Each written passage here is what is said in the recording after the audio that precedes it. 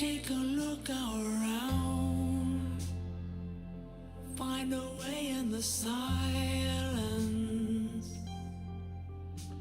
Lie supine away with your back to the ground. Listen, reconnect to the resonance now. You were never an island. Unique voice among the many in this choir.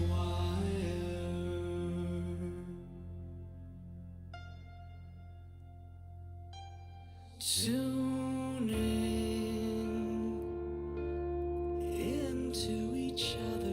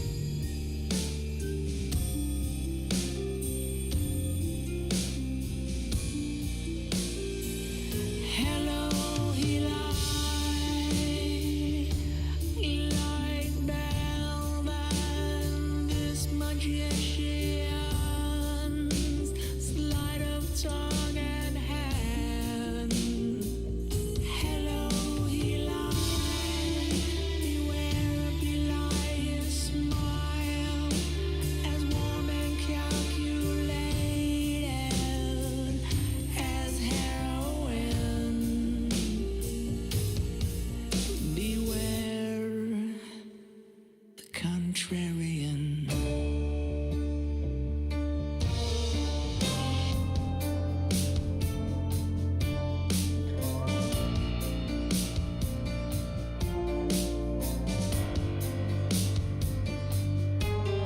Within everyone, a scale of voice. Everyone but him. Chorus black as pitch. Soul is out of tune. Advocate of none. Beware, be liar, smile. Will cost you everything. Cloak and masquerade is contemporary one. Hello, hello, he lied.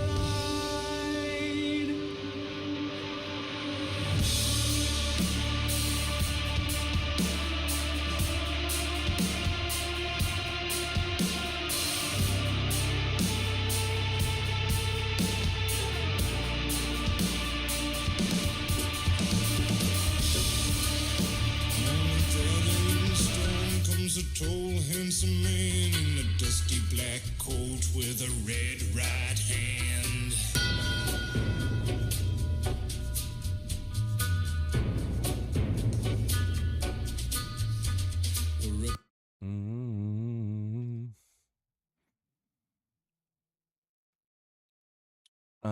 Ever experience opening Telegram links in browser? No, I've never used Telegram ever.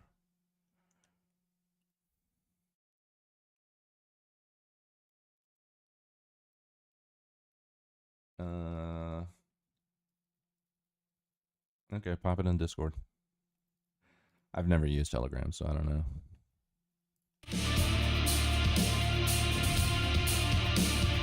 Also, hello, how are hello, how are you, Grand?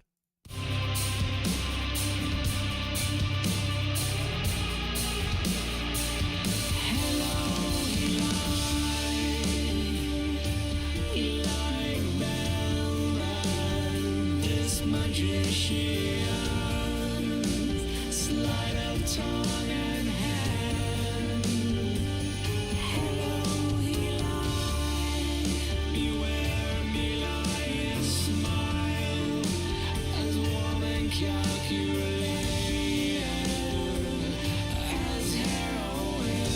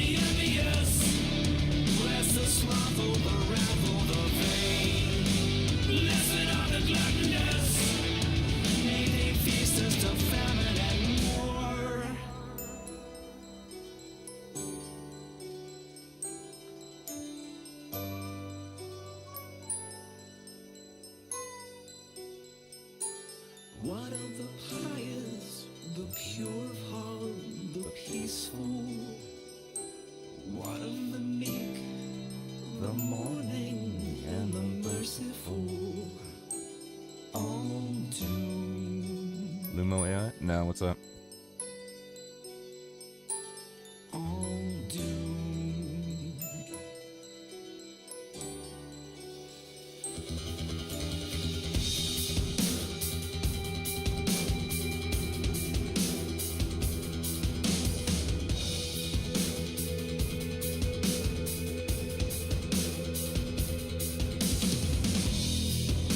Behold a new Christ. Behold the same old horde. Gather at the altar ring. New beginning, new word. And the word was death.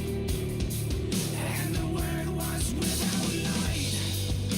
The new beatitude, good luck. What of the pious, the pure of heart, the peaceful?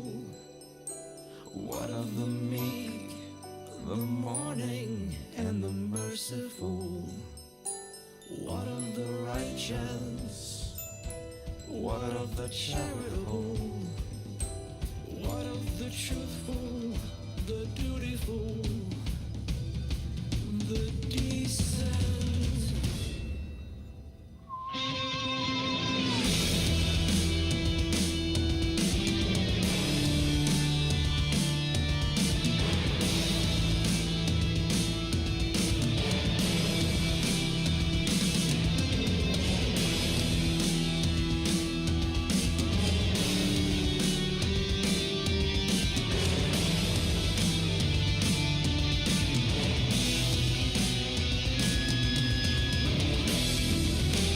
Doomed are the poor, doomed are the peaceful, doomed are the meek,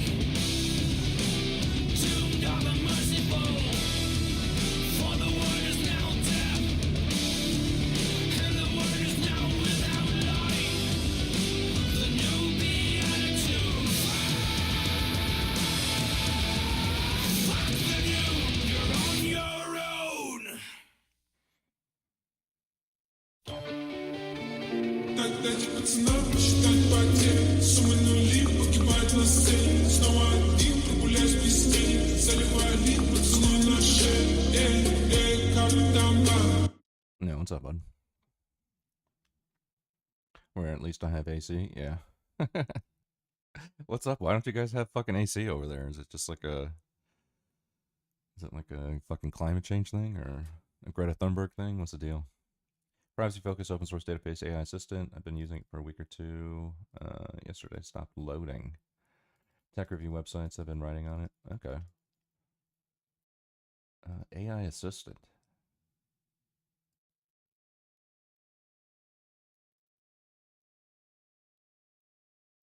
They say any reason why it stopped loading? It's cold here? Oh, okay. Well, not here in Texas. I mean, even, well, yeah. I mean, it does get cold in certain parts of Texas, but just depends on where you're at. Like here in San Antonio, during the winter, it can get down to like the 30s and 40s some nights, which I love. I love that.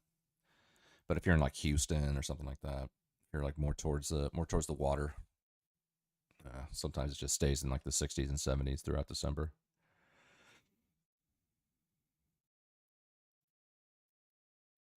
Have heating here instead? Okay, yeah. It's like GPT. Well, yeah, I figured it's like GPT, but did they say why it stopped working? Or why it stopped loading?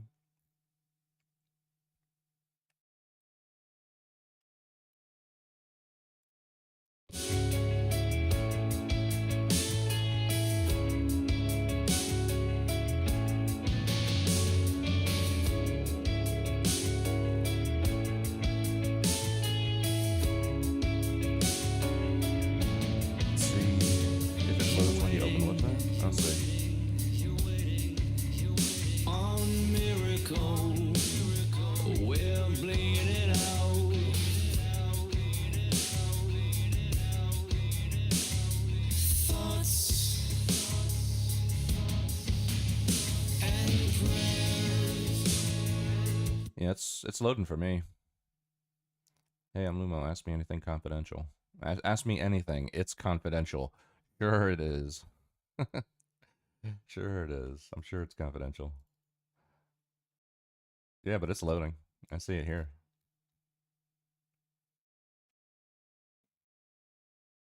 Like app and it stopped loading. Well, the app, I don't know. I'm on the website right now, like in the browser, and it's working. Adorable.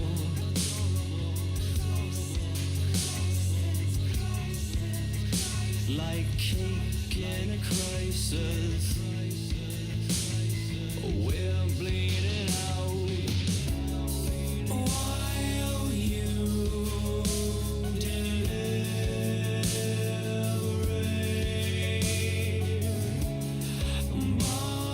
Bodies accumulate. Talk like Jesus. Try walking like Jesus. Sit and talk like Jesus. Talk like Jesus. Talk, talk, talk, talk. Get the fuck out of my way.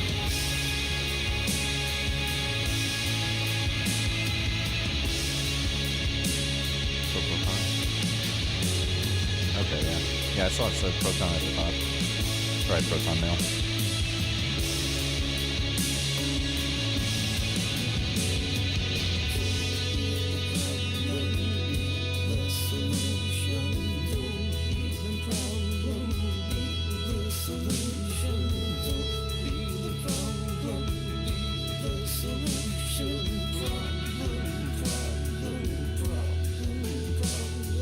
Faith without works is talk.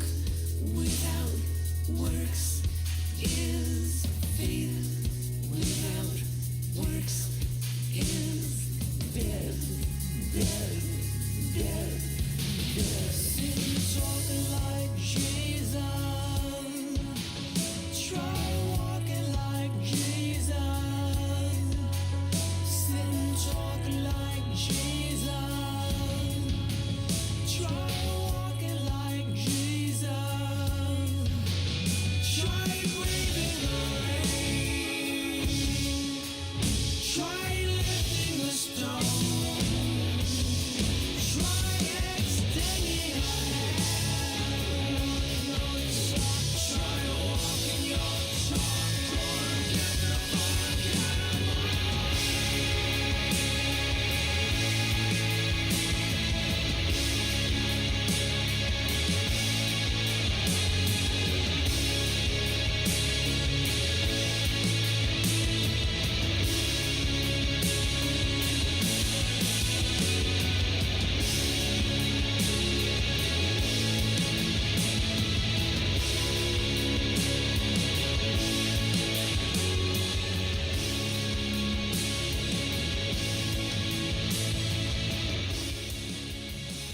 Ask me to refresh, but I do. It's not working. Website where they at? Oh.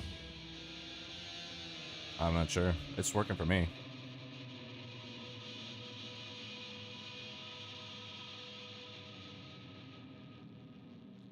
Yeah. What's that? Ghost mode. No shit.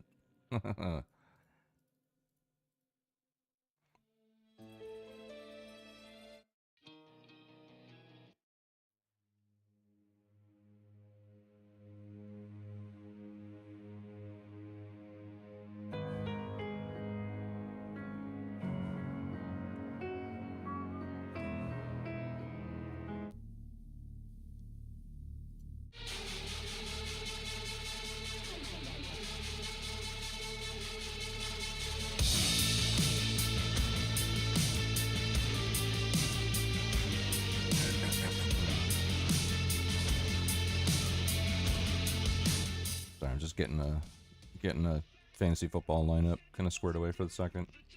I'm gonna watch some videos. I got your Telegram video queued up. recognize the sounds as the grains count down, trickle down right in front of you.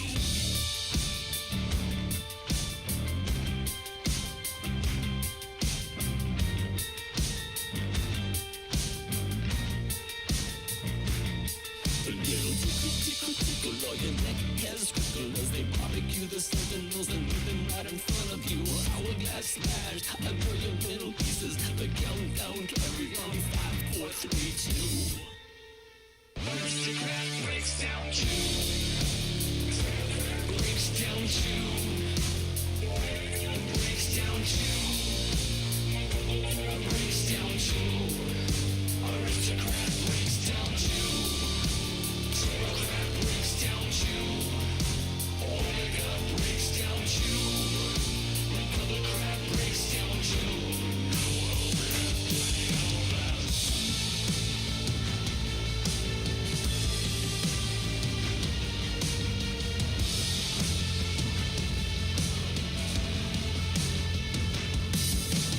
Red flag red, all the sentinels are dead. The Chokio kitty swallow rose and canary. Tick, tick, tick, do you recognize the sounds as the grains count down? Trickle down right in front of you. Tickle, tickle, tickle, on your neck is prickle as they barbecue the sentinels and leave them right in front of you. Hourglass smashed, a million little pieces. The countdown carry on 5, 4, 3, 2.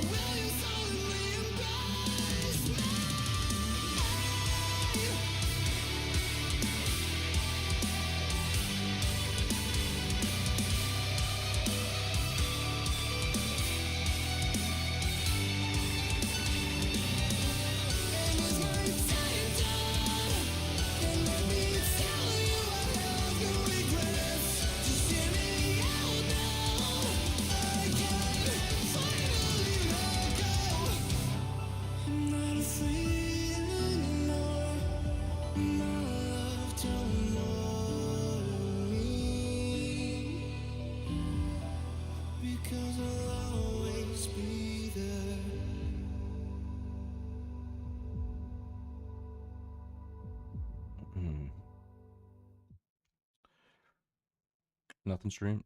No, no. I'm gonna play a little Cyberpunk. Just do what I did yesterday, basically. What's up, Mido? Spell it wrong. Crashing out on Horse Rider stream. I listened to a little bit of it. Were they talking about like slurs and stuff? He banned Horseradish after he left VC.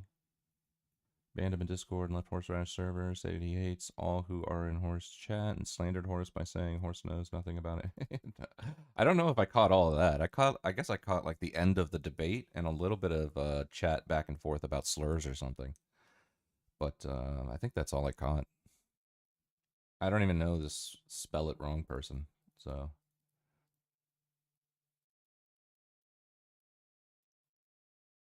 oh yeah. Is it good? It's supposed to be on that panel, but I dipped out. Yeah, yeah, I think I heard you. You joined a little bit later, right?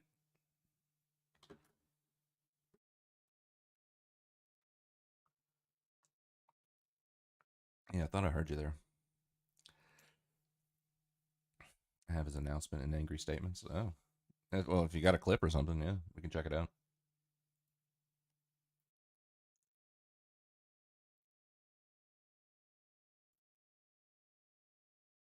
This is that Telegram thing you were talking about.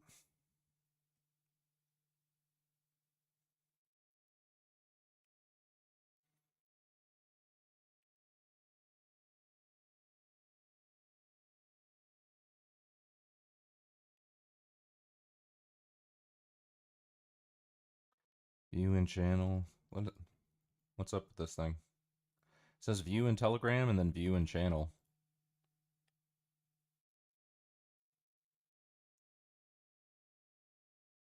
Okay. What's this link that you gave me before though? I mean, you know, I think you said it'll open and it'll just play, but I don't have Telegram, so I don't know. I am clicking view in channel, nothing's happening.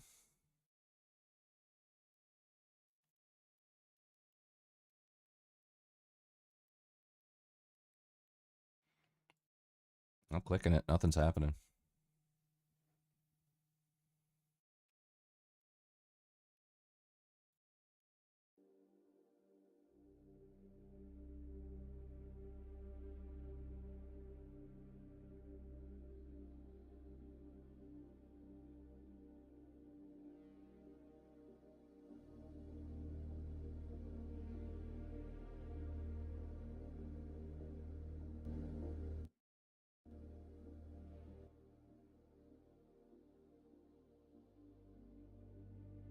Yeah, I don't know what's up with this.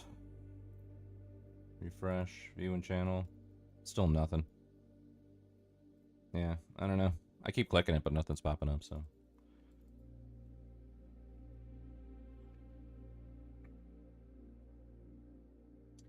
Alright. Well, I want to watch this President Sunday video. Apparently, he was giving leftists some shit for fucking doing the whole Charlie Kirk song and dance. And I actually saw on his stream earlier today, he was talking to some British dude about it. And, kind of piqued my curiosity, so I want to check this out.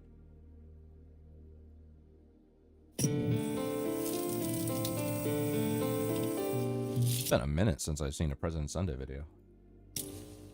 Hello, everyone. In the wake of the murder of Charlie Kirk, a lot of leftists and liberals have been starting to experience the real-world consequences for toxic speech online that the right used to complain about roughly a decade ago. In reaction to this, many are pointing out the hypocrisy of conservatives complaining about uncomfortable speech online and then demanding that progressives be identified and fired for just exercising their right to freedom of expression. And I agree. It's pretty rich that the same people who insisted that mere words and ideas that make us uncomfortable aren't violent and shouldn't be met with real economic penalties that actually have the ability to really harm people and their families are now suddenly demanding that people who post messages mocking Charlie Kirk's death should be fired from their jobs. This is rank hypocrisy of the lowest order. But also, what were these leftists and liberals who made these posts expecting?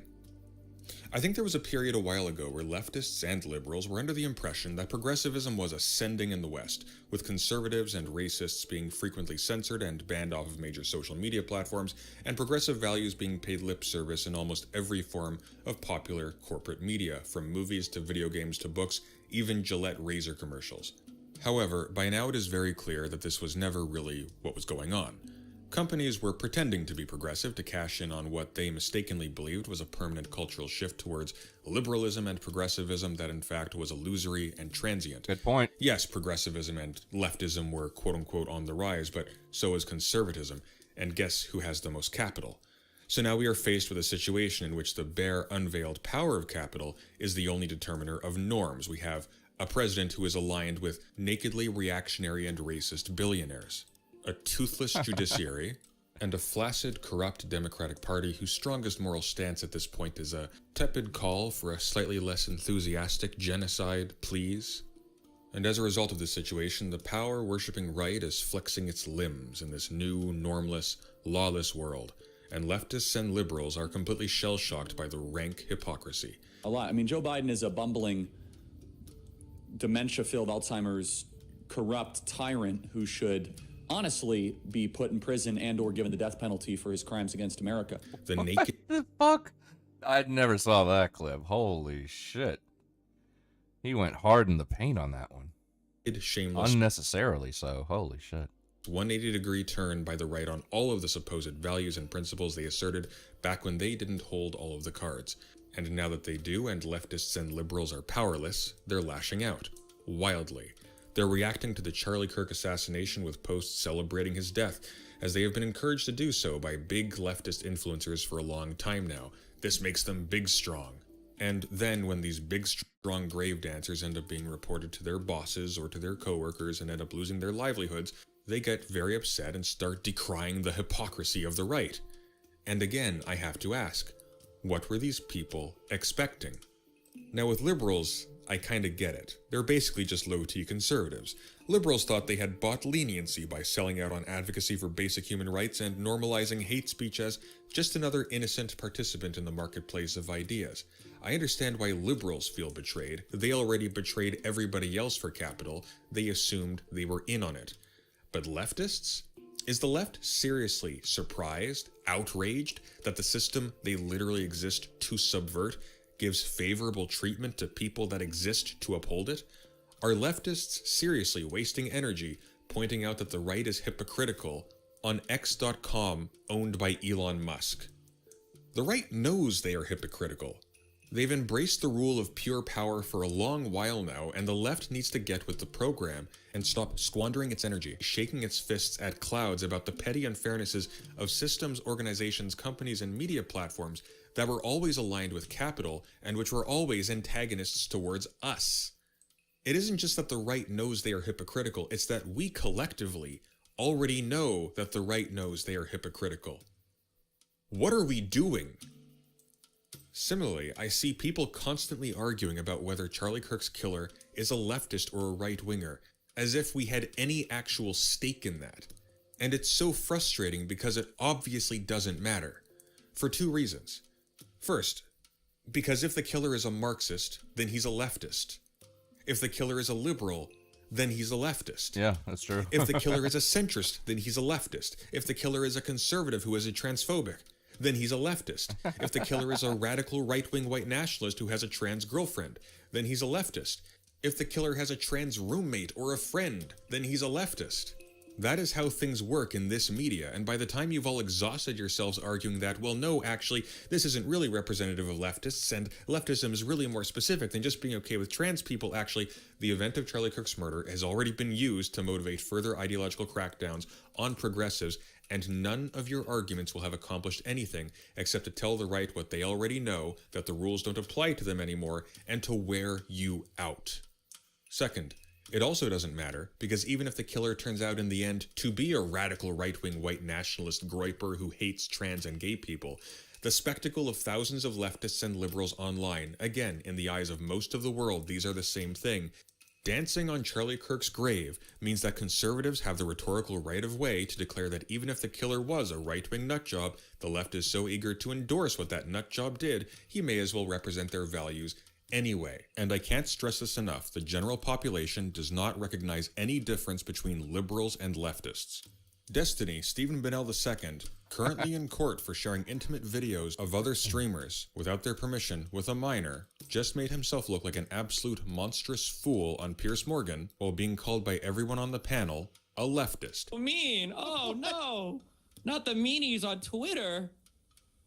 I know. How many more People have lawsuits are you chicken going and to face waffles from with women Nick that you Fuentes? allegedly secretly Like, what do you recorded mean? during intimate moments? Oh my Destiny, God. I can't believe anyone Are you takes you se- are you seriously. really? You're You wanna disgusting. pull out Twitter? You're You wanna pull out embarrassing, Twitter? and you should Oh, be shunned no. from public life with Keep your playing it. disgusting My God, treatment I can't of all believe you sorts got of people, bullied so hard including on young Twitter. This is what you left-wing become. girls, women You're turning that you more victimized blonde right allegedly. now in the window. You're yeah, so that's who you're you like are. 2 shades away from You're being a Fox News host, embarrassing. Anna. You Keep embarrass the going. left. You You're gotta the type of go get person some who lip pushes filler people there. You away gotta from get the your Oh, I left. love Make it. sure I you love it. understand that. You're Yep. embarrassing. And did he correct the record? No. Nope. Despite the fact that he's a neoliberal who infamously purged all of his leftist audience when they were critical of him playing footsie with Lauren Southern and Nick Fuentes. Okay.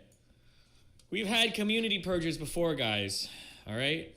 I'm not even mad about this one. Looking at the pushback on the sub on whether or not we label somebody a particular thing has solidified that opinion for me. If there were posts and it was like, Nick believes this and that, I think this would qualify him for this word, and that was like everything, it'd be like, oh, okay, that makes sense. But when the vast majority of posts are like, why would you call him this fucking word? He just won't do it anymore. Why don't you just fucking call him nothing? Fucking call him a fucking word. It's like, that's okay. Different people do things for different reasons. But if you're one of those people, I don't want you interacting with my community or posting my community because I think that your mindset is toxic and I don't want to see it and I don't want my people exposed to it. And notice, even with quote-unquote actual leftists, all of the big leftist figureheads who endorsed reckless, violent ideation in public against conservatives are all suddenly very quiet. They're all suddenly so subdued. If anything, many of the most prominent are using the opportunity to virtue signal about how terrible they think what happened to Kirk is. Hassan Piker's op-ed in the New York Times was a bit of a genius stroke in this regard, shining a light on all of the ways in which Charlie Kirk's own positions contributed to the kind of violence that he himself ended up a victim of while maintaining the humanity of the victim, and of Hassan Piker, who was able to make himself stand out by not cackling like a demon over Charlie Kirk's death. Nonetheless, the fact remains.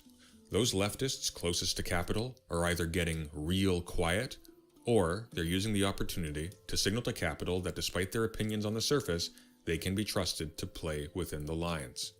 To quote from Jean Baudrillard, quote, "If one envisions the entire cycle of any act or event in a system where linear continuity and dialectical polarity no longer exist, in a field unhinged by simulation, all determination evaporates. Every act is terminated at the end of the cycle, having benefited everyone and having been scattered in all directions. Is any given bombing in Italy the work of leftist extremists, or extreme right provocation, or a centrist mise-en-scene to discredit all extreme terrorists and to shore up its own failing power? Or again, is it a police-inspired scenario and a form of blackmail to public security? All of this is simultaneously true, and the search for proof, indeed the objectivity of the facts, does not put an end to this vertigo of interpretation. That is, we are in a logic of simulation, which no longer has anything to do with a logic of facts and an order of reason." Unquote. Despite all of their hot-headed rhetoric in the past, rhetoric that may well turn out to have inspired what happened to Charlie Kirk, suddenly it turns out that the most violent thing these bold, transgressive revolutionaries are capable of is a mere exchange of signs, signaling their ultimate support for the system. The fact of the matter is that these big leftists who were so reckless with calls to violence in the media before never believed what they were saying. Not really. They got money and attention from being edgy and transgressive on their Twitch and YouTube channels from the safety of their bedrooms, but notice how as soon as something happens for real that can put their incomes at risk, that can put their access to these platforms at risk, how quickly they pose as moderates who would never endorse something so terrible as what happened to Charlie Kirk. And notice, none of these figures will lift a finger to help their viewers who followed their example and have now had their lives completely uprooted. Even the most extreme have been dead silent. This is a great place to highlight Bad Empanada in particular. Bad Empanada, who has expressed seething jealousy at Hassan's access to the New York Times, has, unlike Hassan, explicitly encouraged his viewers to engage in stochastic terrorism before the killing of Charlie Kirk here. And if there is something that you should preach, it's that these people are ultimately fucking useless, and you're gonna have to do shit yourself. Yeah, So what does that look like? here's the thing. I Heard of I Mario's understand. brother? What? After the killing of Charlie Kirk, however, Bad Empanada locked down his subreddit and posted to YouTube trying to pose as the mature voice of reason who doesn't think violent rhetoric gets us anywhere. Notice how as soon as something real happens and their gravy trains are suddenly in danger, all of these superficial pseudo-leftist hacks pretending to be brave, edgy revolutionaries who don't fear no censors and speak truth to power are suddenly deafeningly quiet, suddenly so timid. Leftists who follow these people need to wake up and smell the roses. We were never winning. Not in any definitive sense, not in the sense that would justify the kind of arrogance and presumption that we've been demonstrating for so long. And we need to stop acting in stupid ways that make us appear evil, or at least uniquely evil. Some of you have some nasty demons crawling around inside. Charlie Kirk got shot and he's dead. And creating a situation in which Oh the my powers God. that be have full cultural sanction to persecute and silence us. We need to come to terms with the fact that the rules of the game are unfair and slanted against us. To be honest, I'm kind of baffled this needs to be said. This should be obvious. If things were fair, there wouldn't need to be a left, would there? We need to start playing smart. If you absolutely must spend your energy online, then by all means, use it to speak truth to power, point out hypocrisy, point out the right's cruelty, Point out the liberals' cruelty and complicity too. But take the 10 goddamn minutes it takes to think of a way to do it that doesn't help falsely incriminate other people while achieving nothing. Bluntly, in my honest opinion, it would be better for most of you to give up on arguing online altogether. I think it's a trap. I think it gets us swept up into toxic, terminally online monocultures that only serve as a liability for our real-world resources, for our ability to function and live and to organize in the real world. For the left, the internet should be a tool for educating and for networking. None of these things are achievable on Twitter or Blue Sky right now. They are merely vampires of time at best, and reputational and economic hazards at worst. And that's leaving out entirely the fact that on X, Elon has access to all of your private messages and will do absolutely nothing to protect you from insane right-wingers stalking you into your private life. We don't... Yeah, I think I agree with that. I think I agree with that, Mida.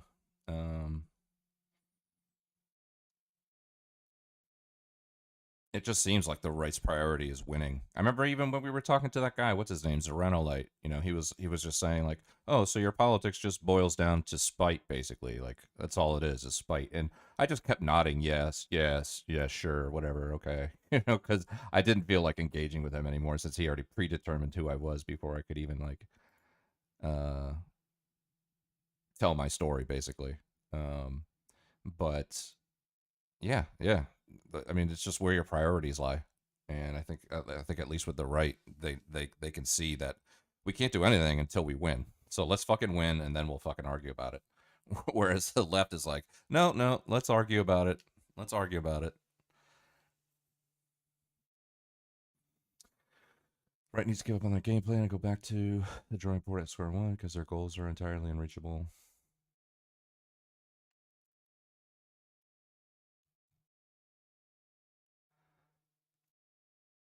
Based on a popular opinion, it's a logical conclusion, but the left's only problem is they cannot cohesively make a strategy forward due to infighting. And I 100% agree with that. Yeah, that sounds about right. To win by acting like crazy people in these spaces. We win by offering something new, which we can't do if we are exhausting ourselves screaming bloody murder in spaces that have already incorporated our outrage into their business models. The challenge to the left right now is to figure out how to divest from these platforms and from the pseudo-leftist online cults of personality that have functioned for too long as a mechanism for domesticating leftist energy, for exhausting it on useless spectacle that does nothing for us.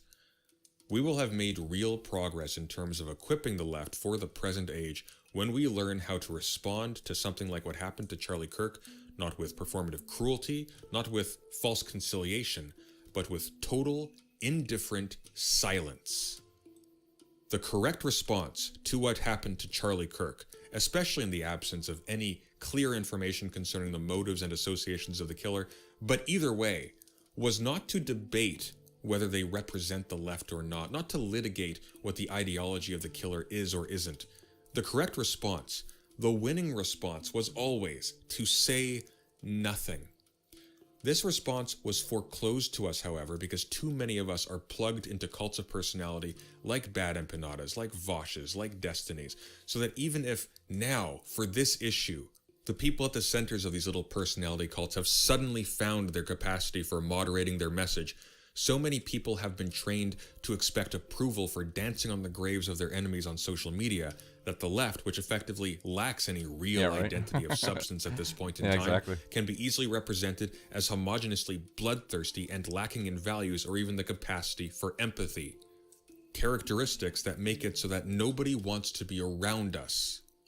And that is how we lose. Power is all about connections. Not cynical bridges built between media figures trying to leech off each other's clout, but real connections between people. People have to want the left to win before it can. That is the great game. And yeah, the right breaks its own standards all the time. It's really unfair. Get over it. There are no consolation prizes for losing with the right opinions, for being consistent and still being trammeled. We either win or we die, and right now we are losing big time. It's time we started acting like we were serious and exercising some deliberation and prudence with what we do and say. So to start with, I'm just going to say it outright. Unplug from X. Unplug from Blue Sky. Unplug from Twitch and YouTube. By all means, make use of these platforms to connect with people to build networks of support, but don't waste your time in de facto fandoms for dirtbag leftist posers who livestream for a living. Don't waste your time in toxic Discord servers where losers use their victim status to abuse other members to make up for their lack of power in real life. Don't spend time on Reddit effort posting to get your favorite streamer to maybe possibly not be so anti-intellectual and incurious and to maybe read some theory or something like it would matter if they did. These platforms are aligned with capital. These figureheads are also aligned with capital, and you are their fuel to be burned regardless of their political branding. And if you ever find yourself overwhelmed by the impulse to make a spectacle of cheering for some atrocity online, either because you think the victim deserved it or because of something they said or did, I strongly advise you to turn off your computer and go outside. And as always, thank you for listening and take care. Fucking sometimes President Sunday just hits the nail on the head, dude. I can appreciate that about him. I do. His rise to well, his current state, I guess, was an interesting moment in Twitch poll to kind of witness. But yeah, no, I totally agree with him. He's 100% right. He's the only person I have heard that said something like that. Average Americans perceive left as pro higher taxes and more government overreach. Yeah. Yep. All the unpopular opinions, controversial things I said come true in like 3 years. Yeah. Imagine my surprise when someone hit the nail on the head and saying the same thing. Yeah, exactly. Yeah. Yep. Let's see. I want to see if I have that. Where was it? Did he post it?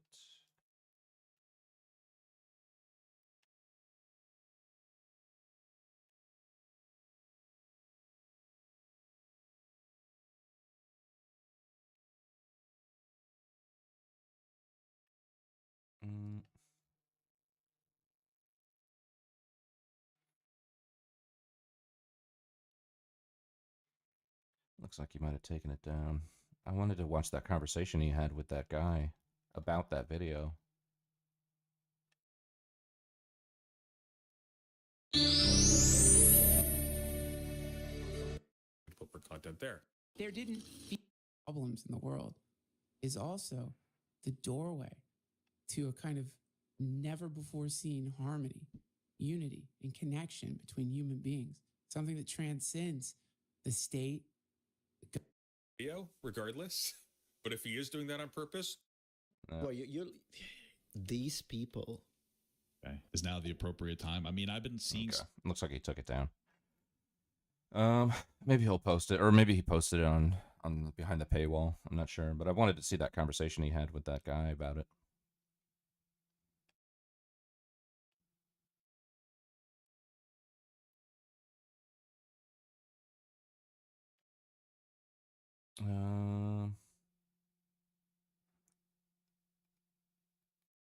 Okay. Let's do.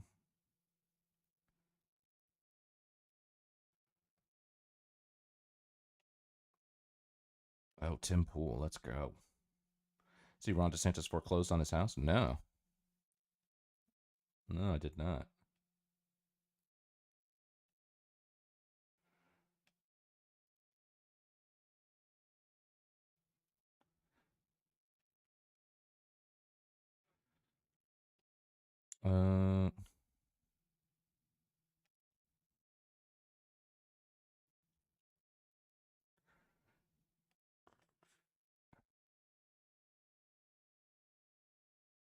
Not see anything about it, though.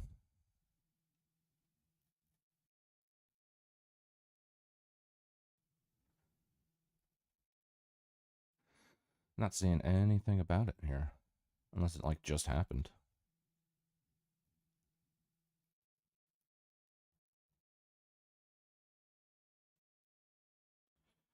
Let's see. Tim Pool, high school girls brag about OnlyFans career. Time to slut shame. Oh, time to slut shame OF women. Did you see the data showing that women don't have kids? Gen Z Democrat women ranked having children as the least important in being successful.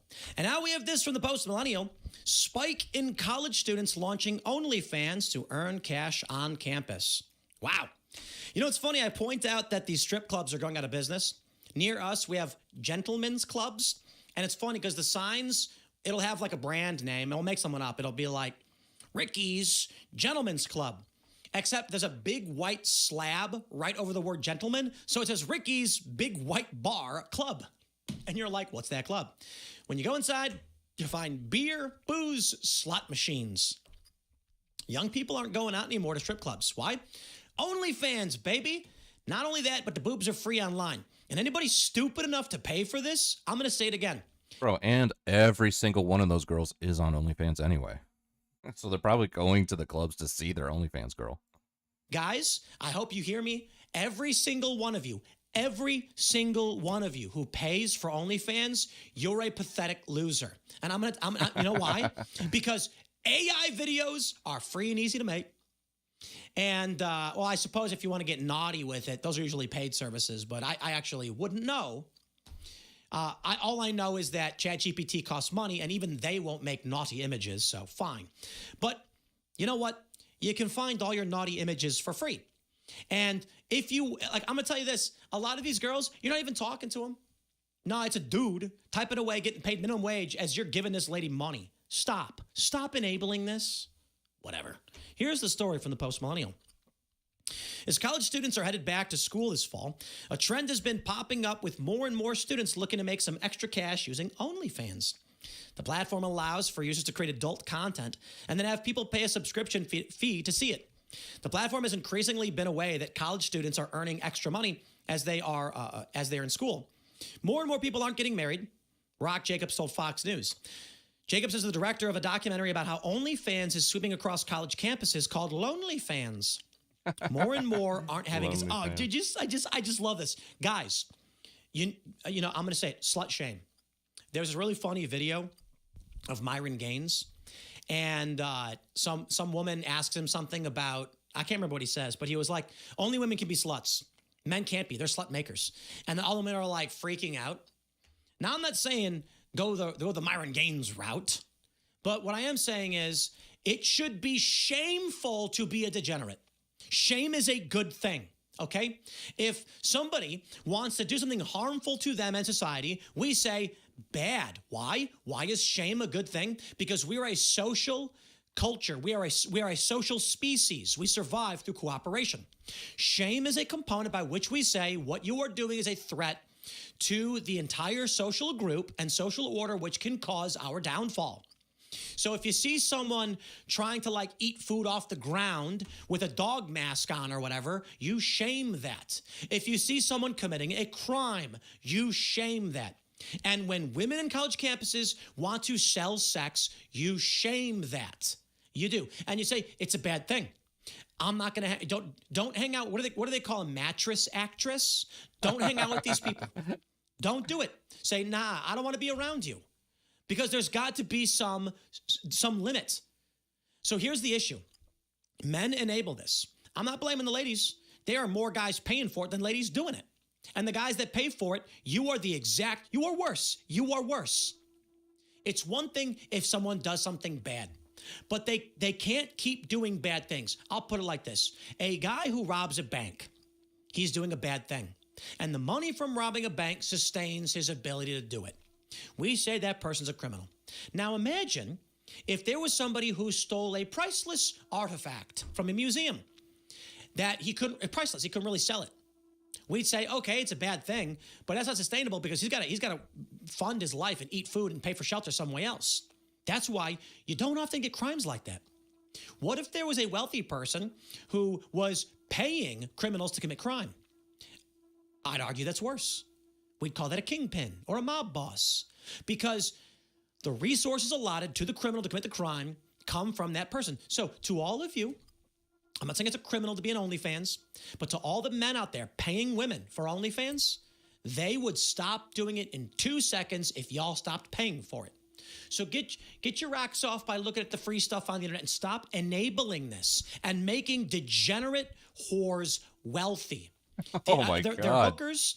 It is bad for us. It is bad for society. It's bad for kids. It is bad for college. Okay. I'm okay. Now, look, any leftist that ever tells me that Tim Pool is right wing, I will be like, okay, yeah, you're right. You're right. I've never heard Tim Pool talk like this. Every friend who does OnlyFans, I don't care. Wouldn't date her, but not because she is an OnlyFans, but because she's a woman. I support her career choice, though. Yeah. I mean, I couldn't date. Like, could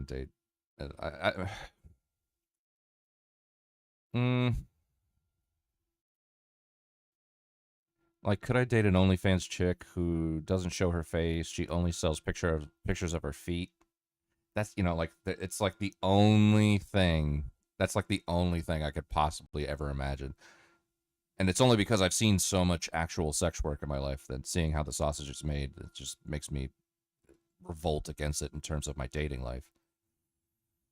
But if I met a chick and she said I did OnlyFans, and it's like, but I never show my face, I only sell pictures of my feet, and I make, you know, $1,000 a month doing it, I'd be like, okay, I guess that's all right, you know. I guess I don't think I'd be like too overcome by it. Would you ever become a sex worker? No, I would not. Mida would, though. Mida would. Temple's down. There you go. Well, he certainly is right wing. Okay, I mean, you know, people have been saying he's right wing, but I always just thought he was just like his same old libertarian kind of self, you know, like an ANCAP style libertarian. Although, actually, no, he probably wouldn't be ANCAP because he was there for Occupy Wall Street and all that. So, I don't know. I just thought he was kind of like, as long as it's not hurting anybody, then go ahead kind of thing. But the way he's talking about these girls and all, and to be honest, I agree with him in the sense that there's these girls now that fucking, they follow these bop girls on Instagram. They see them making fucking tens of millions of dollars a year. And they're 15 or 16 or 17. And they're like, what am I doing? I'm just going to fucking graduate high school. And the moment I turn 18, sometimes not even graduate high school, sometimes while they're even still in high school, turn 18 and start an OnlyFans. And that's absolute no-go. No. Pim Tool. Yeah, exactly. Dabble in sex work when I kind of suck at it. Yeah, it takes a lot. It takes a lot. And guys are paying for it. So I'm going to say it again. I blame the guys. I blame the guys more than I blame the women. They say since the pandemic, there's been an increase. I do too. It's definitely, it's like guys my age. It pisses me off so much because these girls are making money. I remember like in the past few years, there's this whole trend of like girls getting online and saying, ooh, I love dad bods. Dad bods are so great. And in my mind, I'm thinking, I know you're fucking full of shit. You're just saying that because you know that the majority of the men giving you money are divorced dudes that are in their mid to late 40s and have money. So it's like, yeah, dad bods, dad bods, dad bods. And then they just rake in the money from that.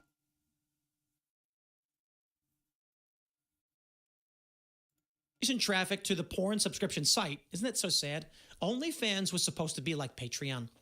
It was supposed to be, you know, set up an OnlyFans. And if you're a fan of my video game playing, you can buy premium content. And then it turned into porn. And the guy who made it was like, we got to get rid of this porn. And there was a revolt. And the investors were like, why? We're rich. They're all scumbags. You are all evil people. Degenerate.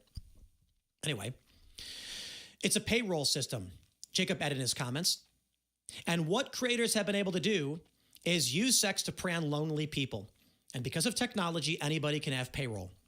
And the worst thing is, it's the worst women who are getting rich from this. And guys, you are paying for it. I'm going to say this again to each and every one of these guys who's paying for it. You are paying for BLM. You are paying for wokeness. You are paying for all of the disgusting degeneracy in video games and movies. The entirety of the culture war. I'm going to tell you this. We fought a culture war. We are fighting for a strong society. We are fighting for truth, for justice, for peace, for stability, for a good life for everybody. And every guy who pays for OnlyFans is burning this country to the ground. I'm not going to pretend like OnlyFans is the worst thing. I'm not going to pretend like OnlyFans is causing all the problems. I'm saying it's a component of it. And you are enabling these feminist degenerates to put forward, to live a life and put forward money towards these. See, there's already a stab in the back.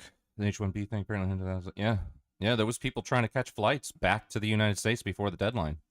I saw, and especially too because my fucking algo, in my algo recently, I've had a lot of like Indian Sigma TikTok, not actually on TikTok because I don't have TikTok on my personal device. I don't have TikTok period. Well, and I do have an account, but I don't use it. But people like upload their TikToks to Instagram or whatever. But in my algo and Instagram, I've been recently getting some Indian Sigma TikTok, which is amazing, by the way. I don't know if you've ever seen Indian Sigma TikTok, but it is fucking awesome. I love it so much. Because that's been in my algo over the past week or two, there's been videos today that came out of people saying like, you need to go back to the United States. If you are somewhere else and you have H-1B, you need to go back by midnight. They are shutting the door. They're closing, no more.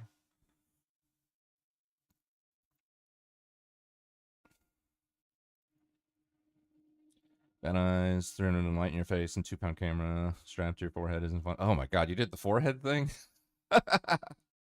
Damn, I cannot imagine you doing the forehead thing. The forehead camera thing? No way. The POV stuff? Oh no. 85? Yeah. How does OnlyFans link to BLM in video games? Yeah, we'll see. We'll see what he says here.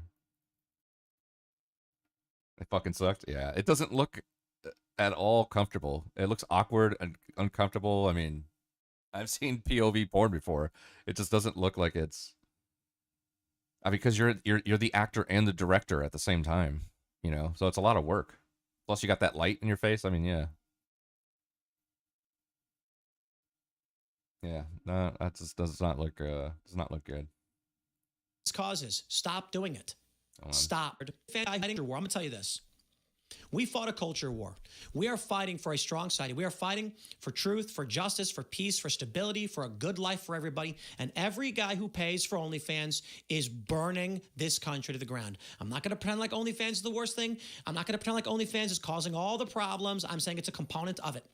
And you are enabling these feminist degenerates to put forward, to live a life and put forward money towards these causes. Stop doing it. Stop. Get a job. Tell people that. It is, you know what, man? The journey of 1,000,000 miles, 1,000 miles begins with a single footstep. And you might be saying, even if I stopped paying for it, other people will. So what? Don't be a drug addict because other people are drug addicts. Jacobs added that with adult content, those getting paid can make money very easily.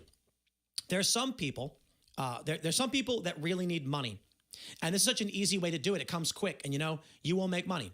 However, by creating adult content, students are at risk of putting career prospects in jeopardy, as well as hurting their own reputation. I'm going to tell you this. I would never hire somebody, never, who admittedly paid for these services or provided these services. I'm not going to do it. Not going to do it. Okay, I'll walk that back. I'm being a little aggressive. Somebody who has seen the light, I'm actually much more forgiving than this, so I'm just a little heated right now. But with all due respect, there are many people in my life who I have worked with who have seen the light and said it was bad and you shouldn't do it and I shouldn't have done it. And I respect that. I respect that. I always say this, you got to give people a path to redemption.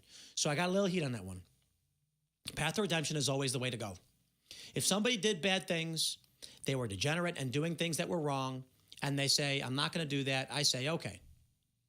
You give them a path to redemption. Otherwise, the only direction they can go is the bad direction. So I don't want to be too absolutist. I'll be forgiving. If you did this, whatever, just walk away, man. Do the right thing, and I will say we are here with open arms to welcome you back into the folds of honest society. It's a sad thing. He says, I think it's become normalized. I've been working on the film since 23, and at the beginning, I didn't think it was something that people were trying to hide. Now it's something that people are proud about. He later added that he has overheard high school girls expressing interest in making a career of selling their body online with OnlyFans while he was at a protest in California. There were girls coming out of the high school that said, oh, what's wrong with OnlyFans? We're going to do that as soon as we turn 18. It has turned itself into being something that people want to do right out of school instead of picking a real career. And that means we are plagued by sick people who are encouraging and promoting it. And what do? Well, I'll tell you this, my friends. There's no easy answers. But in the long run, we win. In the long run, we cash out. Those that stand on strength, virtue, dignity, honor, you will win. Liberals don't have kids. They encourage degenerate behaviors that are destructive to society, and we resist it. I consider myself to be moderate and liberal in a lot of fashions, but at least understanding where the line is and why traditional values are important. Not all of them are good. A lot of them are. If we simply sit back, maintain our good standing, our virtue, and our honor, in 20, 40, 60 years, this will cease to exist. Because it can't. These behaviors result in degradation and destruction. They're not going to have kids. They're not going to have families. They're not going to have houses. They're going to be lonely and depressed. They're going to die alone. Welcome to the modern era, my friends. I'll leave it there. Smash the like button. Share the show. Stay tuned. More to come. Thanks for hanging out. We'll see you all in the next segment. Okay, speaking of which, Sargon. Left-wing women have been completely psyoped. Let's go. And they've got in two categories here: men who voted for Trump and women who voted for Harris. So this is not these are what I would suggest are two poles. I don't want to call them extremes because this is going to be a large number of people in each cohort. But these probably represent the most hardline perspective on each side. And then in between, there's going to be a sort of blending of the results. And this is just remarkable because you can see that the men are basically normal, right? Like they're basically just normal guys who in any era of the world practically would have had a fairly similar set of priorities. But the women, the left-wing women who vote for Harris are just kind of, I don't want to say crazy, it's not their fault, but they seem to have been completely psyoped by feminism into believing and wanting a life that is just a bit ridiculous. Anyway, so let's break it down. That's men who voted for Trump make having children the most important priority. Now, this is a perfectly wholesome and normal and reasonable thing. As a man, you should have children. You want some sons, frankly. And then financial independence, completely normal. A fulfilling job or career, completely normal. Being married, completely normal. These are pro-civilizational attitudes, right? Because obviously you want to get married and have kids. Yep, you want a family because that genuinely is the place in which you find belonging. It's where you feel like you belong.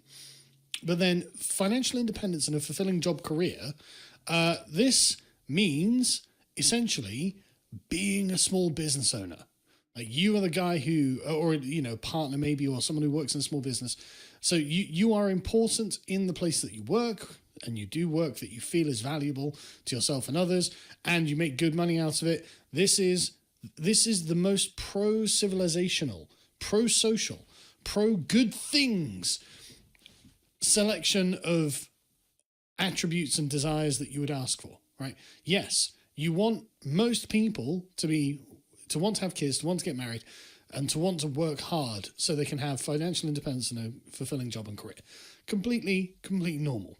These are the highest. I'll be right back. I'm going to grab a beer. Priorities for young men who vote Trump is entirely a good thing.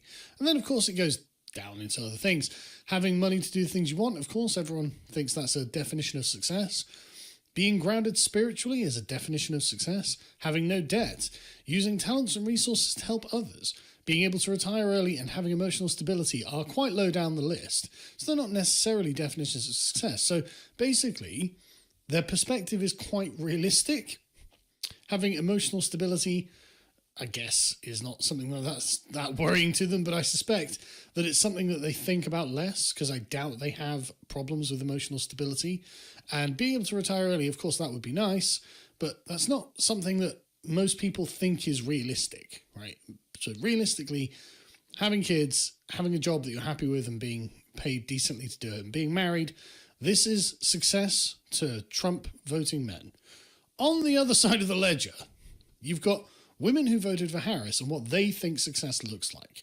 Man, is this just the ledger of feminism? So 51% said a fulfilling job and career. It's like, really? Is it really a success for women to be corporate slaves? Like, I mean, if you'd put financial independence a bit higher, I might say, okay, they want to own their own businesses, but that's not what they're saying. They just want to make sure their email job is what they're doing. Having money to do the things you want. Again, 46% though, compared to the 28% of Trump voters. Like that is very interesting how it's far more sort of dependent and materialistic.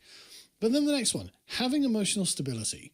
That's really interesting because the fact that 39% of them are like, yeah, God, I love emotional stability. Like, you're looking here at the things presumably you don't have as a Gen Zer. I don't have children. I don't have financial independence. I'm not married. I don't have money to do the things I want. Therefore, these are the things I'm going to go for. Well, I don't have a fulfilling job or career. I don't have money. I don't have emotional stability, but I do think that I need to use my talents or resources to help others.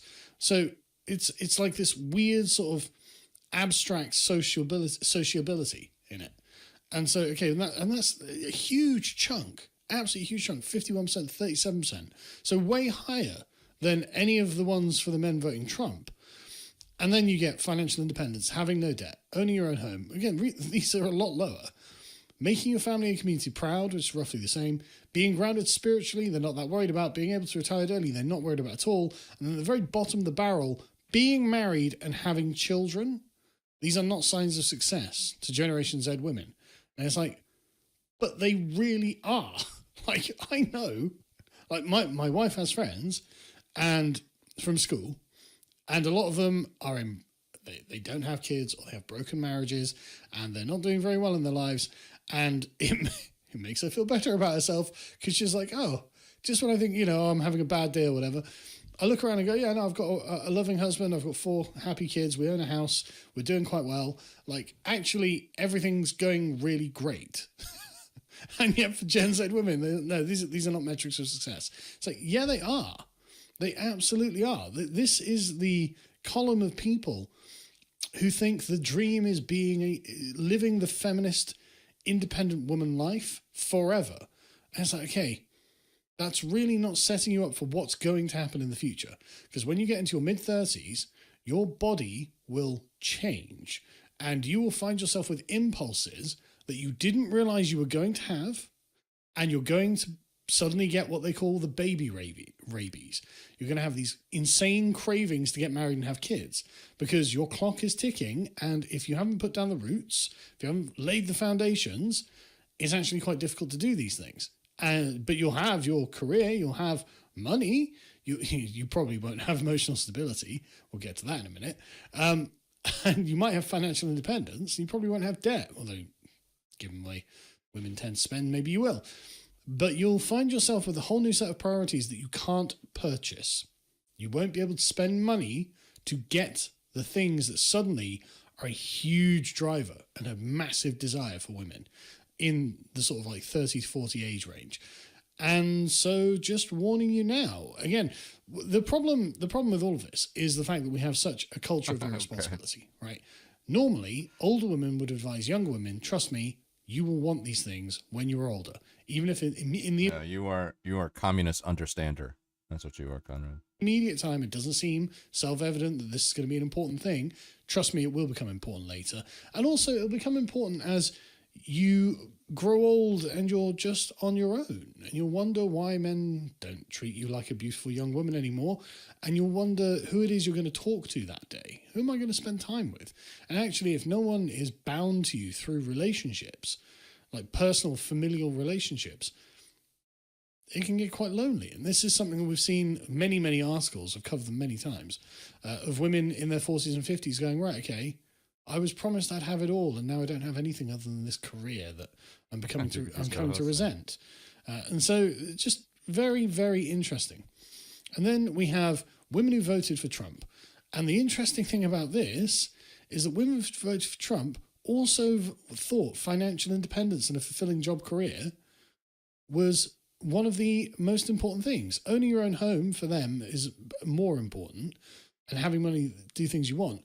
But these economic concerns are all way higher than having children or being married. Now, don't get me wrong, 26% and 20% respectively, that's not terribly different to men. I mean, it's at least still quite an important priority. It's at least something that women who are voting for Trump are like, I am going to want that. I am going to want that. Maybe I do need to get my job or whatever it is sorted.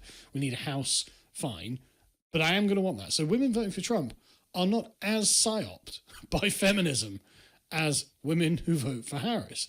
And then when you've got men who vote for Harris, you've got the fulfilling career job, which, again, surprising, 54%, 30%.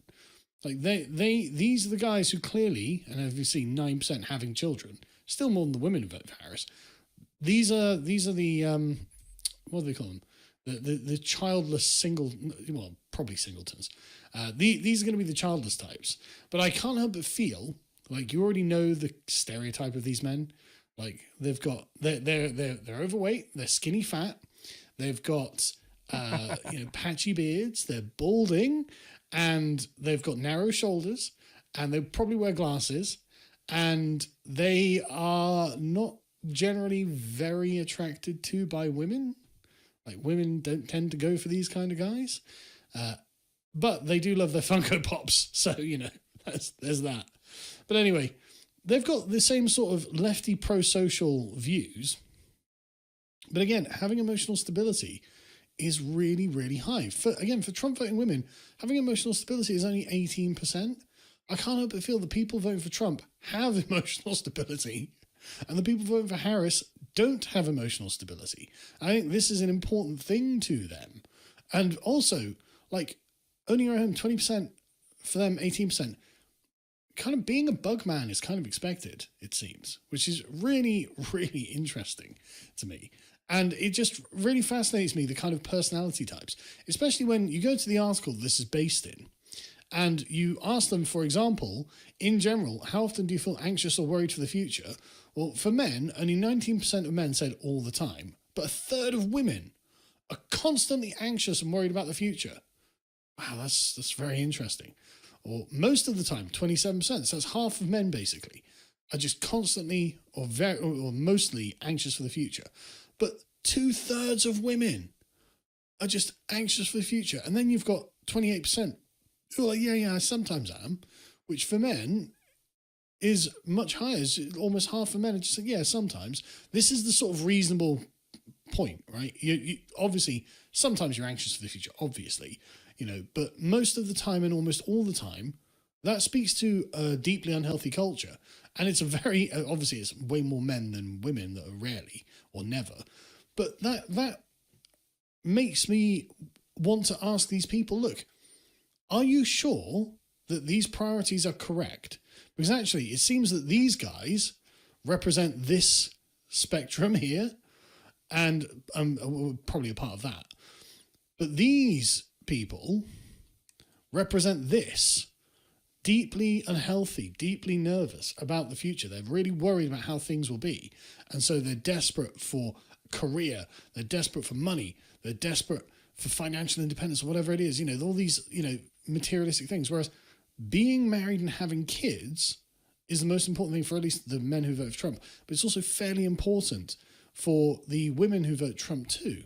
And so I just can't help but feel that basically left-wingers are completely neurotic because they have been completely psyoped by feminism and left-wing ideology entirely. And look what it's doing to them. It's making them atomized and nervous and corporate slaves. It is the ideology of corporate slavery. That's the thing. Like, why wouldn't a hyper-capitalist want you to feel like this? So you're completely dependent on him for a job. You're completely independent of one another. And you have no plans for the future. Your plans for the future are just keep working in the job rather than having a family, having your own business, having your own, life that's outside of his control. Like, why wouldn't he want you to be like the left rather than the right? Let me ask you this. I'll sort of go on to a different topic. So you had your I guess we can call it a society. I know, Conrad. I know you shared a video. Okay, I got it. I already had it queued up. All right, so literally just push enter, and there it is. Yeah. I know. Okay, I know.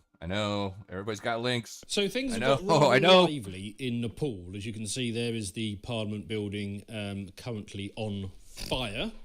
I will be getting into all of why that has been happening. Basically, the summary is... Oh, right, you're in my box. The summary is that Nepal's politics... I saw that. I wonder. I think so. Nepal is not a communist country, but the communist parties over there do hold some pretty significant power, from what I think. I remember reading from. Well, I saw a video of some guy scaling to the top of the communist headquarters in Nepal. Was it Nepal? I guess it was Nepal. Yeah. And he was tearing down like the fucking communist flag from the building, and everything's on fire and people are cheering, and Communist Party won. Okay. Well, was it? Maybe it was a different country. I think it was Nepal though. So somebody was claiming. I want to say it was Nepal because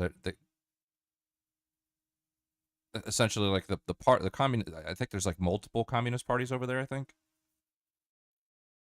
there's one that's like pretty powerful, and there's like one or two that are just like like the Green Party or whatever, basically.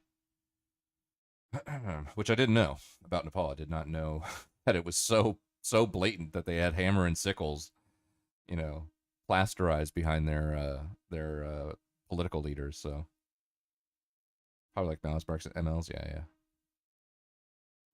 Since the monarchy fell in 2008, has just been this revolving door of coalitions and communist governments.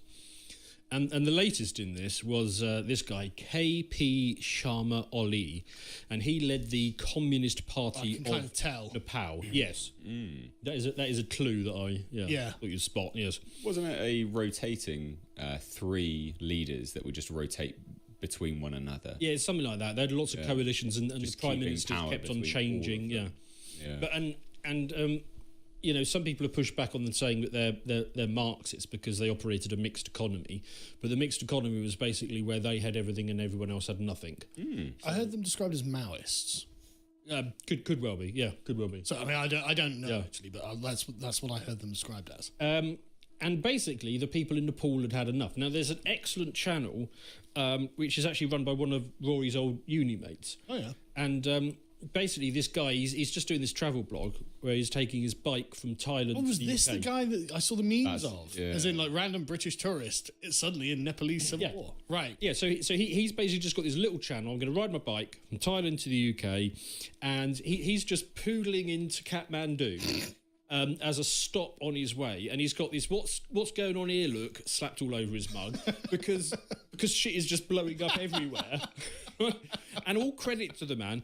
It is so much better than back in the day when you had Kate Adie standing on a hill at night with a flat vest on, and she's like, oh, I can hear bullets in the background and blah, blah, blah, and it's really boring. This guy, he turns up, and the country is in absolute turmoil, and he's like, okay, I'm just going to walk straight into the middle of it and video it all. So I won't be able to play all of it, but I do want to play a little bit. This is poor innocent soul basically just poodling in on his bike. Riot police up there. Why can't I go this way? There's letting other people in. 20 people have been shot. These are the riot police walking up the road now.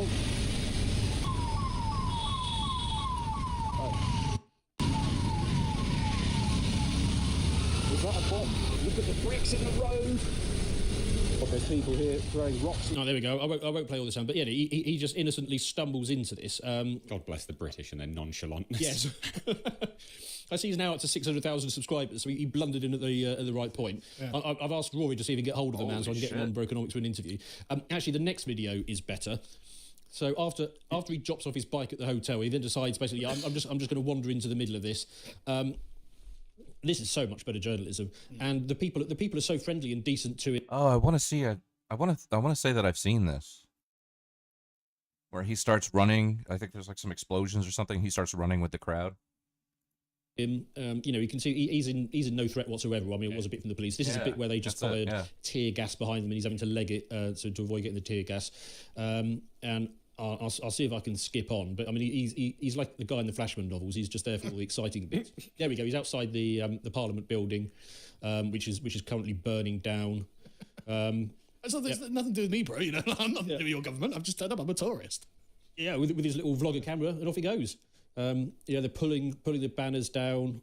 I mean, yeah, brilliant. So top entertainment. And you can see firsthand. This era of journalism is just so much better than anything we used to get in the BBC days. Right, curated, is it? In fact, I'll just let that run while I'll give you a little bit more background. There we go. I'll let that run outside the Parliament building. Oh, yeah, that's a bit more. No, that's when they started firing into the air. Yeah. So why is Gen Z in Nepal so upset? Well, basically, this government and the other governments that they've been putting up, they're massively corrupt, and there's nepotism throughout. Elite privilege, and a lot of what's been happening is the young Nepalese. I mean, they're Zoomers, so they're very much online, and they've been watching the elite and the elite's kids flaunt their wealth on social media to a really sort of ridiculous extent. There's very little economic opportunity in Nepal. It's got something like 20-30% youth unemployment. Really? Oh wow. And that's bearing in mind that most of the jobs are actually still in agriculture and micro retail and stuff like that. But even then, a lot of them can't get that. You can't get proper employment in Nepal unless you're connected. Right. So they've got the whole country sewn up, basically. Yeah. Which basically means if you've got anything about you in Nepal, the only thing you can really do is work online. Job in social media or doing graphic editing. Yeah, I can't help but notice they're all wearing Western clothes. Yes. Obviously all online, all very connected into the sort of global American culture. Yeah. So if you're not connected, you basically have to work online as, whatever. In fact, if anything, if we need more editors, maybe we should get a Nepalese team of these guys. And you get a Nepalese Zoomer on, you know? Fiverr.com. Yeah, that sort of thing. They do a lot of that. And they've just been left feeling completely politically powerless. The traditional parties have failed them and again and again. Oh, it's brilliant. It's brilliant. Yeah. It is, yeah. Like his face is coming like... Yep, they're shooting now. That's not good. I am going to acknowledge that... as Brian Beletic has been talking about on his new Atlas thing, I'll play a little bit of this. Type of tools. I'm going to get into the kind of tools that were used in Nepal and also in Indonesia. And I showed you in a other video all of the evidence that the U.S. is involved in Indonesia. All of the organizations promoting the protests, leading the protests, they were all funded by the U.S. NED. I showed. So Brian, bless him, he does really good stuff. The only slight problem is that he gives you a half-hour presentation. He takes an hour and a half to do it because he spends most of the time arguing with the trolls in his comments. And it's like, yeah, just step over them, dude. Just give us. But he does have some good stuff, and he's been highlighting how Western NGOs have got their hooks right into this. Now that doesn't necessarily mean that this was a US-backed colour revolution or anything. It just means that they've got their NGOs everywhere, and they have got their hooks into this movement. So I wanted to acknowledge that because otherwise a lot of people will be wanting to point that out. In fact, I'm going to go back and we play a little bit more riot footage. So what happened on the 4th of September? The government decided they were going, because there was too much pushback against the sort of corruption and everything, the government decided they were going to shut down social media. Oh, that's smart. Yeah. And bear in mind, this is basically how anyone who's got anything in Nepal, in the Gen Z, is making their living. Yeah. But because they were pointing out the nepotism and the corruption. It's kind of like an Arab Spring effect. Yeah, they thought, okay, we're going to shut this down. But that basically just took away the lifeline for all of these people. So, and a bunch of people who are not interested in what the government's doing, they're just doing their work, are suddenly like, oh, the government's turned this off. Yeah. Welcome, government. Yeah. And I suppose to be fair, I mean, it wasn't an outright ban. What it was a whole load of new rules that added considerable friction, which was effectively the same thing as a ban. And also there was this massive awareness of the Nepo Kids campaign, which I've sort of alluded to a couple of times, but I'll show you this article. So this is an example. This is one of the things that kind of pushed it over the edge. So this is the kid of some minister, somebody connected in the government. And here he is with a Christmas tree made of high-end designer goods. Louis Vuitton and all that sort of nonsense. Yeah, as big as he is. Yeah. These are all top-end products. And basically you get this all the time. Let's see if I can expand. You get this all the time in Nepal of these rich kids. And by the way, nobody's got a problem with being rich because you spent 40 years building a steel mill empire or because you're a tech entrepreneur. Yeah, if your dad made lots of money through business, okay. Yeah. But if he made it by fleecing the country while denying you every opportunity, and then you have to look at this all the time, that kind of upset people. In fact, there's a good video that was going around in Nepal. It's not very long one, so I'll play this. If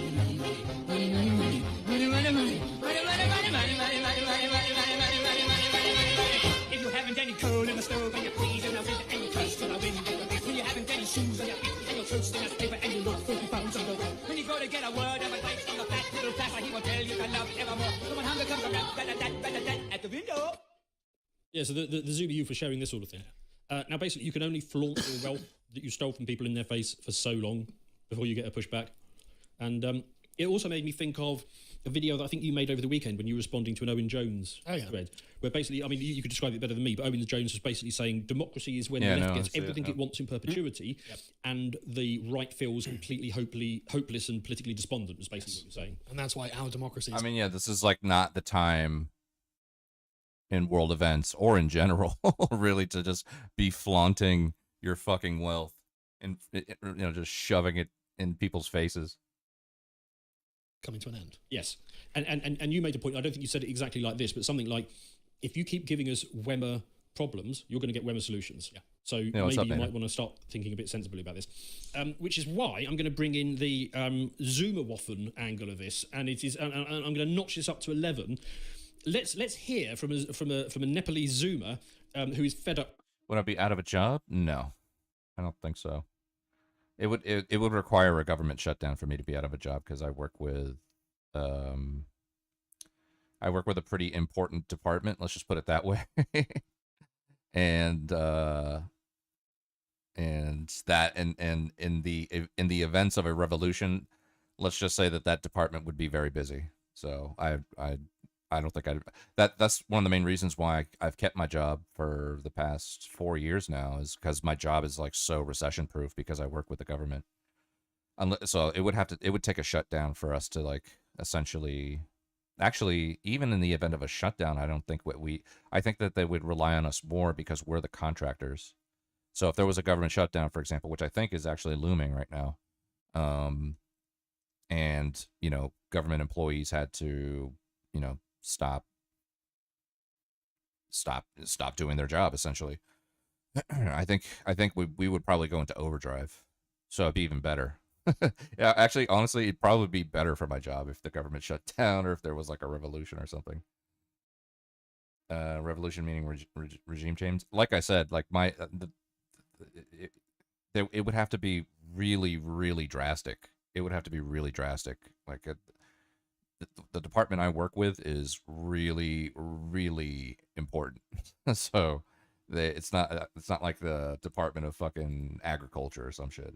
It's one of the big ones. Let's put it that way. So it would take something massive, because I mean, in the face of revolution or a shutdown, I mean, the government would have to be incapacitated for me to not be able to perform the kind of actions that I would need to perform for the department I work with. So human rights protections, not quite. probably the opposite of that. With this stuff, shall we? Right. He looks angry. You might get flashbacks when you hear this. Our hard work, our contribution, but what are we doing? We are bounded by chains of unemployment, fleeing abroad in search of opportunities. We are trapped by the selfish games of political parties. Corruption has woven a web that is extinguishing the light of our futures. Youth, rise! We are the torch bearers of change. If we do not raise our voices, who will? If we do not raise our voice, who will? If we do not build this nation, who will? We are the fire that will burn away the darkness. We are the storm that will feed for injustice and with prosperity. Right. I'm here for that. Yeah, I'm just saying, I'm one. If you're watching that and thinking, my God, the big dog has respawned on the wrong server. But I like that the message is so right wing. It's like, no, we need to build order and prosperity. Yeah. Like, none of this left wing nonsense about social justice or any bullshit like that. No. It's order and prosperity and safety and decency. I like the energy of this. Yeah. I like the energy of this. And I was a bit worried people might say that, oh no, that can't be right. That's AI generated. I mean, it does look AI generated. This is the original video. It was just spiced up. It's our honesty, our hard work, our contribution. But what are we doing? We are bounded by the chains of unemployment, fleeing abroad in search of opportunities. We are trapped by the selfish games of political parties. Yep. Why don't we have anyone doing that? Yeah, where are our guys like that? We need some. I mean, that's oozing with charisma. We need to start. That's brilliant. Yeah. Nepalese media, of course, going nuts. Yeah, they didn't like this angle. They made all sorts of unflattering comparisons between this emergent youth leader and some Austrian painter or whatever it was. Question: Is he wrong though? Well, no, even that. And the Nepalese, like, oh, we really hate Adolf Hitler. There's no one we hate more than Adolf Hitler. In Nepal, do they give a damn about Adolf Hitler? I don't know. You know, it's just the go-to, isn't it? It's what everyone India, they reverts don't. to. Yeah, but in India they don't. You know, Nepal's like right on top of India. Like they don't care about him in Pakistan. They don't care about him in Bangladesh. Funnily Why enough, would they? there is this rumor that the Austrian painter thought that he was a ancient Aryan spirit and he believed in reincarnation. And I guess the reincarnation funnel comes out in Kathmandu. I mean, it makes sense. Wasn't there an interaction between like Hitler and Mussolini? Yeah, that one. Yeah, where he tells Mussolini on this, and Mussolini's like, right, this guy's mental. But I mean, the point is, if you push people far enough, the liberal left is and the commies, they're going to get something they don't like. Yes, they probably are. Yeah. So maybe you might want to behave at some point. Yeah, I'll see if I can put that on. Corruption has woven a web that is extinguishing the... I'll put that one in the background. I'll show you the next bit. So anyway, so after the social media ban, I'll make sure I put that in the reading link so people can look it up in their own time. Actually, what's his name? His name, if you want to look it up, is Aviash Karut or something like that. Yeah. Anyway, so after the social media ban was, sorry, just a quick thing. It's interesting how he's speaking in English, isn't it? So he's obviously speaking to an international audience with this. Yeah, well, I mean, the Nepalese are quite good with their English because, of course, they're very online. I mean, they're Gen Z, and also that's where the opportunity is. Yeah. Like a huge amount of the Nepalese economy is from Britain. Well, yeah, tourism and the online stuff. Yeah. No, Gurkhas. Oh yeah, and that as well. Seriously, yeah, it's a huge amount. I can't remember what it was, but like it's a genuinely huge amount. But sorry, Karen. Yeah. So the Nepalese youth. I've just seen somebody in the comments says, "Yes, mine Gurkha." As the social media ban sort of went in, they got themselves on VPNs and on Discord. Yeah, that didn't stop them then. to organise planned protests, all that kind of stuff. An interim leadership campaign was put in place, and they actually decided to hold a vote on Discord as to who should be the next Prime Minister. Amazing. On Discord. That's amazing. Yeah, and their unanimous choice. And it's all the nons as well. Yes. Face mask. Yes. It's all like little anime. Yeah. Well. Oh yeah, anime. They were taking. I mean, I mentioned this in the last pod that I mentioned this. They took down the Nepalese flag on a whole bunch of the government buildings and placed it with a flag from Japanese anime. A quarter of Nepal's economy is remittances from Britain. Oh my god. Yeah. Okay. Well, that also explains. I haven't heard of any Nepalese protesting in this country. Why would they? Well, no, but they do with Pakistanis would be instantly. Is what I mean. Yeah. It's interesting, isn't it? They'd be tearing the place up, wouldn't they? Yeah. Actually, quite literally. there's lots of. I think there's a Gurkha base in Winchester, and there's loads of Nepalese there, and like Nepalese restaurants. I've heard anything. Might pop into one and wish them good luck with the revolution. Yeah. So anyway, they picked their new leader on Discord, and the person they wanted is. I mean, they haven't. It unfortunately wasn't the other chap. It wasn't the Asku Root guy, but it was this one. So she's a. I think former Chief Justice she was, and she's one of the few Nepalese who has a really good reputation as being a sort of anti-corruption person. There are plenty of other Nepalese politicians who have tried to emerge as anti-corruption, but they always end up getting embroiled in corruption scandals and disappearing again. They were just using it. But this one is actually fairly credible. And she gained a lot of credibility with Gen Z because she was walking with them in the protests, as you can see here. Yeah. Right, so then what happened? So the protests started getting larger, especially in Kathmandu and other cities. Tens of thousands of Gen Z Zuma Waffen turned out for this. The security forces responded, as you can imagine, quite robustly at first. Oh, yeah. Have you found something? Or, No. You still smirking at the Zuma Waffen. Yeah, just enjoying the Zoomers of like, we've had enough communists. Yes. And Zuma, do Nepalese Adolf Hitler. Yes. The police, they did use live ammunition, and at least 19 people were killed in the first clashes, and that number rose in subsequent days.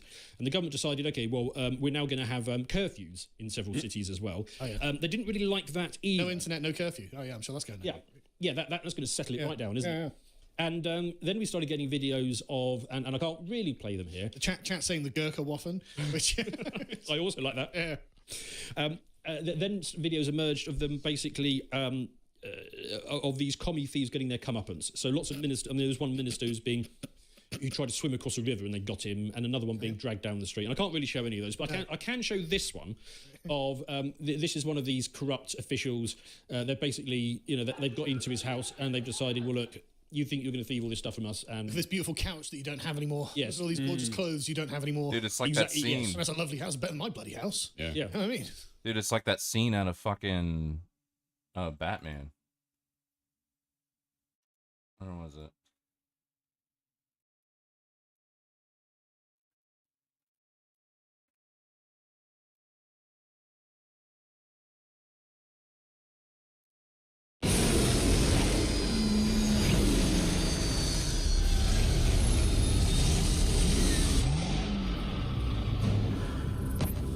Behind you stands a symbol of oppression.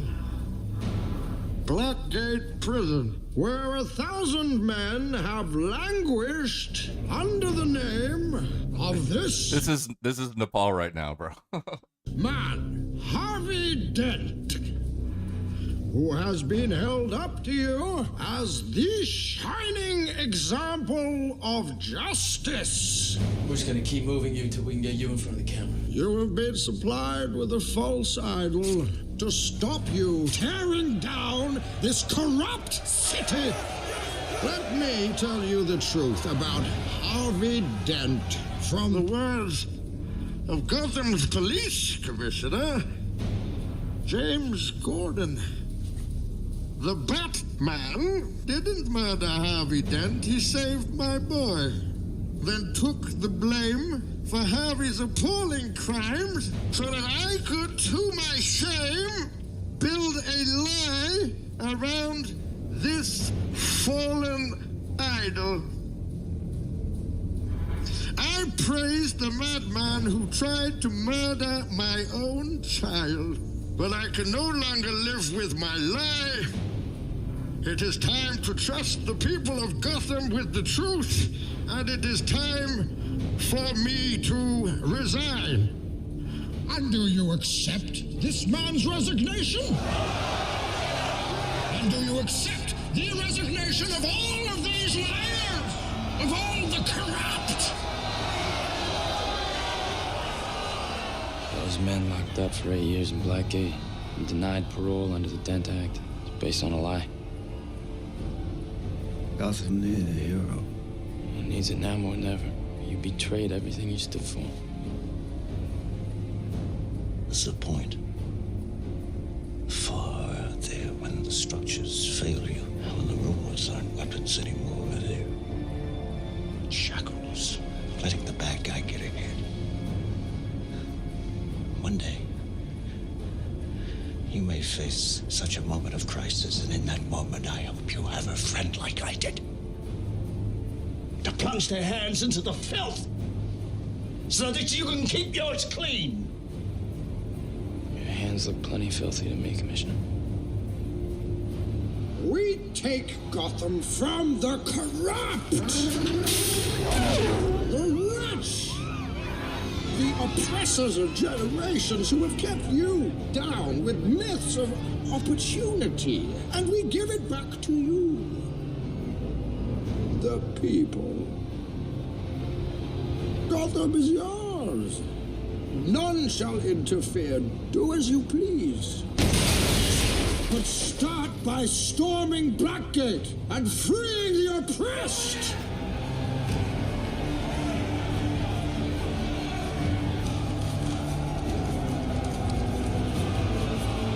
Step forward those who would serve, for an army will be raised.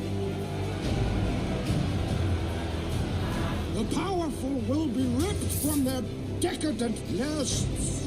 This part right here specifically, this is the Nepal part. And cast out into the cold world that we know and endure.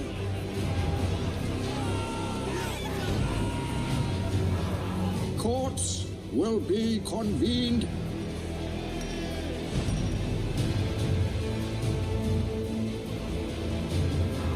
Spoils will be enjoyed. Blood will be shed. The police will survive as they learn to serve true justice. This great city, it will endure. Gotham Storming the will Bastille, yeah. survive. Yeah.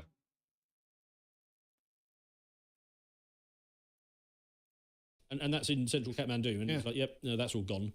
So yes, admire the energy there. Yeah. Government started to realise that maybe this wasn't their strategy was not entirely working out.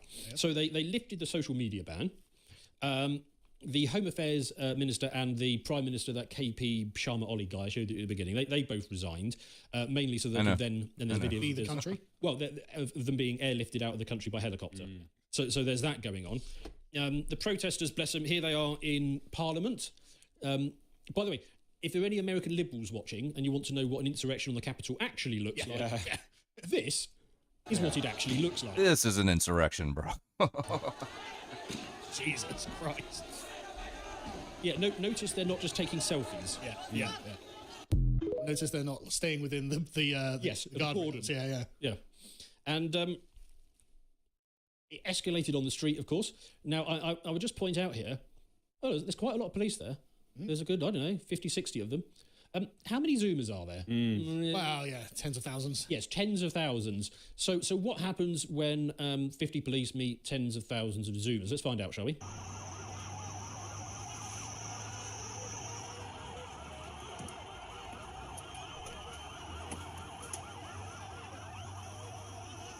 All retreat. It's interesting, isn't it, how they've not been reporting on as much in this country, and that's obviously politically expedient to them not to do that. Like, you don't want to give the Zoomers over here any ideas, do you? Well, that's what I'm trying to do, allegedly. So the Nepalese police are in full retreat. Now, basically, in the theory of statecraft, this has got to the point where the police have a choice. You can't hold the line. So this is the bit where you either start machine gunning protesters or you give up. Yeah. It's got to that point. And they were considering it.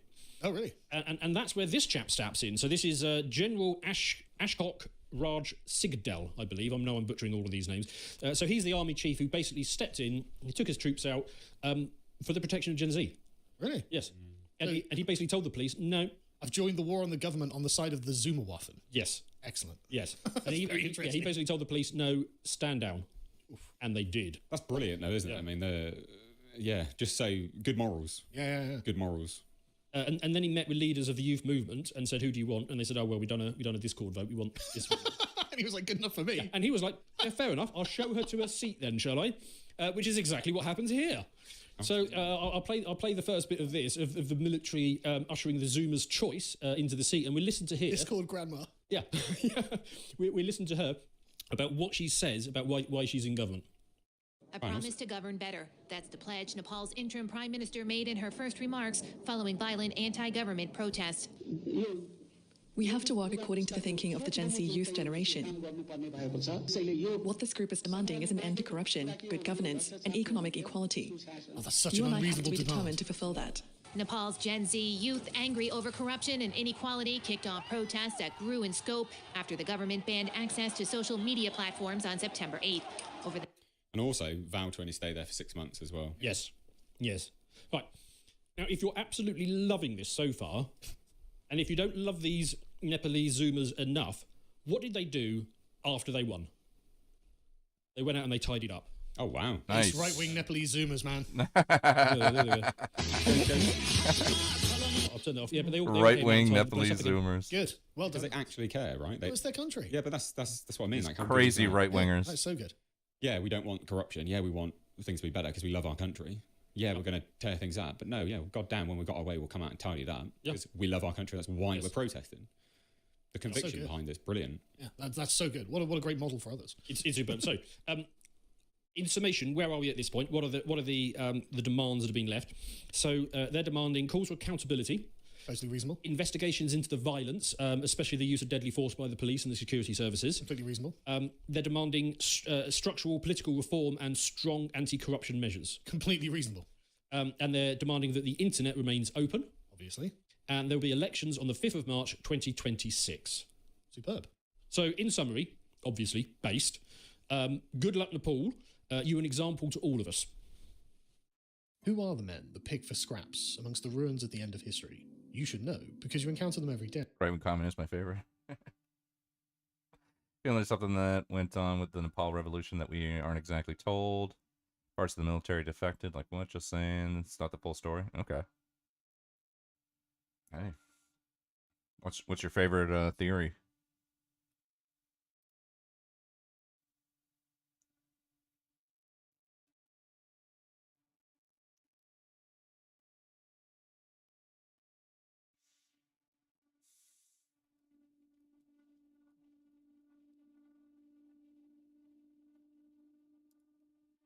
your prescription would be political violence. But you hesitate because you know that it'll look. This is Rob's Midas boy, Midas best friend. Bad for yourself. I'm fine with political violence. I'm fine with that. There you go. What I'm You're saying, fine with the violence. I'm fine with that. No, you want a full dismantlement of the FBI. You don't want it to just be. Are there other law the people to enforcement be agencies removed. other than the FBI? Yes. Okay, so your argument is if we didn't have an FBI, then what would happen? What? Oh, you just want to go on to another point. I don't care about this. I really don't care about this. No, but the you thing brought it is, up. What do you mean? I'm like every time you bring up a point and I directly refute it, you're like, oh, you want to talk about this point? Yes. what are you So talking now about? you're No, getting sorry, honey. You're saying that I'm wrong for saying that the FBI should be disbanded because that would mean that we don't want to charge crimes. So I'm asking you, okay, without an FBI, then what happens with crimes? Everybody's just allowed to commit You're crimes. just saying no, but you disagree for some reason. You're saying that they do bad things, therefore we should disband them. When they have their place, they have their But place. what's their place? When the institution to itself charge federal is- crimes. What are you talking about? Okay, we have other institutions that could do that. Secondly, when it comes to these police departments, there's been one example I could think of, I think in New Jersey, where they actually did disband their police and start up another police force simultaneously. That's what I would recommend with the FBI, that we should give their powers to other federal agencies until it's dismantled and until we could craft something new to ensure that they don't have power beyond the scope of the presidency, so much so that people like Chuck Schumer are saying, we can't question the FBI because they'll fuck us over, which he announced on television. That's a problem when there is an institution of unelected bureaucrats that are supposed to serve under the duly elected president of the United States. And it is so rotten from the top down that every politician knows we can't criticize them because they'll fuck us over. Yes, that's a massive Okay, I problem. mean, you're That just saying crazy agency stuff. I don't has care. too I don't much care. power. Okay, so That's fine. it doesn't So matter what let's- my ultimate. It doesn't matter what my ultimate conclusion is. What should we do? What should we do with all the abuses we saw at the FBI? Go ahead. What's your recommendation? Try the people who did abuses. Okay, we so should they put them didn't. So they on- didn't. We Now should what? charge. We should. Okay, so oh. they didn't. Now what? Well, then you should hold the DOJ accountable. I mean, what do you want me to do? Okay, how are we going to hold the DOJ accountable? Go ahead. Okay, maybe protest. I don't know. Okay, What do you want to do? We've done protests. Now what? Okay, well, then do a violent overtaking of the government. Well, okay, I don't really appreciate Fed posts like you. I'm not calling for any sort of violence. I think a better situation before we violently overthrow the government would be. Okay, so hold on. dismantle the You do institution no. that's wrong. Listen. Here's what you said. You said we've tried protesting. First, we've asked the government to do this. They're not doing it. We've tried protesting. I mean, then what's next? What's after that? If they're not listening, if the government doesn't listen to you, what do you have to do? You have to take over the government in some way, correct? Okay, so do you think that the government's I don't believe racist? So you want to?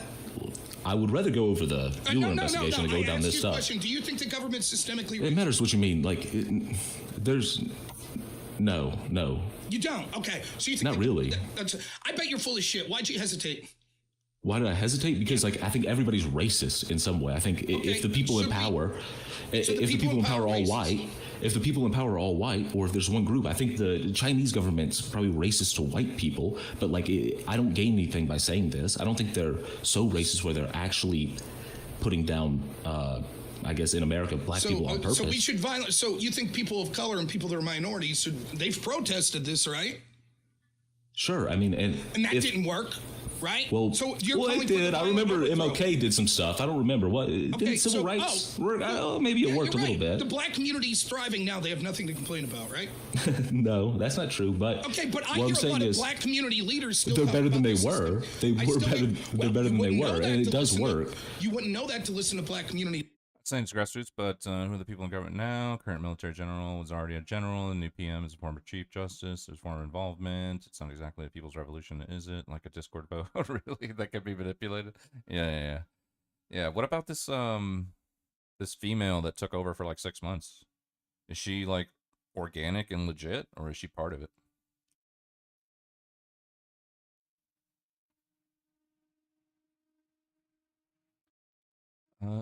My theory is it's likely left-wing people, communists who started a pseudo-revolution, then realized now that they have control. Now they need a state to control, and we're like, maybe we should stop fucking shit up.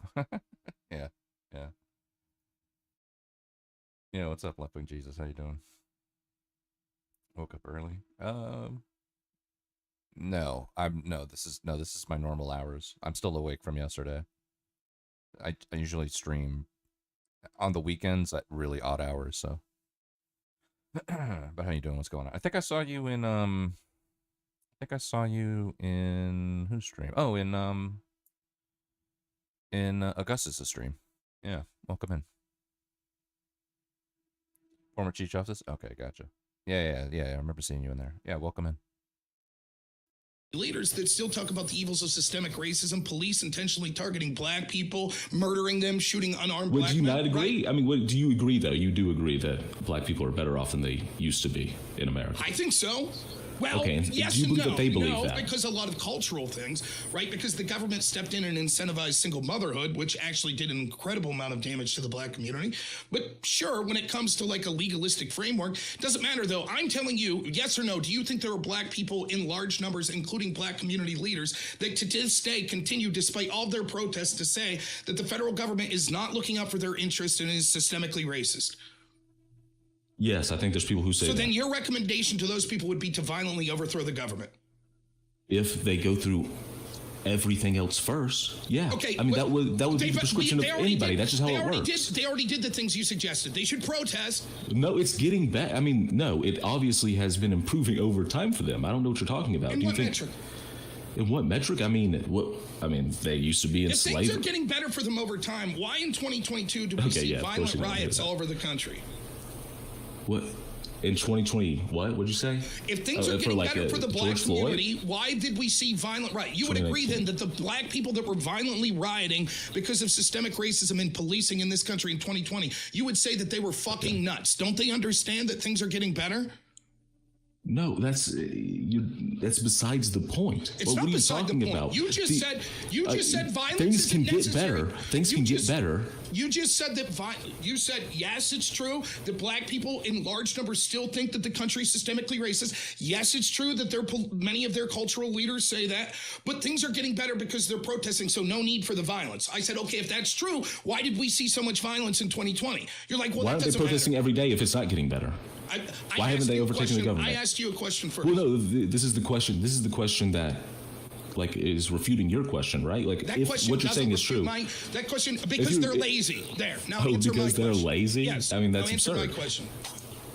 They did. I answered your question. Now answer mine. Why did they violently riot in 20? You're willing right now to condemn every single black leader, every single black person that took to the street, engaged in acts of violence in 2020 because you say it's getting so much better for you. What are you rioting about, right? They were rioting about George Floyd because how could that be? Things are getting better. Don't they understand that things are getting better? Why riot? Because a instance of police brutality happened, correct? Okay. That's why they rioted, and then, they were charged. Things are getting better. Oh, they rioted and then people got charged. So you're saying the violence was good. It led to the political outcome that they wanted. It's a very strange thing to do. It's not a very strange thing. You're the person that came. I don't think looting is good. I think protests are good. But you want to say violence. You want to know why it got You want to say strange? violence. You're the one who said violence. I never said violence. It was you. That's why things have gotten strange. But they went straight to violence. Because you came in and you said, well, instead of disbanding the FBI, you should violently overthrow the federal government. That's what you said. And I'm pointing out how that position's absurd because I can tell if they're not disbanding. What line of work was your brother in? Sucks to hear. I've been laid off before. Well, I'm not laid off. I've been fired. I've been fired twice before, so I know how it feels. Fired both times because I was a fucking piece of shit.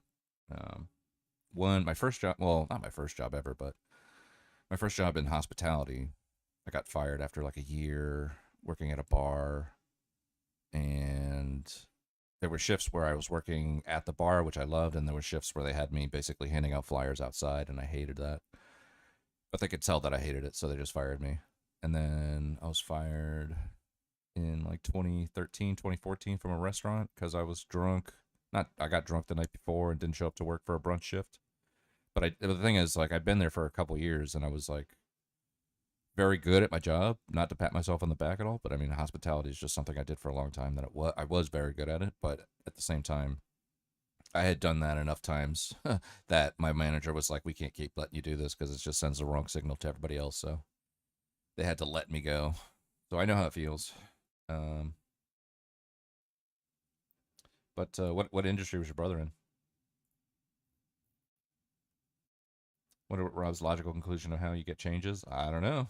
You've talked to him before. You tell me.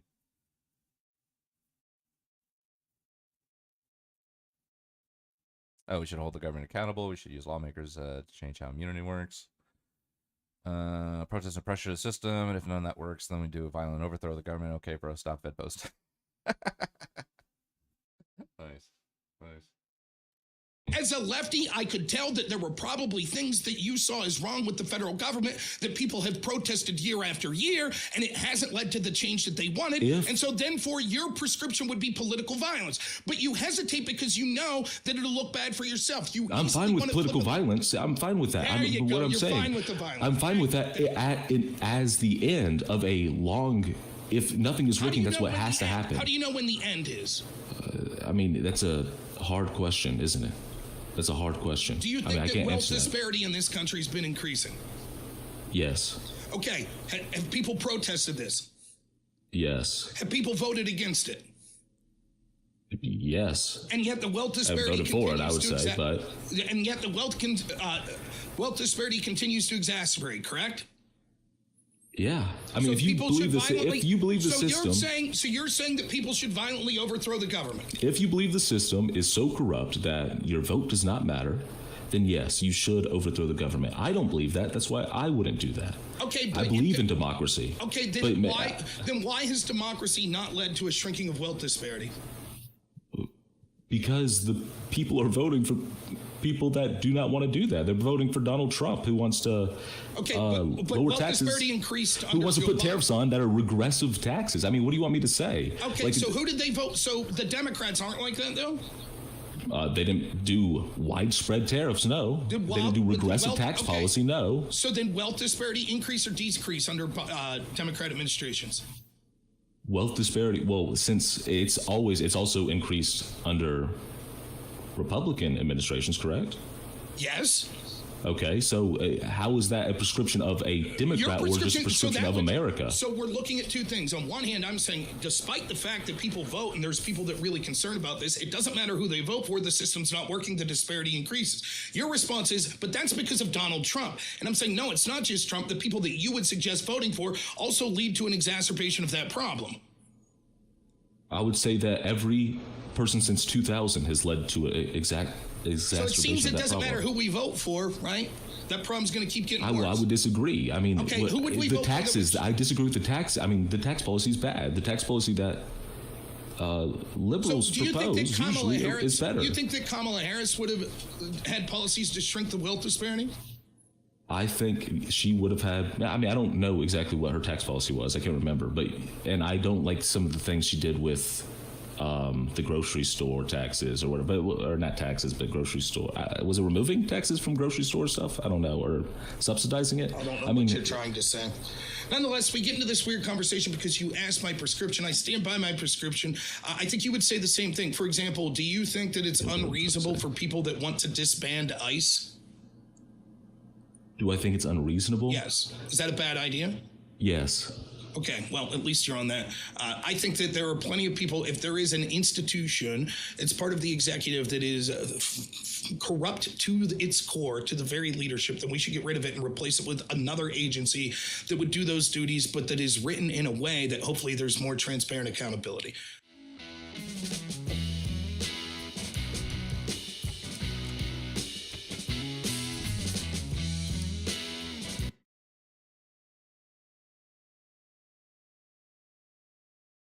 Martin Shkreli. That was uneventful. I just wanted to put on a Rob Noor video to piss you off. Rob's content fell off. Yeah. I mean, like, I'm looking forward to Rob versus Maida part 2 or part 3, whatever this would be. I guess what your third. If you were to debate him again, it would be like number 3, right?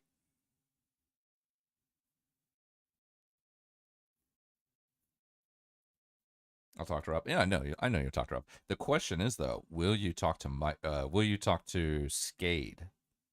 Will you talk to Skade is the question. That's what I want to see. I want to see Maida versus Skade.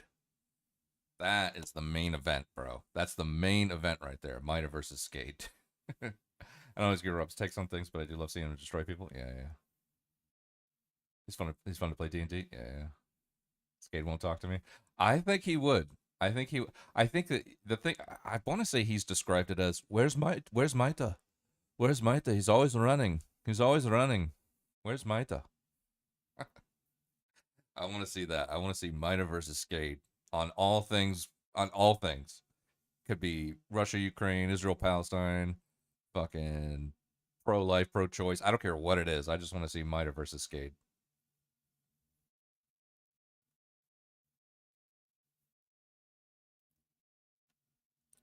Martin Shkreli speaks on the decline of wokeness. Martin Shkreli. I don't know if anybody knows. Does anybody not know who Martin Shkreli is? Let me ask you this. I'll sort of go on to a different topic.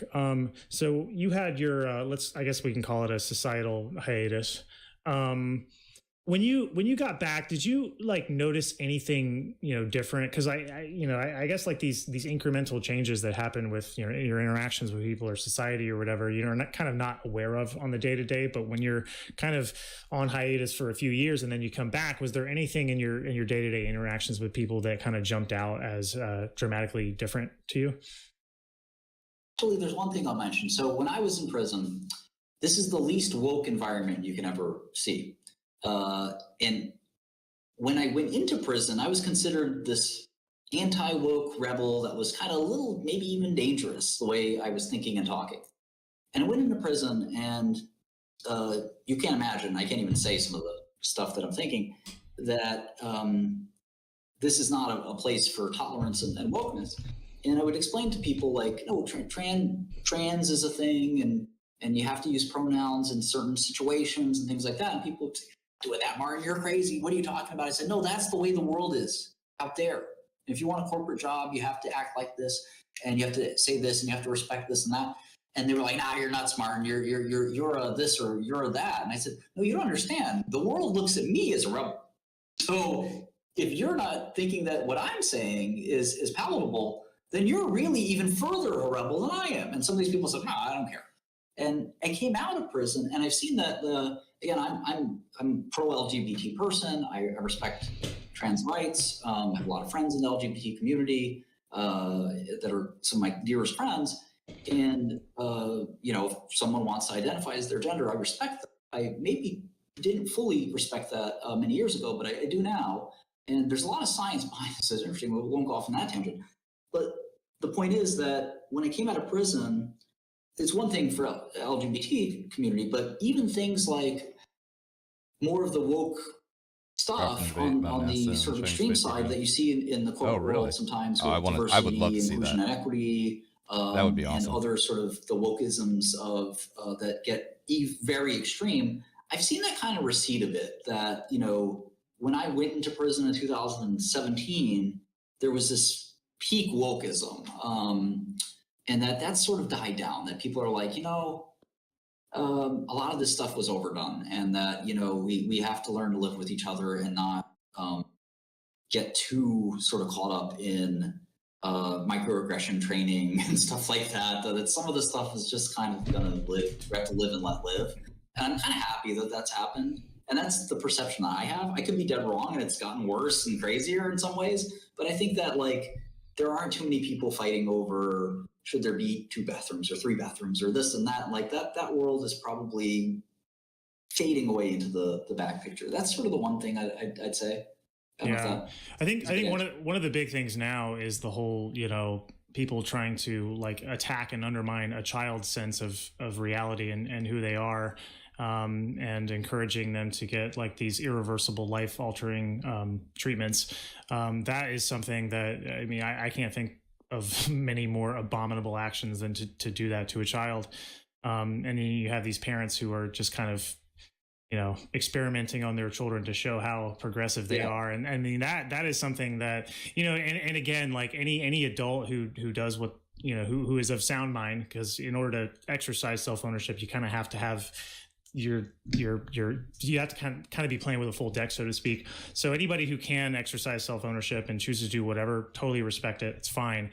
Okay. But when you start destabilizing impressionable children and then they, get some treatment and they can't go back, that I have a huge problem with that.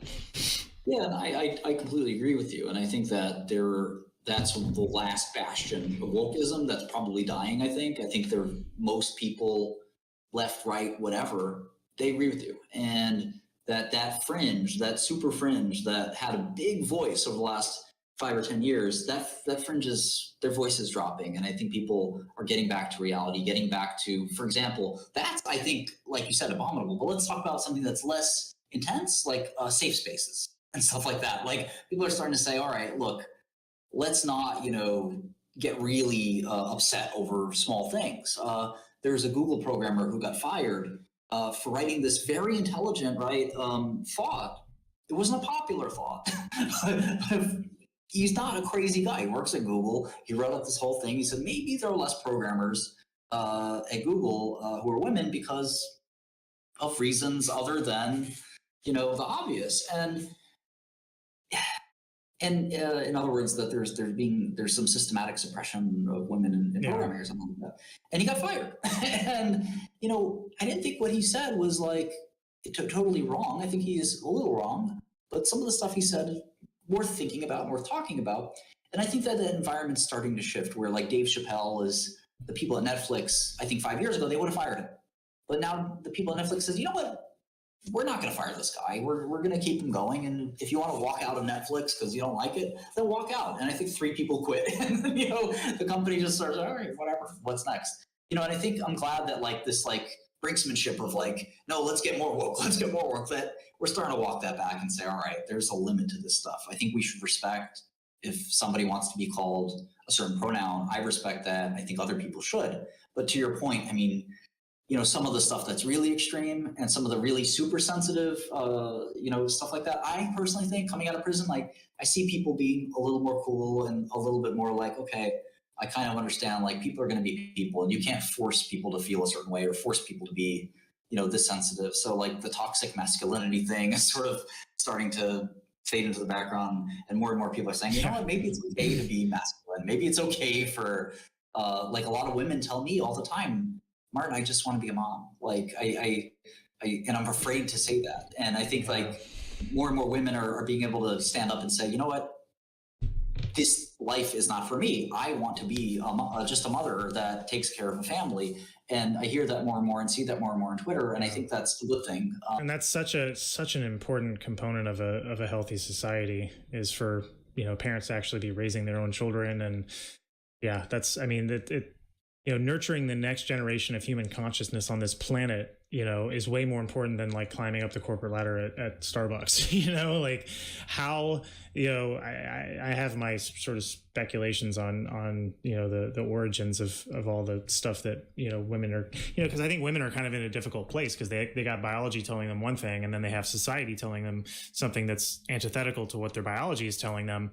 And I think that puts them in a really challenging situation to the point where they, you've heard the story before, the women who miss their window of fertility and then, you're 40, you don't have kids and you're going to live to be at least 80. That's a long time to live having missed out on, one of the, if not the best aspect of life in general. So it's tough for women, not in the way that most people would say it's tough for women. He took the position he thinks the U.S. never went to the moon, and it was a lie, perpetuating collaboration with Russia to promote American exceptionalism, so Russia could get better favorability with NATO, despite his claim being obviously false and me pushing back against it. He turned down a debate that was made to... Oh, that's over a year ago. Holy shit. I want to hear that one. I want to hear that debate. Holy fuck, man. That sounds like a banger. Would you ever debate abortion with Rob? Would you? Oh my God. I mean, if you were, Grant, if you were there when Maida and I were talking to Zeronolite, then you would have already heard all of Maida's abortion stances, man. Maida fucking did a full send on abortion when we talked to that guy.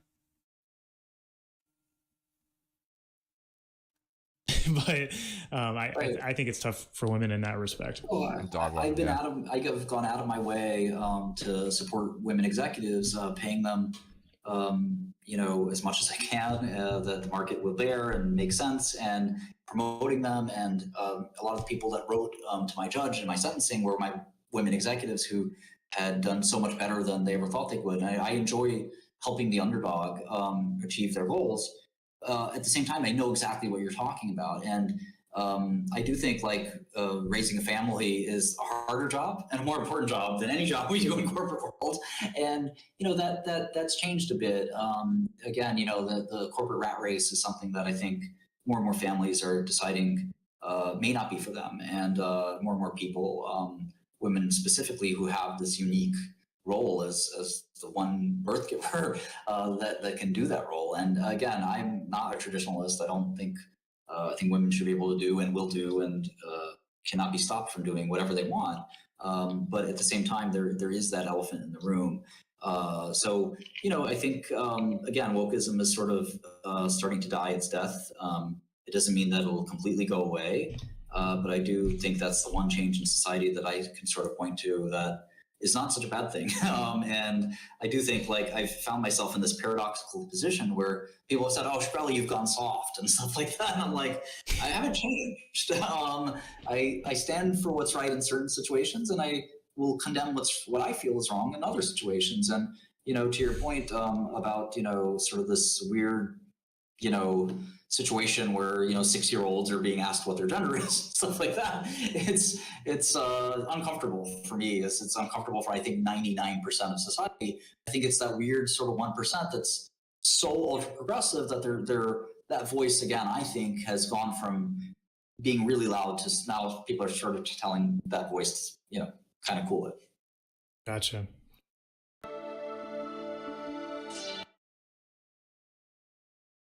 Crazy to me to say something like morality is based on upholding life at the highest value. When you can't explain why abortion is okay, just say hierarchy of principles. Yeah, yeah.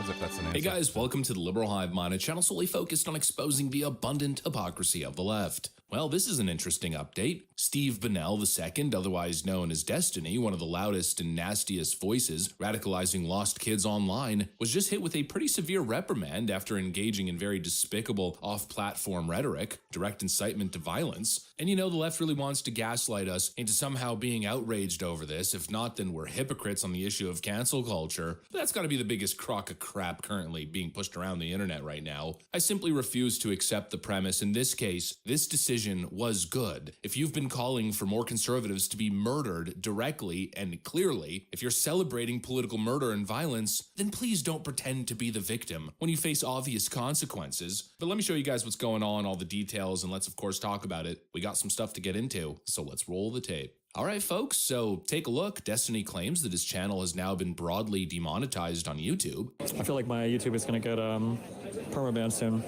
because I got like broad demonetized yesterday for that I didn't even cite a video. So I don't know, I'll appeal it, we'll see what happens, but I mean, if Kimmel is getting canceled from ABC, I don't know. And of course, quick context and caveat, for purposes of full transparency, Destiny of course is an online troll and provocateur. Just recently he lied and rage baited the internet into thinking that he was banned on Twitch for his comments about Charlie Kirk, but that Twitch ban post was actually from 2022 and he was simply recycling it to basically mislead his detractors. Now it's possible that some of this is theater, but based on what we're seeing from his actual viewers, it seems as though his channel memberships have been cancelled, as well as his live stream super chat is now fully disabled.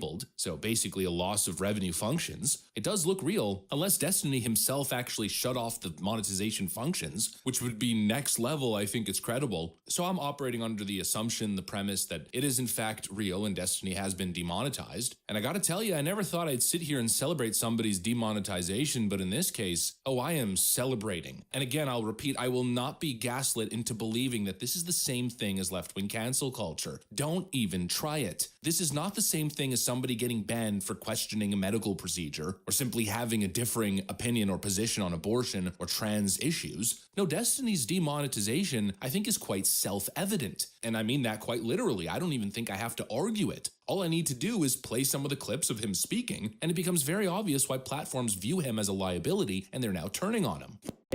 dude, the firefighter guy, Trump, the people that support him. I just want you to know, okay? If one of you were in the crowd and you're a conservative fan of mine and you end up, getting blown away or whatever the fuck, I'm making fun of you the next day on Twitter. I am. Conservatives have been disgusting for years, which is why I don't give a fuck about anybody that winds up at any of these rallies and gets shot or whatever the fuck. You need conservatives to be afraid of getting killed when they go to events so that they look to their leadership to turn down the temperature. You have no, it's actually kind of scary, how close I was to getting people together to go down to his house and kill his family. Or it would have just been him and his father. Because I didn't know anything about it. I mean, just last week, Destiny essentially called for more conservatives to be murdered. Let that sink in. And he wasn't joking. He wasn't being ironic. He basically stated outright that he believes more people on our side should die. That's incitement to violence. That crosses every line in the book. He's not just disagreeing with me or you. No, he's explicitly saying that I should be shot, that more people in my line of work should be assassinated for our viewpoints. We also know that he celebrated Cory Compatore's murder at a Trump rally. He called it justified. In other words, if I were shot tomorrow at a Trump rally, Destiny would believe that that is justified and he would encourage that. That's who this guy is. And that's the kind of rhetoric that he's releasing online. And so let me ask you, how is that the same as left-wing cancel culture? Well, obviously it isn't. And I want to be as consistent as possible. I am still against cancel culture. I'm not cheering when people get punished for benign opinions. If a left-winger was deplatformed for something mild, I'd be the first person to step up and condemn it. But that is not what this is. This is a punishment for incitement, for violent rhetoric, for justifying political murder. That is entirely different. And let me issue a challenge to anybody watching. Please, name me one case where a left-winger was deplatformed for a normal, benign opinion. Go ahead. I will wait. If it exists, please show it to me, and I will again be the first person to side with that individual, regardless of whether they're on the left or the right. But the reality is, examples of that almost don't exist, because we know historically the hammer has only come down almost exclusively on conservatives. And so no, Destiny is not a victim here. Rather, I believe he's the architect of his own destruction. This is the inevitable result of years of spewing poison and pretending that, oh, it's just jokes. It's just hyperbolic commentary. It obviously isn't. And clearly this isn't even a free speech issue. Demonetization is not the same thing as deplatforming. I'm not saying that Destiny should lose his right to speak. No, my view there is quite clear. Unless a court convicts him of direct criminal incitement, then I don't want him thrown in jail. I don't want him permanently gagged off the internet. I don't want him sent to a gulag or a re-education camp like many of the left seem to want.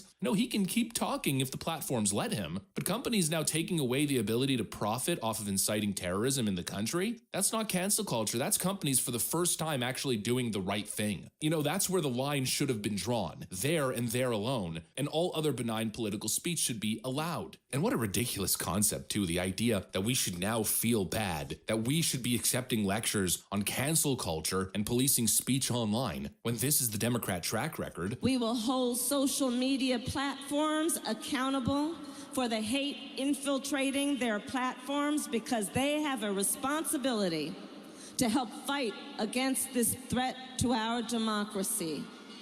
And if you profit off of hate, if you act as a megaphone for misinformation or cyber warfare, if you don't police your platforms, we are going to hold you accountable. I think we need to push back on this. There's no guarantee to free speech on misinformation or hate speech, and especially around our democracy. But I also think there are Americans who are engaged in this kind of propaganda, and whether they should be civilly or even in some cases criminally charged is something that would be a better deterrent. Please miss me with this high-level hypocrisy. And just to take it a step further, maybe this sounds crazy, but I'll say it anyways. Again, I don't want Destiny to be removed off the internet. I don't want him to lose his free speech rights. No, my hope is actually quite the opposite. My real hope is that Destiny finally snaps out of it. I hope he has a wake-up call, and with it, a redemption arc. I don't want him to be killed. I don't want him to be silenced. I don't want him to be permanently erased from the internet. No, that's what they want. That's what they want done to us. What I want is for him to stop with this deranged spiral and actually find some humanity humanity, maybe find God. And I think that's the fundamental difference between us and them. Destiny and his ilk want us dead. They want conservatives shot. But in return, I still wish him redemption. And the truth is, right now, this guy is in the darkness. And this latest action kind of,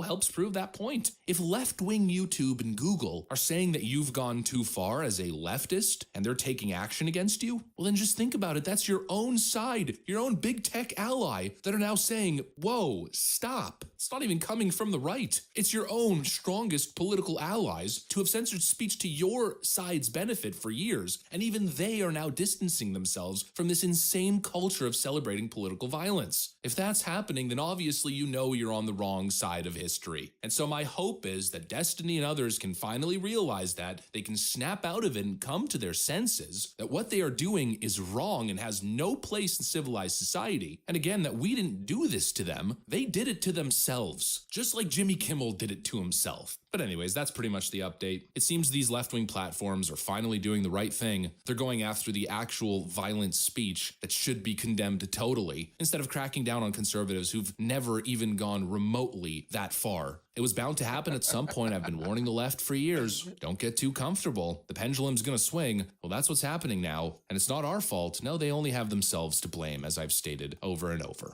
Anyways, that's what I got for you guys. Thanks for watching, and I'll see you on the next one. Israel definitely got him nuked because his views were deemed to right-wing in their extremism. Really? Well, so, all right, nuked, right? As of right now, basically, what he's going through is a demonetization with YouTube, right? Because I know that this whole thing, like, he sent out that letter from Twitch that he got, like, a couple years ago, basically to troll everybody, to make them think that he was suffering the repercussions of cancel culture or whatever, when in fact it was a masterful troll. I will say that. That was a great move.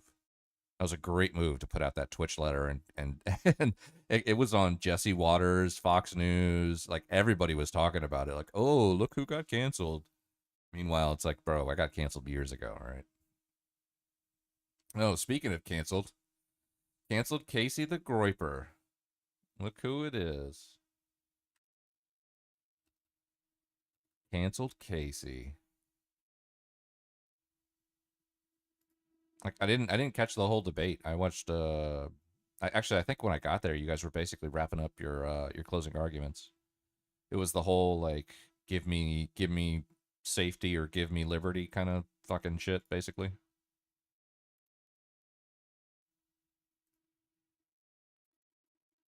All right, let's get some tanks up in that chat. Let's get some tanks. Got nuked at Twitch the first time because he was saying you should be able to use deadly force to defend your property from damage to protesters or rioters. Oh yeah, all the Kyle Rittenhouse stuff. Yeah. They got permanently was saying he thought trans people were mentally ill and action should be taken against them. Oh. I thought the nail in the coffin on the Twitch side was like the trans sports debate. I didn't know it was like a action should be taken against them kind of thing.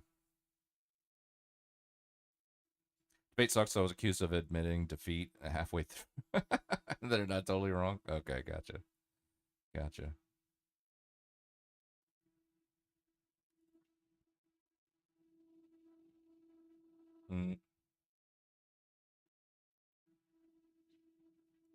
Dark Woke. What was this? I don't know what Dark Woke is. Oh, we got some Steve Shives, too. I forgot we got some Steve Shives. A couple Steve Shives videos. JD Vance is right. Offended right-wingers should take their own advice. I thought I'd never be sad for... I definitely have to see the Charlie Kirk thing. Okay. Interesting.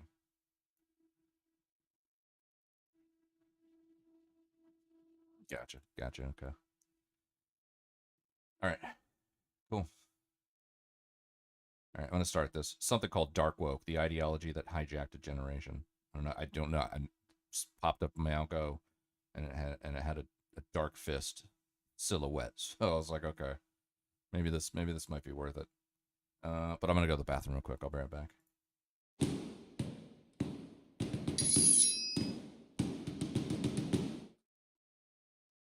So even though We face the difficulties of today and tomorrow. I still have a dream. It is a dream deeply rooted in the American dream. I have a dream that one day this nation will rise up and live out the true meaning of its creed. We hold these truths to be self-evident, that all men are created equal. That my 4 little children will one day live in a nation where they will not be judged by the color of their skin, but by the content of their character. I have a dream today. This was the America I grew up believing in. Not perfect, but getting better. Moving towards unity, towards fairness, where character mattered more than color. I truly believe that. But then the words changed. Justice became judgment, and what united us now divides us. And nobody's asking why. Not long ago, woke meant raising awareness and pushing for change. But now a darker strain has emerged, angrier, bolder, willing to use fear, force, even violence to get its way. They call it justice, others call it intimidation. This is dark woke, a militant cousin of the woke culture, where hashtags give way to bricks, and a disagreement can cost you your job, your reputation, or even worse. So how did the call for equality become a tool for control? And who's really pulling the strings? If fear replaces debate, is this still activism or the rise of a new authoritarianism? When violence and intimidation are rebranded as justice, where does that road end? Let's try and find out. Hello, I'm Mike Joberg, a Marine Corps veteran and filmmaker, and we will try to answer these questions on today's episode of Forgotten History.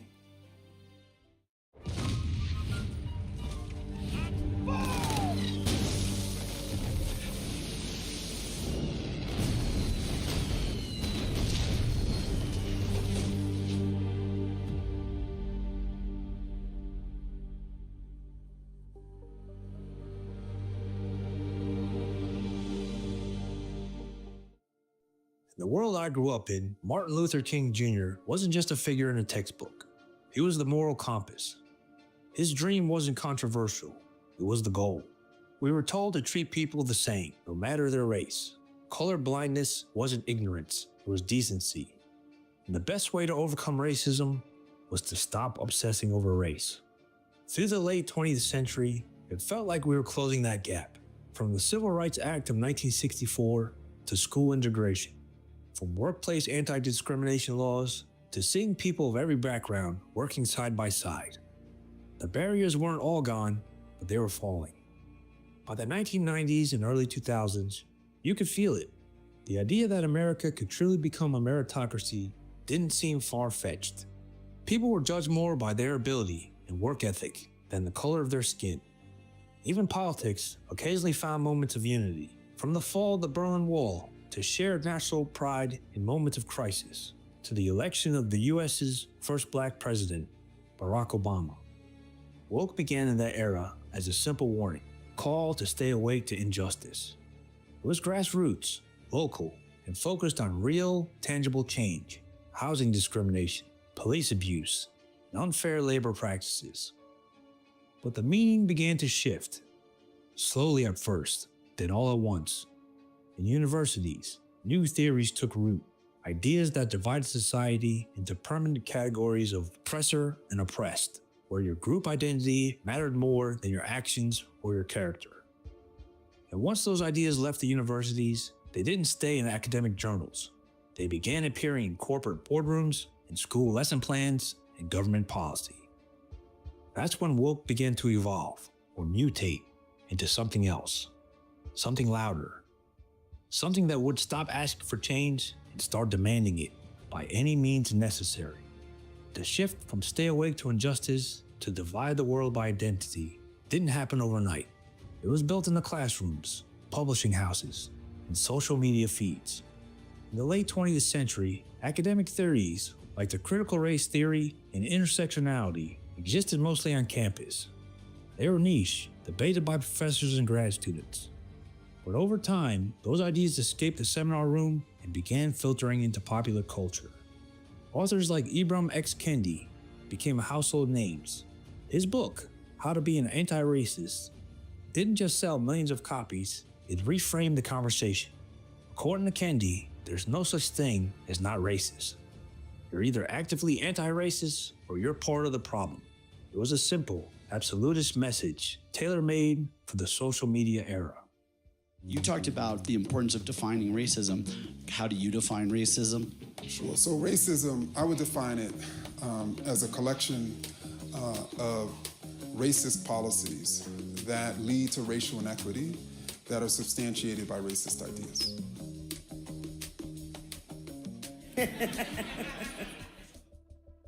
Circular reasoning, very enlightening. Kendi's framework left no room for neutrality, and corporations took notice. HR departments, school districts, and government agencies began hosting mandatory trainings based on similar principles. In these sessions, identity wasn't just part of your story, it defined your moral standing. Then came the media amplification. Social networks rewarded outrage, and the new language of wokeness became the default vocabulary for journalists, activists, and celebrities. The more divisive the message, the more clicks and shares it got. Corporations, sensing both opportunity and risk, jumped in. They rebranded themselves as champions of equity, not equality. The difference was subtle, but important. Equality meant everyone played by the same rules. Equity meant adjusting the rules to engineer equal outcomes.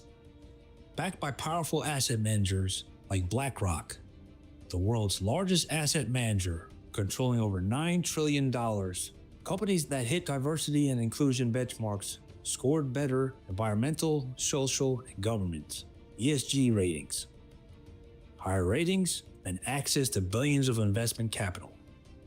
So companies began changing hiring policies, adopted activist language, and enforced DEI training, not to boost productivity, but to stay in the good graces of the investors, controlling the largest capital flows on Earth. What started as an academic debate has become a global corporate standard. And with money, media, and political influence behind it, woke culture wasn't just an idea. Bro, I remember when ESG hit. ESG was fucking all the fucking rave on Wall Street. I mean, there was literally like ETFs specifically designed to accommodate for ESG, DEI, whatever portfolios. And the moment, the moment that your company or your portfolio became like, you know, ESG compliant or whatever, fucking price would skyrocket. More. It was policy. But as it spread, something else began to grow alongside it. A more aggressive, militant strain that didn't just want to influence the system, it wanted to confront, dismantle, and if necessary, burn it down. Every moment needs fuel. For Dark Woke, that fuel isn't just anger, it's money, influence, and power. And when every major corporation you deal with, your bank, your grocery store, your streaming service, is using the same playbook, it stops feeling like a choice. It becomes the default culture. And while the corporate side can pull back when political winds change, like what BlackRock has recently done, quietly dropping DEI language from its reports under pressure, the militant wing doesn't just pause. It keeps pushing harder and louder. Dark Woke isn't a corporate slogan or diversity seminar. It's the one that doesn't want a seat at the table. It wants to flip the table over. This is where peaceful protests give way to direct confrontation. Federal buildings vandalized, streets blocked, and yes, ICE agents dodging rocks and boulders. It's the side that sees fear as a tool and intimidation as justice. Online, it operates like a swarm. Step out of line, and the mob descends, doxing your address, harassing your family, swamping your employer with demands to fire you. Offline, it shows up at your home or workplace. You want to see who won Donald Trump single-handedly? 2024. Doxing your address. That guy right there. Bro, that is your typical fucking Republican voter guy right there. Backwards hat, Oakley's on top of the hat. He's got some kind of shirt with guns on it. Like, literally, that is the guy that handed Donald Trump a victory not too long ago. In your family, swamping your employer with demands to fire you. Offline, he shows up at your home or workplace, cameras rolling, ready to make an example of you. For dark woke, there's no middle ground. Disagreement is treated as violence. Silence is complicity. And that absolutism doesn't just target its enemies. It can turn on its allies who don't move fast enough or parrot the right slogans. The danger isn't just the chaos it creates in the streets, but in the way it accelerates cultural division. It pushes people further into corners, some doubling down on the ideology out of fear, while others rejecting it so hard they won't engage in discussion of justice at all. However, in 2025, DEI is no longer just under fire. It's being stripped. What was this? This is either the FBI or the CIA building. I don't know which one. But they have compassion, diversity, integrity, leadership, fairness, operativeness, initiative, respect. I'm pretty sure I think this was the CIA building. In 2025, DEI is no longer just under fire. It's being stripped piece by piece.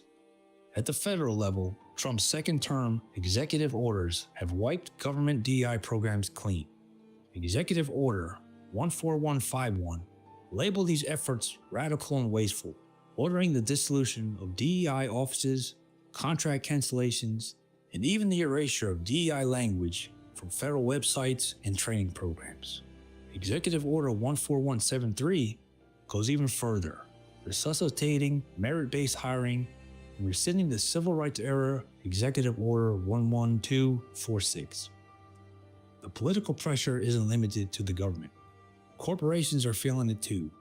Brands like Meta, Walmart, and Target have rolled back diversity initiatives under scrutiny and frequently rebranded their inclusivity efforts as belonging culture or people engagement to avoid overt political backlash.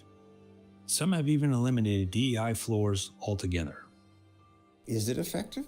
No. In fact, it seems to be doing worse. It seems to be making people less likely to interact with people who are unlike them, because it's like a minefield now. Less likely to interact? After a training where you hear things about microaggressions, if you ask somebody what they do for a living, somehow that's racist, right? If you learn that, then why would you take a chance? I better not talk to Eric because I might say something wrong. Precisely. So now inclusion means I'm going to silence myself and not talk to the black people. The story of Dark Woke isn't just about protests in the street or hashtags on the corporate website. It's about the kind of country we hand to the next generation. In the rush to adopt language of justice, we replaced debate with dogma. We taught young people that disagreement isn't part of democracy, it's violence. That silence isn't neutrality, it's guilt. And once those lessons took hold, they're hard to unlearn. A generation raised to see every interaction through the lens of oppression and privilege will carry that mindset into the voting booth, the courtroom, and the boardroom. And so we come back to the central question. What happens when you teach a generation that power is taken, not earned? That fear is more effective than persuasion? That enemies are permanent and compromise is betrayal? Because once those rules become the default, it's not the politics that changes. It's the culture, the economy, the ability for people to even live together without constant suspicion. And here's the most dangerous part. That next generation is already being trained to see America not as a home to be proud of, but as an enemy to be dismantled.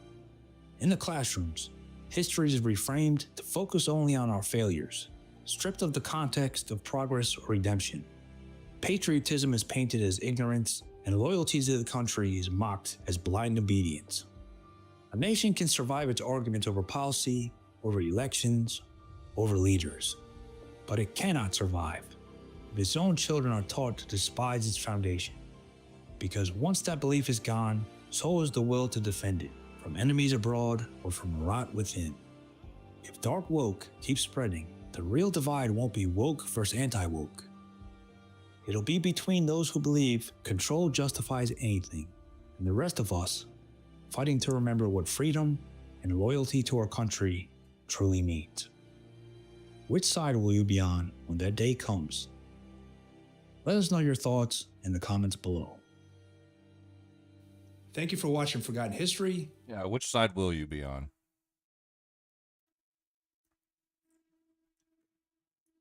You gonna be on the dark woke side or what?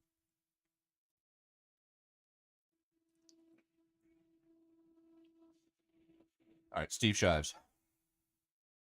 Let's go, Steve. Loves me a Steve Shives video. Let's fucking go. I thought I would never be sad about Charlie Kirk. And now I'm sure.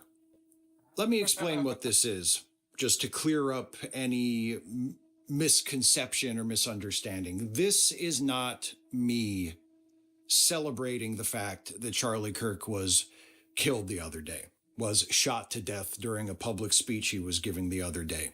That's not what this is.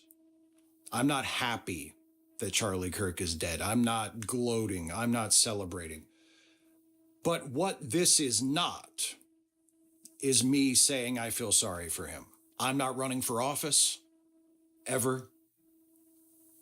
I'm not trying to attract the biggest, broadest audience I possibly can. I'm not worried about offending or hurting the feelings of people who liked Charlie Kirk or agreed with him. So I don't have to pretend that I'm upset about this or that anything about the murder of Charlie Kirk weighs heavy on my soul as far as he goes. Now, there are some things about it that bother me. There are some things about it I'm very much not happy about, but none of them have to do with the fact that Charlie Kirk specifically as an individual is dead. Some people might say, but Steve, it's not just Charlie Kirk. It's not just Charlie Kirk. What about his family? The man was a father. What about his children? As a general rule, I don't think that anyone should have to see their parent, their father in this case, die like that. That's a horrible thing. That's a horrible thing. And I feel bad for anyone who has to go through that, who has to lose a parent like that. But nobody should ever have to do that. That's what I think. And I mean that with every fiber of my being. Okay. But I also think that no one should have to go through life with Charlie Kirk as their dad.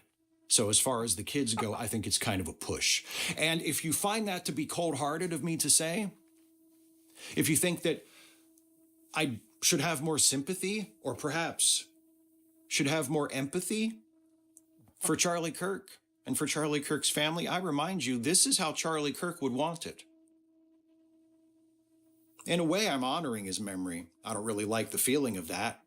I have no wish to do that. But in a way, that's what I'm doing. Because Charlie Kirk was not a fan of empathy. He said so in public. He didn't like empathy. He thought empathy was bad. He thought empathy was a weakness. He thought people empathizing with other people and seeing other people suffer and seeing other people in pain and feeling that pain yourself and wanting to do something to help them, wanting to do something to make their life better, wanting to do something to reduce their pain and suffering. He thought that was a bad instinct. He didn't like that. A lot of people, especially the people who were on his side ideologically, who are on his side ideologically, Really? They're going to try to do what always. If left is that empathy, they become more far right. How? I gotta explain that one. I need to hear that. I need you to explain that to me so I can pass it along. The Gospel of Conrad. All right, lay it out for us, bro. This happens, and people on the left do this too. Everybody does it. There's always a little bit of canonization that happens when a well-known person dies. People who are sympathetic to him, who are on his side, who are going to view him as a martyr, are going to say, he didn't mean anything. He just wanted to have a debate with people. He just wanted viewpoint diversity. He just wanted to have a discussion. He believed in the free marketplace of ideas. That's what Charlie Kirk was a champion of.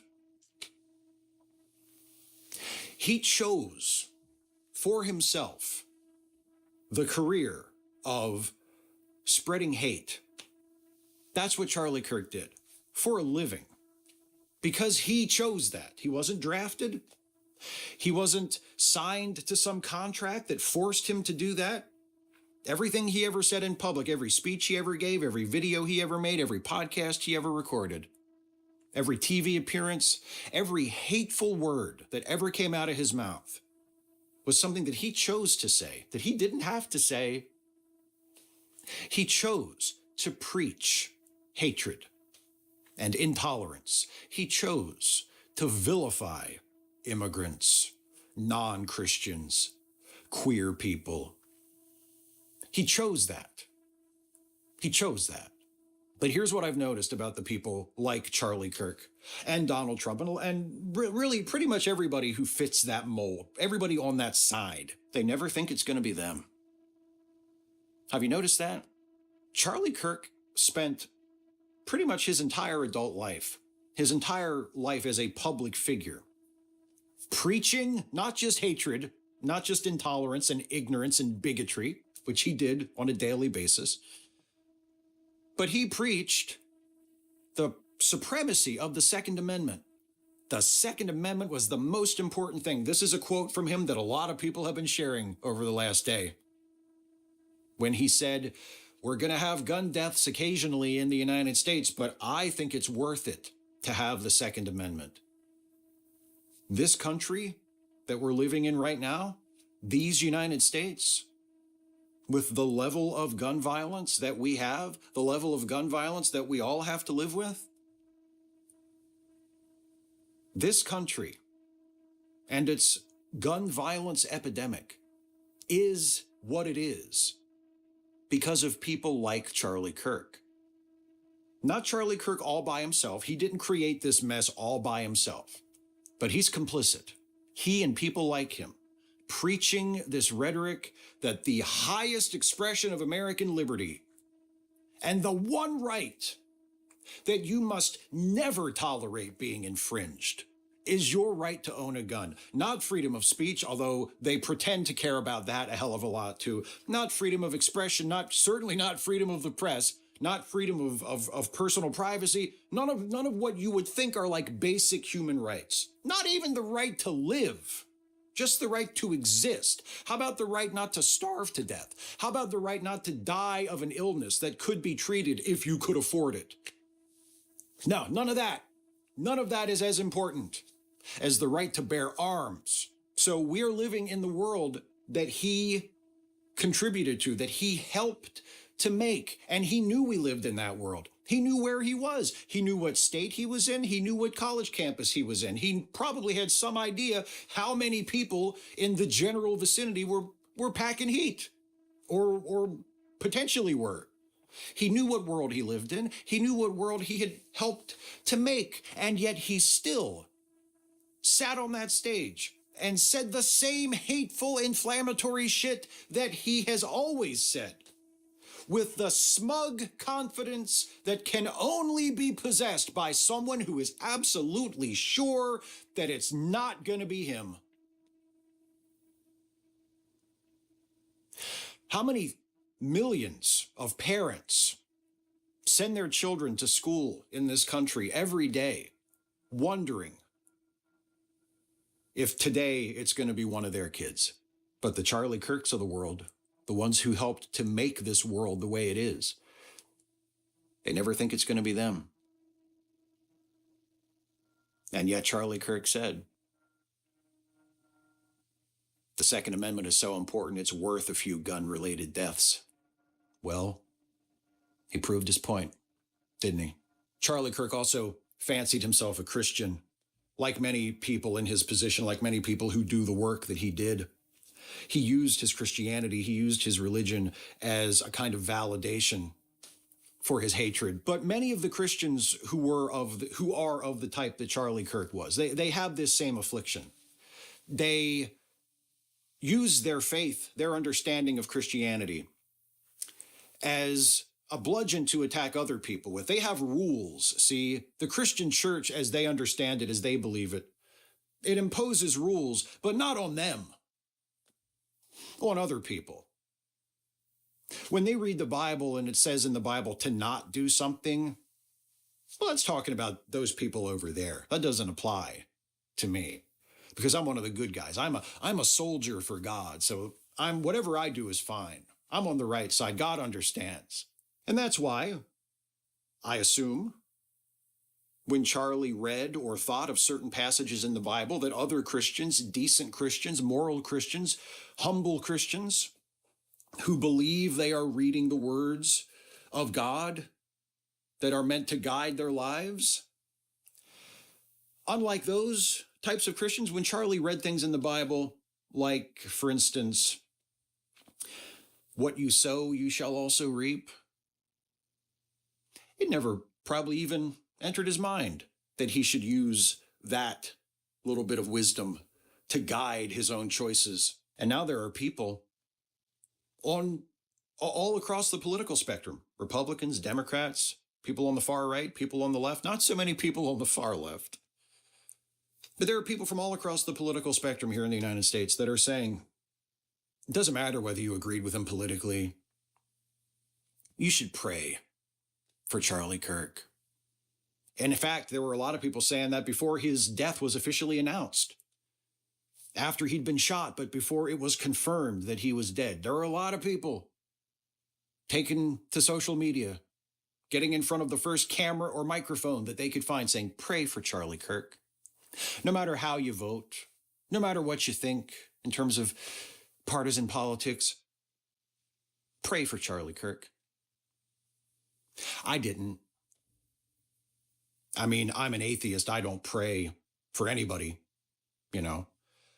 But even if I were a believer, even if I believed that there was someone or something to pray to and that praying made any difference whatsoever, I wouldn't have prayed for Charlie Kirk. I don't think I'd be wasting my precious time on this earth communicating with the maker of this earth to ask for any favors for Charlie Kirk. You know who I would pray for? If I believed in that, if I did that, I'd pray for the kids that were shot at that high school in Colorado the same day that Charlie Kirk was shot, that almost nobody's talking about. If I were someone who prayed, I'd pray for them, not Charlie Kirk. I'd pray for the people of Gaza, people who Charlie Kirk didn't give a shit about, people who Charlie Kirk contributed to the dehumanization of, people whose mass murder Charlie Kirk cheered on. I'd pray for those people, not Charlie Kirk. I would pray for the child of a guy I went to high school with, who I just found out literally about 10 minutes before I sat down to shoot this video. Just found out that his child just came out as trans. Now, me and this former classmate of mine aren't close. We haven't kept in touch since school. I haven't seen him or spoken to him for many, many years. I've never met his child. I have no personal connection to this whatsoever, except an extremely tenuous link because we both went to the same high school. But I would pray for that kid. I would pray for him because he came out as a trans man. And I wish him the best of luck. And if I were the praying type, I would pray for him. Not for Charlie Kirk, not for a person who did everything he possibly could to make life as difficult and miserable for trans people as he possibly could. So no, I wouldn't pray for Charlie Kirk. I would pray for the victims of the hundreds of other mass shooting events, public shooting events that happen in this country every year. I would pray for the tens of thousands of people in this country who are killed by gun violence, who die a gun-related death every single year. tens of thousands, 30 to 40,000 people or more every year in the United States die a gun-related death. I pray for them. I wouldn't pray for Charlie Kirk. I pray for all the people in this country whose lives are about to get even more difficult because Republicans, conservatives, far-right activists, and zealots and extremists like Donald Trump, the president of the United States, are about to use this killing of Charlie Kirk as an excuse to vilify people even more, to demonize people even more, to persecute people even more. Charlie Kirk was murdered in Utah. You think Donald Trump is going to respond by sending the National Guard to Utah? Well, I'm not going to cry over the death of Charlie Kirk. I'm not going to cheer for it because I don't think it warrants that. And because I don't want to live in a country where people of any party or any political affiliation are gunned down. I don't want that to be my country. It is my country, mostly because of people like Charlie Kirk, but I don't want to live in that country. So I'm not going to celebrate what happened, but I'm not going to shed any tears over it either. And I'm not going to pretend that I'm shedding tears or that I'm sorry that it happened to Charlie Kirk specifically, because I'm not. There's another biblical verse that I'm sure Charlie knew, and like the other ones I mentioned, just assumed didn't apply to him, and so for his own purposes in his life, he disregarded it. It goes a little something like this. If you live by the sword, you die by the sword. That's well, deep. Bro. Charlie proved that one right, didn't he? The gun. In his case. Bro, Steve Shives goes fucking hard, dude. Holy shit, man. Right. If leftists had empathy, they would become far right. Leftoids can't actually put themselves in the mind of like a Turkish immigrant in Germany or a Pakistani in Britain, or empathy, they mean projection. By empathy, they mean projection. Oh, the whole world is just anti-racist shit libs like me. And the villains of the world is racist white people. Excuse me, something like that. Tried to explain this to Casey once, that immigrants in the West despise leftists. They think you guys are idiots for letting them into your beautiful countries and just, excuse me, and just giving it away.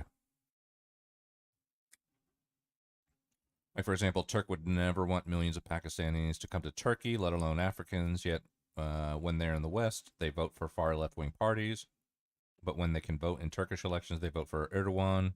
A shitlib cannot put himself in the mind of an immigrant. This is why they don't understand this. They have no empathy, and if they did, they would become far right. Bro. Conrad's going hard. Holy shit. It would blow their minds. Damn it. I mean, I got to get a response from Casey on that one. Holy shit. Baizu, yeah. Don't pray for Charlie Kirk. His problems on this earth are over now. Pray for yourself. I pray for Israelis and also for the Hamas terrorists who control Gaza. Pray for prayers are free. Water helps all people, even those who are evil, and so should your prayers. Maybe even, especially, you should pray for those who are evil. If you are into praying, that is. If not, enjoy wishing well onto others. If they hate you because you are your consciousness, and you are that pure awareness inside of your brain, which can watch your thoughts as they happen, and focus, intention, and awareness are key for all change. All battles begin in the mind. You are what you focus on. Well said. Well put, Wayne. Well put.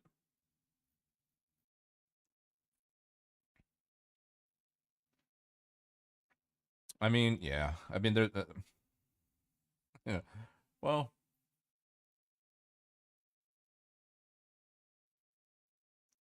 Trying to think of how to respond to Conrad's interesting take there.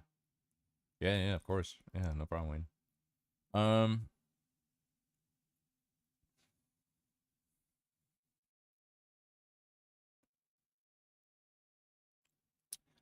By empathy, they mean projection. By empathy, they mean projection. Oh, the whole world is just anti-racist shit lives like me, and the villains of the world are racist white people. Something like that.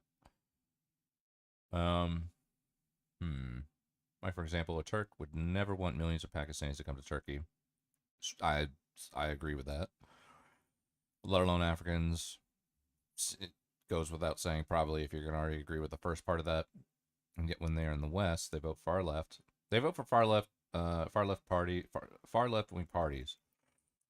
But when they can vote in Turkish elections, they vote for Erdogan, a shitlib who cannot pull himself in the mind of an immigrant.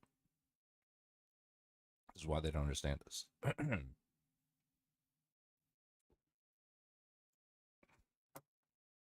I mean, I guess the question is, like, should you have empathy for someone who would never have empathy for you?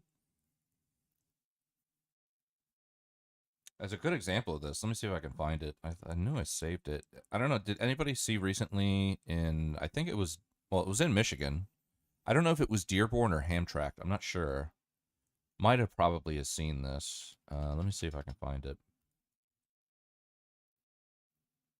Oh, yeah, right here. Let me see.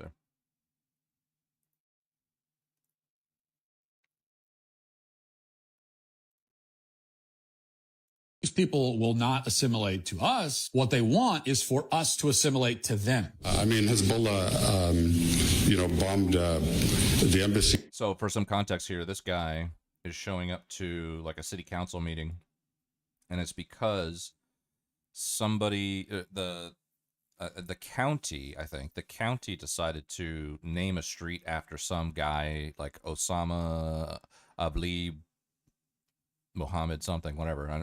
So one of these names, right?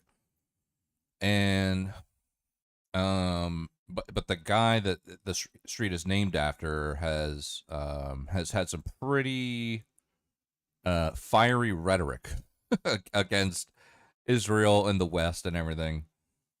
So this guy's like, hey, I'm all about inclusivity, but this street sign, I don't know if this guy was actually like an inclusive kind of guy, No, this is not Texas. This is in Michigan. I know what you're talking about.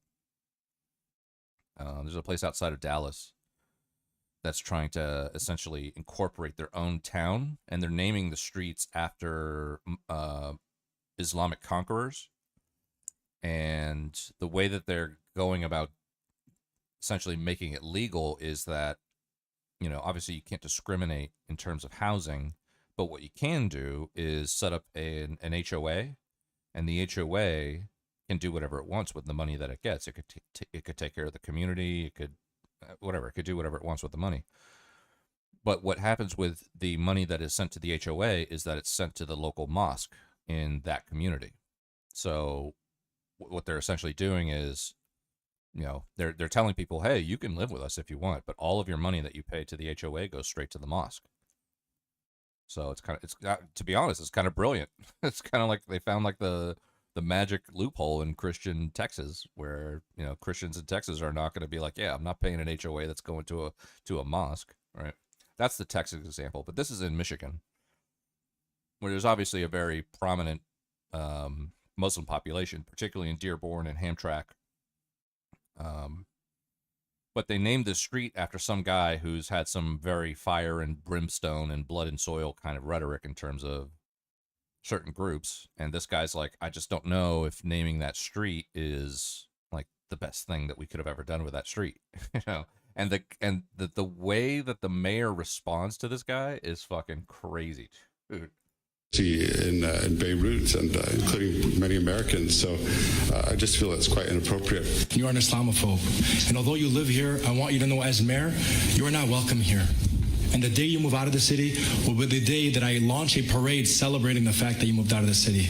Because you are not somebody who believes in coexistence. The nerve to be a guy named Abdullah H. Hammoud and to tell someone else, a guy named Ted, that he's not welcome here. And listen to what he says. He says, Although you live here, you aren't welcome here. Oh, well, that's funny, Abdullah, because I feel exactly the same about you. Yeah, you live here in America, but you're not welcome here, and you're not really an American. And once we ship all the foreign subverters out of this country, the people who hate this country, hate our traditions, hate our culture, once you're all gone, I too will throw a parade. We will all throw a parade. The feeling is mutual. Abdullah, these people will not assimilate to us. What they want is... Abdullah. I want to see if I have the full video, though.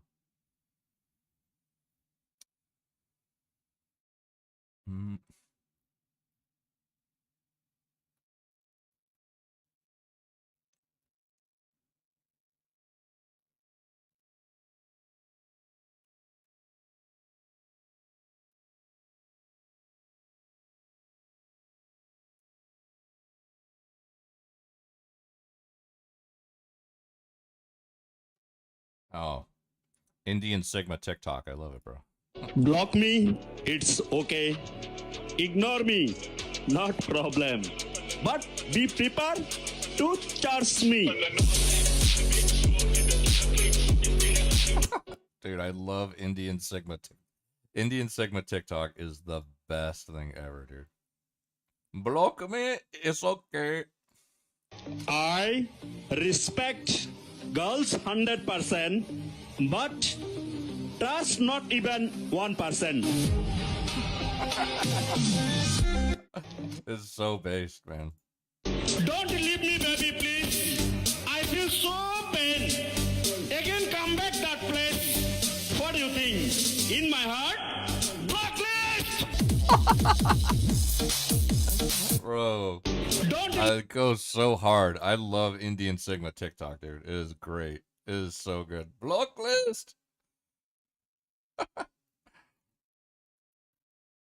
Where's the guy?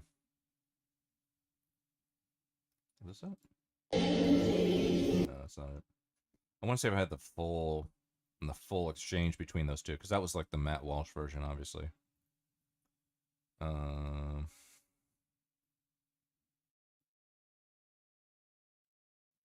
Oh, actually, wait. This one's for Conrad. I've never. This is some long ass German word. You tell me if you ever heard this before. Ahir, please tell us your word, then give us a brief definition and tell us why it matters so much. So, my word is Deutsches zusammengesetztes Wurzsehnsuchtsgefühl.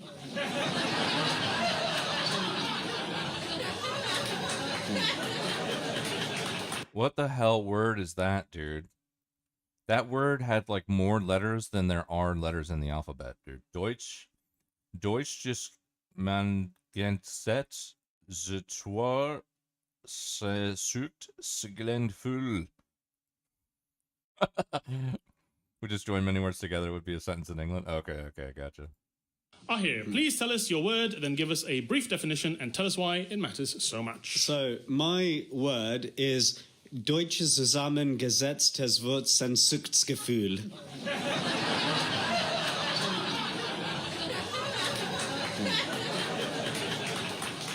And that is a word for when you're in a situation where you really wish that there was a German compound noun to describe it.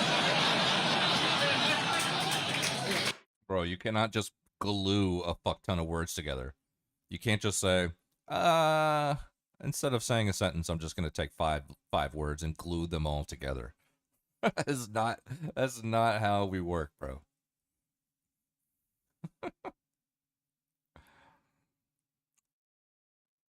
Can they play Scrabble? I'm sure they can, but I don't know what it would be like.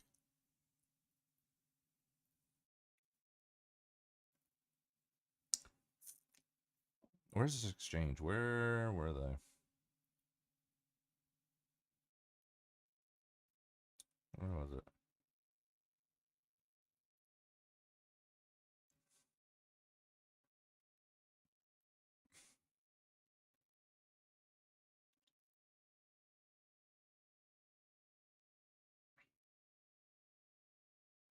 Oh, this chick. Oh, check this chick out. Okay. This chick right here. I don't know how old she is, but she's this girl in China, and her social media account is basically her rapping to American rap songs, and it's interesting because when like if I well, let me just play it and then you tell me if you think there might be something that might be problematic about this. Look, I got enemies, got a lot of enemies, got a lot of people trying to drain me out my energy. They trying to take away for a nigga. Fucking with a kid and pray for your nigga. I got girls in real life trying to fuck up my day. Fuck going online, that ain't part of my day. I got real shit popping with my family too. I got niggas that can never leave Canada too. I got 2 mortgages, 30 million in total. I got niggas that are still trying to fucking me over. I got red niggas that I gotta act like a lie. But my editing days are over, fucking niggas for life. Yeah. Bro. Look, I got enemies, got a lot of enemies, got a lot of people trying to drain me out my energy. They trying to take away for a nigga. Fucking with a kid and pray for your nigga. I got girls in real life trying to fuck up my day. Fuck going online, that ain't part of my day. I got real shit popping with my family too. I got niggas that can never leave Canada too. I got 2 mortgages, 30 million in total. I got niggas that are still trying to fucking me over. I got red niggas that I gotta act like a lie. But my editing days are over, fucking niggas for life. Yeah. Now the crazy thing is that her whole account is like that. Her whole account is just her rapping to American rap songs, right? And when you look in the comments, it's basically like straight down the line 50-50. There are people there that are saying, and it's mostly American people, Americans saying, holy shit, that was fucking crazy, that was awesome. Like they're encouraging her, that was great. There's the other half of the people are like, she's not allowed to say the N-word. she doesn't have the N-word pass. She can't be saying that. And it's like, but the thing is that I don't even think that she knows English. She's just imitating the song. I don't even think she knows what she's saying. She might. I don't know. I have no clue. But the most charitable case here is that she doesn't even know English. And she's just going off, dropping N after N after N after N. And it's like, the question becomes, like, is it okay if you don't even know what the word means? Is it okay? I mean, if you know me, I'm not a fan of slurs, all right? I'm not a fan of slurs. I think that slurs are, first of all, most of the people that say slurs are men. Sometimes you hear women say it once in a while, but for the most part, it's men, right? And men say slurs because they're just signaling to each other. It's the same thing as virtue signaling, but it's the opposite. It's vice signaling, right? I'm going to say a slur because I want to signal to somebody to kind of like, take a temperature of what I can say and what I can't say and what kind of vibe this person has, Guys do that all the time. They drop F, they drop N, they drop all kinds of shit, I'm not a fan of slurs. It's not my thing. My policy on slurs is, if it's something that you wouldn't want your child to say, either in your presence or outside of your presence, and you have to hear about it later, if your child drops a slur somewhere and somebody tells you, hey, just by the way, little Timmy over there, he was dropping slurs like crazy, everybody around you is going to wonder where little Timmy learned that fucking slur, all right? And that's why I'm against slurs. I don't think that words are violence, but I just personally don't particularly find any use for them, and I don't want to be responsible for carrying them into the future. And on top of that, it's just practical. Like, I don't want my children just outright just blurting a bunch of slurs and then me hearing about it later and people wondering where they learned those fucking slurs, and I have to be like, oh, I think they're playing a new video game, or no, they learned it on the internet. I mean, like, it's fucking bullshit, right? However, this chick doesn't even know what she's saying. I think she doesn't even know English. And her whole account is just dropping N-bombs on rap songs left and right. And people are like, but people like half the people in the comments are like, she's awesome. Like, I want this chick to be my wife.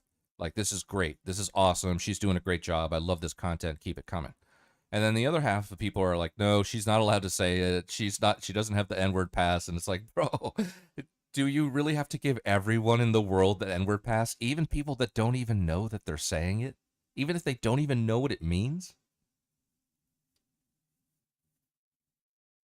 That's a Casey question right there. That's a rabbit hole Casey question right there. If I ever saw one, that's a rabbit hole Casey question. You better be out there, Casey. Casey, you got to answer for this right now. All right.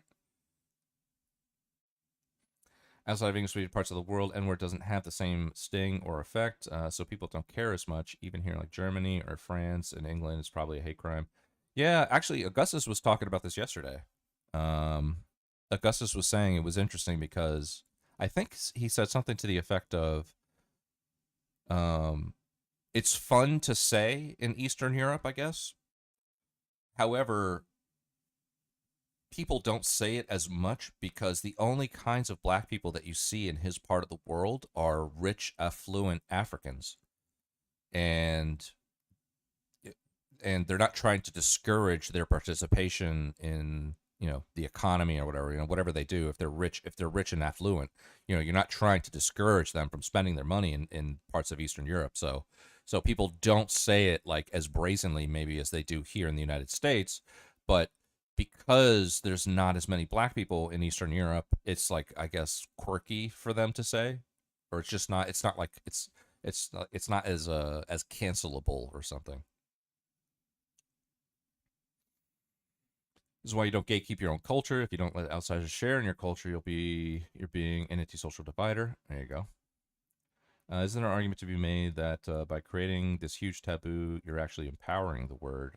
Like if everyone was saying the N-word all the time, it would be shocking at first, but over time it would just become cringe very quickly too, and that's just normal. Yeah, but also at the same time, you're just basically justifying using slurs, right? I don't know if that's an argument for, you know, propping up free speech values or just justifying using slurs. Me personally, I just don't find any use for them in my day-to-day life. Whether I'm on the internet or I'm in my real life, there's no point in my day where I'm like, man, you know what I could really use right now? A fucking slur. A slur would just go so well right now. You know, like that's just not me. That's just my personal thing. Then on top of that, if I had kids and they learned slurs from me and then went out into the world as little kids and started saying slurs, it would eventually come back to me at some point because somebody's going to be like, where did little Timmy here learn how to fucking say F and N and all this other stuff? Right? And no matter what I say, they're going to think that Timmy learned it from me. No matter what I say. Oh, it's the internet. Oh, it's the video games. Oh, it's the rap music. It's not going to matter because they're going to think it's from me. So even if it's like even if I did like privately say the word or whatever, but Timmy like heard it when he was like 2.5, 3 years old and just carried it on into you know, 3rd grade or whatever. Just started dropping N's and S's and whatever. It's the same thing with cuss words. Like I remember saying, first time I said a cuss word was probably in like 5th or 6th grade, and I think I said shit. I think the first time I ever said a cuss word was shit. And I was playing football. I was playing football at school, and something happened, and I was like, shit. And everybody looked at me like, oh my God, he cussed. But they had been cussing for a long time. It's just like they looked at me weird because I was just the guy that never cussed. And then I just dropped a shit out of nowhere. Not literally, but I just said shit. And all the guys I was playing with looked at me like, oh my God, he fucking dropped an S. Okay, all right. It's like a rite of passage almost, but it doesn't need to be. I mean, whatever, shit and fuck and all that stuff, I could care less. If somebody came back to me and said, hey, your son said fuck or shit, I'd be like, okay, that's okay. But if they're dropping slurs, that's a whole different story, dude.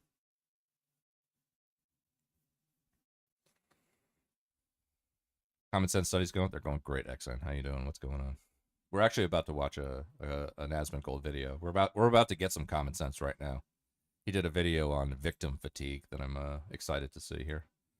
What do you think about ethnic comedy, like stereotypes of Germans or French or Mexicans, or I think that probably Jews? Like is that completely unwholesome because it's definitely playing on stereotypes? No, I think ethnic comedy is fine. You know, and I'm you know, if there's a well-crafted joke that involves a slur, I'm not going to say I'm not going to laugh at it. I'm just saying that I personally would not use a slur. It's just not. There's no part of my day where I'm like, man, a slur is definitely going to get me to the next level right now if I drop a slur. Yeah, using a slur right now is really going to take me to a place I haven't been before. I'm trying to get to this next level, and the only way that I can do that is to fucking just drop some slurs right now. Never. It just never fucking happens, you know?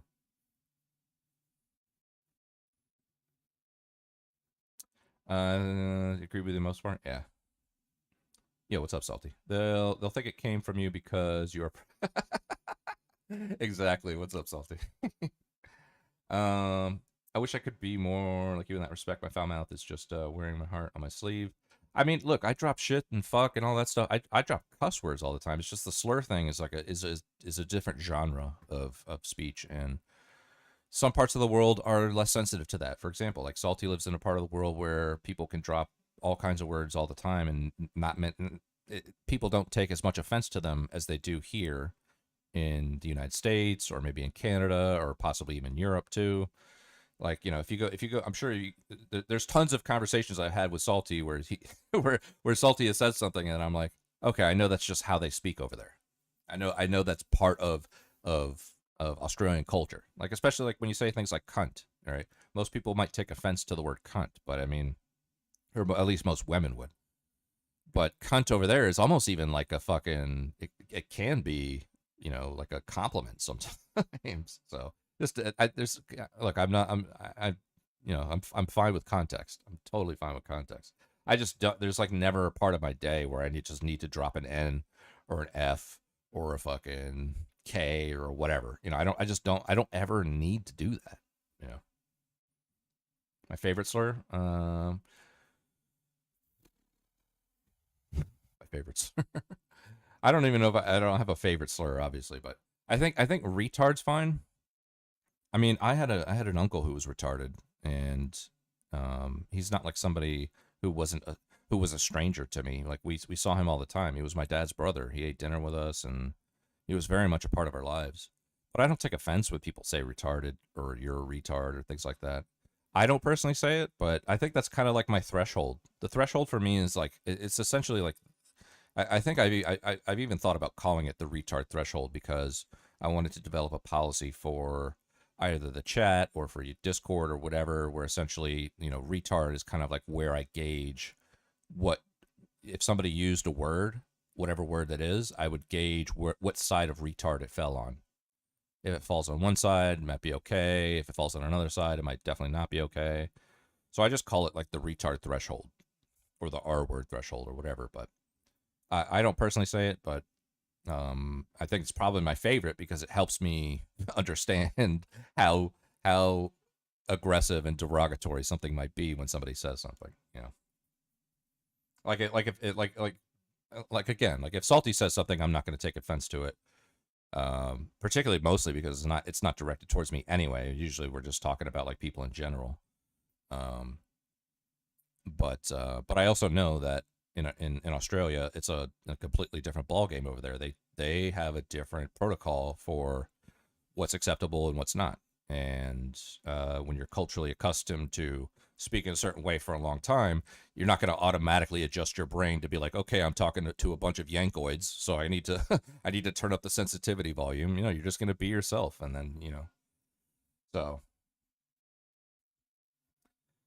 I think the idea is more to turn something into a slur, like a Monster Zionist or Swifty. Swifty is definitely, I like the Swifty one, yeah. Cuss word thing is just bad vocabulary, like some people can't even, can't stop if they wanted to, because it's part of, yeah, exactly, yeah. I was in the military. There are some people that could not speak an entire sentence without using a cuss word. Yeah. Sometimes they couldn't even speak a sentence without using multiple cuss words. So it can be like intellectual laziness for sure. I think that cuss words really get. I think they're useful in like very dangerous, dramatic situations. In situations that tend to escalate. But to like constantly use them all the time is probably like there's probably like a level of intellectual laziness there. I mean, I'll drop a fuck or a shit or whatever. I just just depends on how lazy my brain is in the moment or who I'm talking to, but.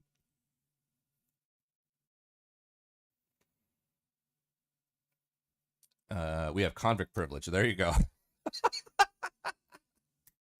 Bro, that sums it up right there. Convict privilege. I love it. I love it. I love that. That's actually awesome. Your calm demeanor makes me think that you're a flame retardant online and IRL. Ergo, you seem like a cooler head. So if you're a retardant, don't be offended. No, I'm definitely a cooler head for sure. I've done enough fun, interesting, crazy things in my life to know that when I'm literally playing video games on a fucking stream, that I'm probably in one of the most privileged positions on the planet. I could be starving in Africa right now, but no, I'm fucking literally just talking shit. I'm just talking shit in a Western country. So I'm fortunate. I'm fortunate. You ever visit an old colonial era prison? Oh, that's yeah. Literally bald, so cooler head. Yeah, literally, it's a literally thing. I wanted to see. Anyways, I think this chick, she should be able to continue her account. You know, she should drop as many N-bombs as she wants. Anybody in her comment section that's telling her that she can't can go fuck themselves. I think she's awesome, and I think like this is one of those cases where, you know, like again, like I'm just not a slur guy, but I look at her account and I look at all her videos and I'm like, yeah, just do it, you know, because I've there's definitely times in my car when I'm just listening to a rap song, I'm totally gonna drop an N-bomb. Nobody's around.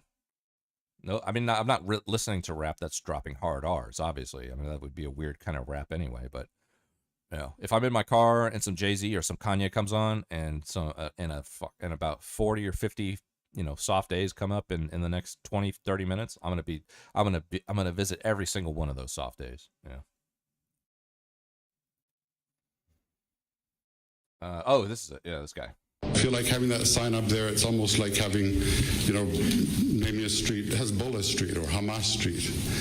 I mean, Hezbollah, you know, bombed the embassy in Beirut, and including many Americans. So I just feel it's quite inappropriate. You are an Islamophobe. And although you live here, I want you to know as mayor, you are not welcome here. And the day you move out of the city will be the day that I launch a parade celebrating the fact that you moved out of the city. Because you are not somebody who believes in coexistence. I feel like having that sign up there, it's almost like having, you know... I don't know, man. It sounds like projection, bud. Sounds like projection. You are the one that doesn't believe in coexistence. Okay. Yeah, you're the one throwing a parade.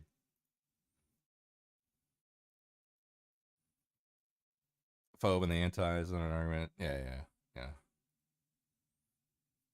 Yeah, I think phobes and isms are on their way out. I think phobes and isms are on their way out. They're just not as impactful.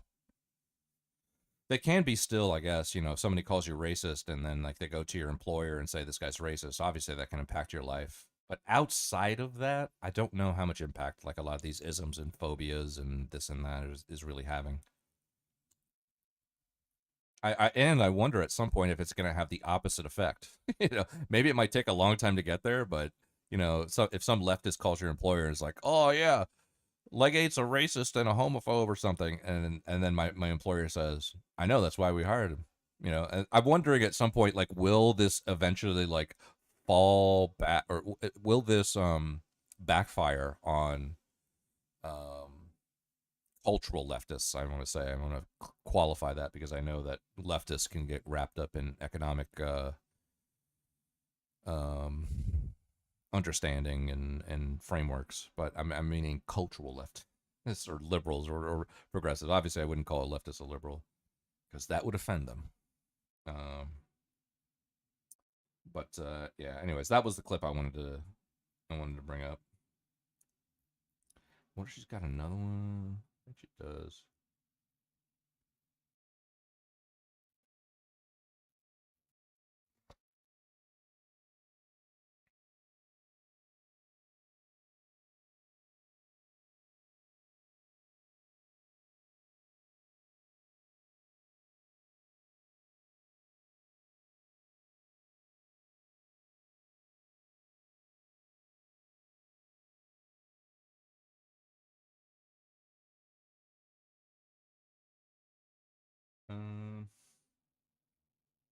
Actually, I had another one here somewhere.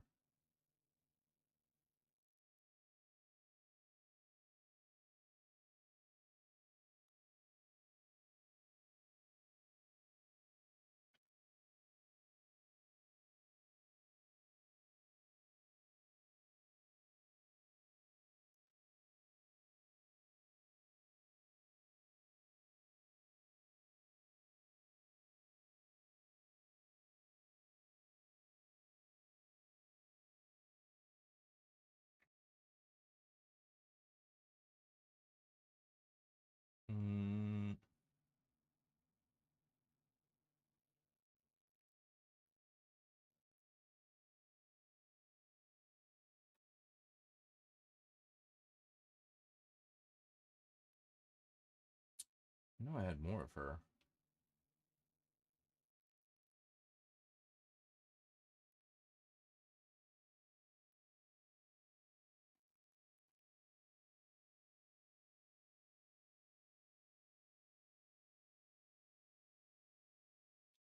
Where was it?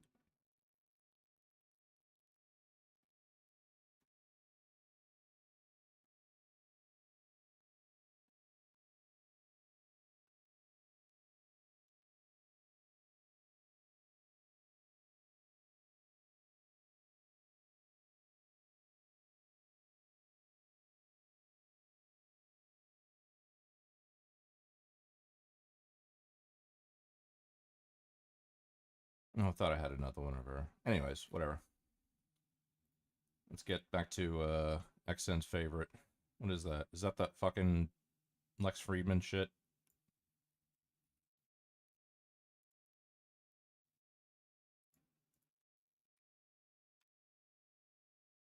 This is an environment of welcoming, and you should just get the hell out of here.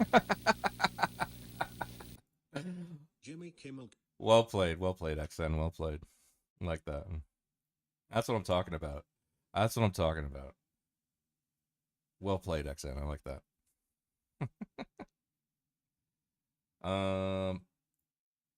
No, Asmongold made a video on victim fatigue. So I am all about it. I want to check it out, see what he says. He hasn't made a video in a while because I think his dad just died of like prostate cancer or something. But this was a video that was like stuck way back in the stream queue that I hadn't seen yet. And I haven't even seen an Asmongold video in like, I can't even remember the last time I saw it. It's probably been weeks since I've seen an actual Asmongold video. So we're going to check this one out. And I'm going to grab a beer and go to the bathroom. So I'll be back in a couple minutes. But I will be right back. Professional victim fatigue. Holy shit. I think so many people are tired of this. I just wish there was something I could do for you all. Like improve public safety for disabled folks every day, you know? Hands over a mask. No, thank you. Anyways. For those of you who are confused, no, this masking video is not from 2020. It was released recently, like a month ago, and you have someone who is still saying that everyone has to wear a mask for COVID, because if you oh my God. Don't, then you're a bad person who deserves to be shamed for wanting to live your life normally.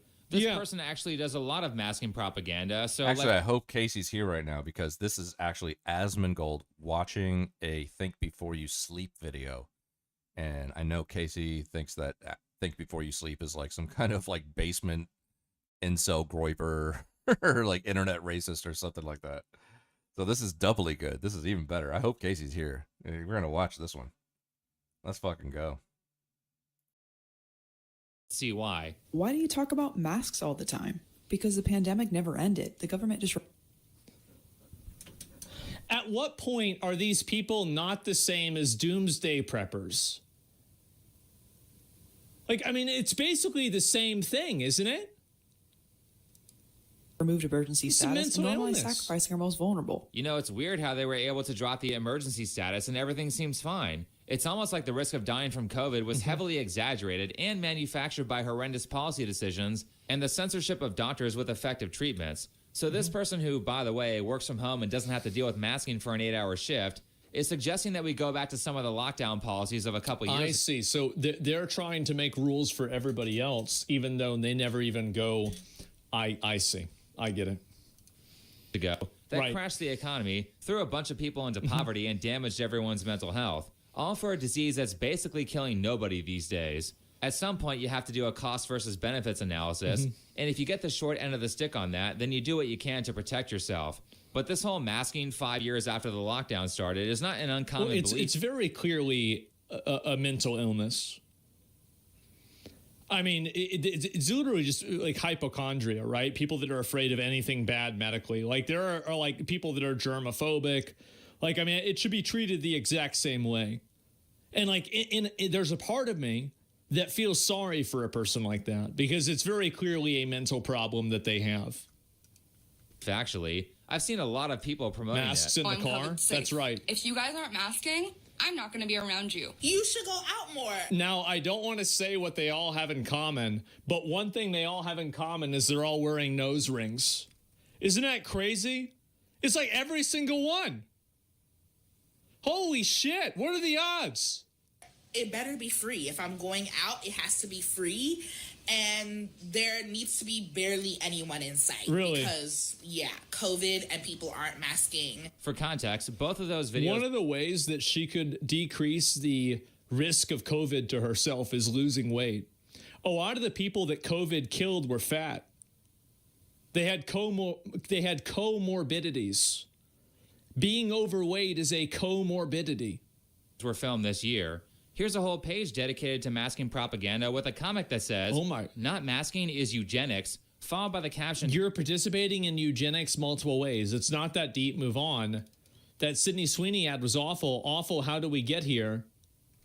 So,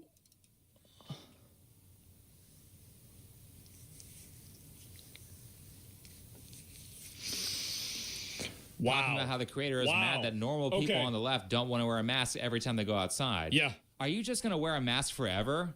Yeah. I can only imagine the tyranny we would live under if this person got any political power. But more luckily, they never will.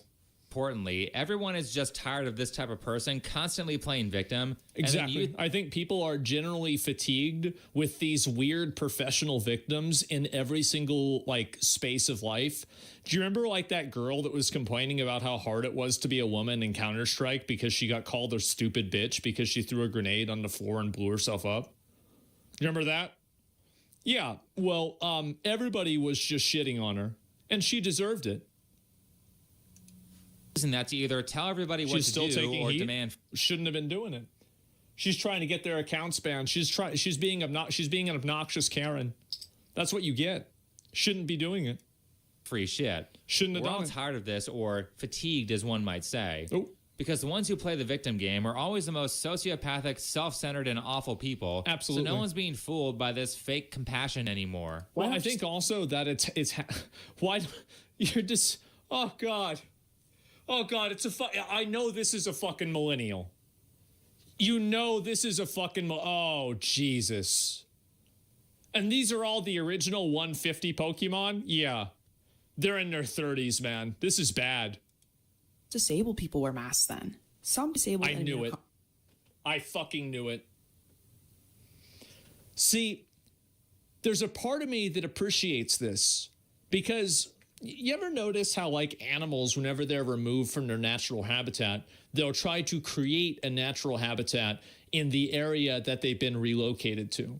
And as you can see here, we have a very clear mental asylum patient who's tried to recreate the padded room that they should be in their natural habitat in. And I think they've done a pretty good job. They've almost done one entire side of the room. Compromised people cannot get vaccinated or wear a mask due to medical reasons, which is why it's crucial you should if you can. Where should I mask then? Everywhere? You should mask anywhere you think disabled people deserve to exist in safety. PF? Nowhere. Nowhere, obviously. That's every public place. Yes. For the record, this person's claiming that she's disabled because she's slightly autistic. Now, I believe her. Yeah, I think she's telling the truth. I think she's... Yep. For one, never getting sick is bad for your immune system and makes you more vulnerable. Two, I haven't been sick since 2009. Uh-oh.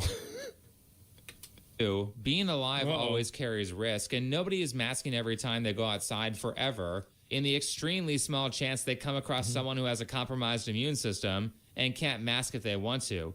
Like, that's such a rare thing that realistically, I think this person's just overly fearful of catching COVID and is saying, what about these marginalized communities, to pretend that she isn't being selfish. Yeah, exactly. Like, that's what they do. And this is what's also, like, I'm actually really glad he's bringing up this point. This is a great point, is that these people use marginalized groups that they are oftentimes not even a part of as kind of leverage in order for them to push their worldview, in order for them to make people do what they want, basically. Calling everybody murdering eugenicists if they don't cater to what you want is a bit much, right? Anyway, for those of you who didn't see the prior videos, this pink-haired person is Courtney, who is a 28-year-old asexual autistic person with low support needs who also has... I said they were a fucking millennial, didn't I? I knew it. ADHD. Did I get all those tags perfectly correct? I wouldn't want to be called a bigot. Oh my gosh, I had an autistic meltdown this weekend and went nonverbal. Actually, that would be a verbal shutdown. Huh? Because being non-speaking or nonverbal is the permanent state of using words and other forms besides voice. You don't experience that, and you don't have to co-opt someone else's language to describe that experience. Right, These are people that have no problems in their life. Literally no problems at all. I can't stand her. These are the people, by the way, that get into positions of power at HR and other types of moderation places in society, and then they want to tell you how to live. Soul is the person who made the honest mistake and not the one who is meticulously correcting everyone. Anyway, basically all of Courtney's content is centered around what level of the victim tier you're on, and she seems to revel in collecting various diagnoses like autism and ADHD, so she can use that to claim that she is disabled and therefore oppressed, which really is just a personality trait that everyone finds annoying, because ultimately, the reason that they're playing the victim oppression game is to shield themselves from any criticism of their behavior. That's exactly right. Yeah, anytime that you attack them, you're attacking their disability or their identity, and then you're a bad person. Which brings us to a video that I made a little while back called Why the LGBT Movement is Failing. Oh, no. That included an entire 10 seconds of Courtney talking about some BS about being non-binary. And I basically responded with the same sentiment of this meme here, which is that... What do you want? I want everybody to know that I'm offended by everything. Once you see the bad haircut and the pink hair... Oh, that's the haircut right there, isn't it? What's up, Corwin? How you doing? Welcome in, welcome in.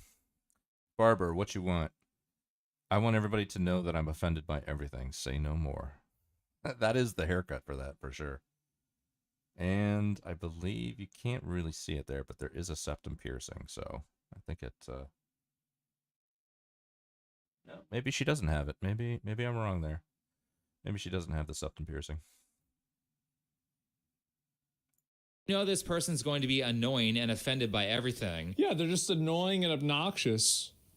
You also can't be like, I mean, besides a medical like abnormality, you can't be non-binary. Like you're either a man or a woman. Like that's just how it is. I mean, you can say that you're not, but saying that you're not doesn't make you not. It's common sense.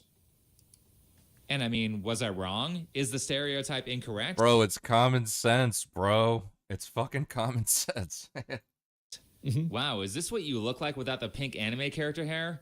Jeez, this is what 4 years of college will do to a person. Now, a normal person would see... That's crazy. That's the same chick? She looks awesome.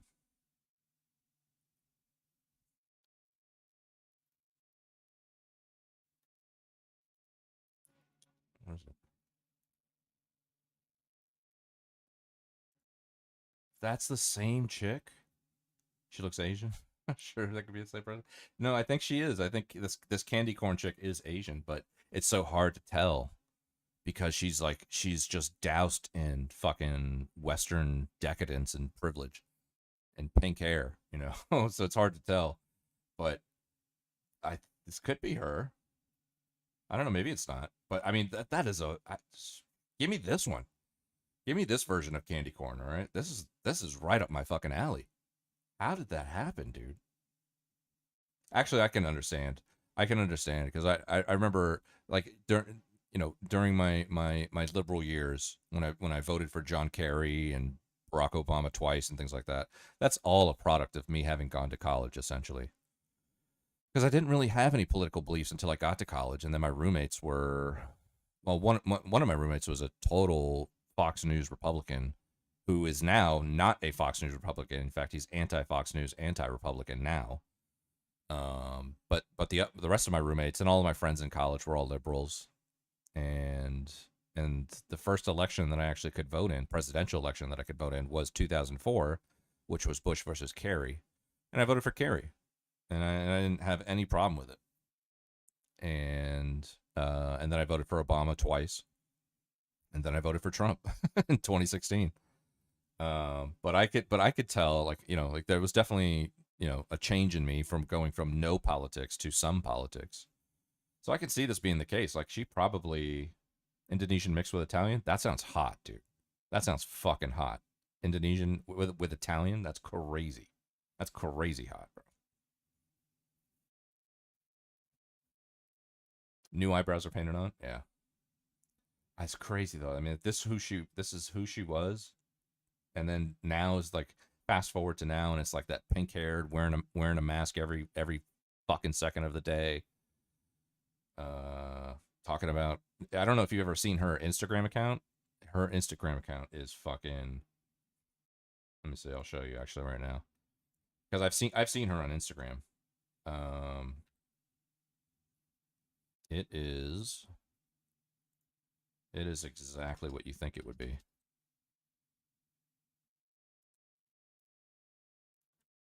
Let's see.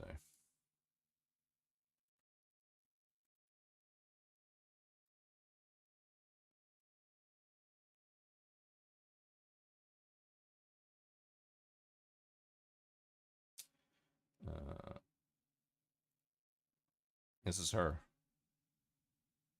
It's crazy to think that's the same chick.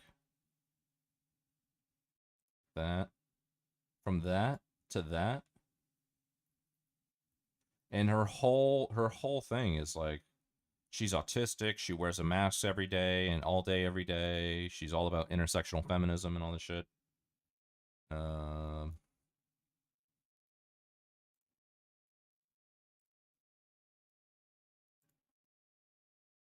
Like this. But you're disabled, queer, and Asian? Pick a struggle. I did. It's choosing intersection. Oh, that's her. That's gotta be her then. She's Asian. She's saying she's Asian, so that's gotta be her. But you're disabled, queer, and Asian? Pick a struggle. I did. It's choosing intersectionality and acknowledging that all of our struggles are connected by the very same systems of oppression. It's acknowledging you can be marginalized in some ways and privileged in others. It's understanding the obvious logic that multiply marginalized people exist. That's quite literally how this dice block of life works. You can be any combination of things. The issue is, it's only a problem to you when we assume you're not the default in every other category. That whiteness is the default, that heterosexuality is the default, that cisgender is the default, that non-disabled folks are the default. That suddenly, when we have multiple identities, it's too much for you to understand or handle. Not so hot take, but maybe you should pick a struggle that isn't harassing marginalized people for simply existing and being different than you. But that's just me. Bye. Her whole account is like that. Every post is like that.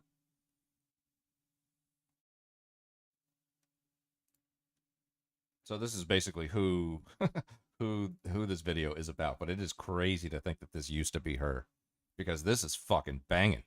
She'd be fucking killing life right now. If she stuck with this, she'd be fucking cruising, dude. Jeez, this is what 4 years of college will do to a person. Now, a normal person would see criticism like that and either ignore it or make a video response. Oh, jeez. But since Courtney has the maturity of a 7-year-old like Illymation, who also I mean, yeah, she does. She has the room of a 7-year-old, too. People should not be allowed to criticize her, she decided to fight dirty and file a copyright strike on my video on her to get it removed. What? I made this video here responding to that, where I pointed out that it's ridiculous that she's striking my video over a 10-second clip. I said that she's... So why am I not surprised?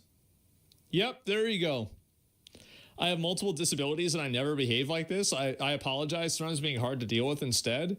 Listen, bro, like everybody knows that a bunch of attention-starved, bored, white liberal Karens that live in an upper middle-class family are not responsible for every disabled person. We know they are an invasive species. They are. They're an invasive species. And nobody's blaming you. Nobody thinks you did anything wrong. You're not in the same group as them. And you know it, I know it, and everybody else knows it. Engaging in copyright abuse to silence people she doesn't like. Yep. And I ended that video by saying that I would be fighting the strike. Now we're all caught up to everything that's already been discussed on this channel. So to continue my point about my dislike of people who constantly play the victim card. Isn't this building in Star Fox? In like the first level, you have to like shoot it right here. It's red and it breaks the building. Allow me to use this next segment to point out how their demeanor completely shifts the minute they feel they have the opportunity to fight dirty and victimize the people they don't like. By the way, I love how much of this parallels the Illymation drama from last year, where she tried to multiple times get me deplatformed because I made a video criticizing her. Anyway, getting to the part where she continues to fight dirty, after I released the dedicated video on her talking about her abusing the copyright system, Courtney went onto her Instagram and said this: on today's episode of Alt-Right Creators Doing What... How is everybody that disagrees with you alt-right? Like, I mean, at a certain point, don't you realize that, like, maybe you're using this a bit too much? What they do maybe best. It's a little bit too Stop. often, right? You know what's really funny? These people are so obsessed with making sure that everyone labels them properly, yet anytime they are faced with people who have differing opinions, they mislabel them as alt-right or Nazis. I'm not alt-right. Alt-right is a bunch of white supremacists who want an ethno-state, and I have openly stated many times that I don't like racism or identity politics. You should never even try to explain it to them, because explaining it to them gives their accusations credibility. It's a baseless, stupid accusation with a vague term that nobody even has a definitive definition of. It's just a person trying to demonize you and basically make you look bad. That's all. So it's nice to see that Courtney believes she deserves a respect that she doesn't give to other people. Of course. Moving on. Think Before You Sleep posted a large anti-trans rant video. Oh. Stop again. It was not anti-trans. It was a video talking about how sociopathic the activists are and how... Anytime that a trans person does something wrong, if you tell them that it's wrong, you're transphobic. Even LGBT Did you guys people know that? don't like the activist. I mean, if I can't say that it's wrong for Lily Tino to dress like Miss Rachel and then advertise an OnlyFans account on the same page, then Courtney is basically saying that people can't criticize anything a gay person does or a trans person does. That's exactly right. That's why they like to identify as those groups. Now you're starting to understand it. These people want to be able to behave with complete impunity and to do whatever and say whatever they want. And so what they do is they create identities for themselves that make them victims. So anybody who attacks them is now labeled as some sort of bad person. That's the reason why they do it. Think Before You Sleep posted a large anti-trans rant video and got mad when I got it removed for copyright because it illegally used my content, and they still don't know how copyright works. They? Are you misgendering me, Courtney? I am not a they, them. And last, what's up, Rambo? here's the best part. After complaining about cyberbullying, Courtney finishes by saying, if you could thumbs down, report, or leave a good comment for me, I would appreciate it as I'm being spammed by their alt-right followers right now. I have no problem with people saying to downvote or to comment, but to tell people to report the video, that's a little bit much. And then she leaves a link to my video in the post, followed by a screenshot showing that she watched an ad. Thanks, Courtney. I appreciate your financial support. I also appreciate how you're essentially crying about cyberbullying here as you tell your 200,000 Instagram followers to go mass flag. This is another thing that I really fucking hate about people like this, is that they constantly cry about being victims, but the moment that anybody criticizes them, they will collectively work to deplatform and destroy this person's entire online presence. They will, like, and that's one thing that I said the other day. Remember back whenever I was criticizing that girl, like the Counter-Strike thing, and then that other girl made a tweet. She's like, I can't believe he would say that. He shouldn't be able to do that. That's so wrong. Like, special interest disability. Yeah, I guess so, right? But like, all I'm really trying to get at here is that they have no problem bullying and attacking other people, but they want to be the ones that have the decision-making capability to do it. That's really it. They play victim while bullying people? Yes, exactly. Bomb and harass a creator who is defending himself against you abusing the copyright system on YouTube.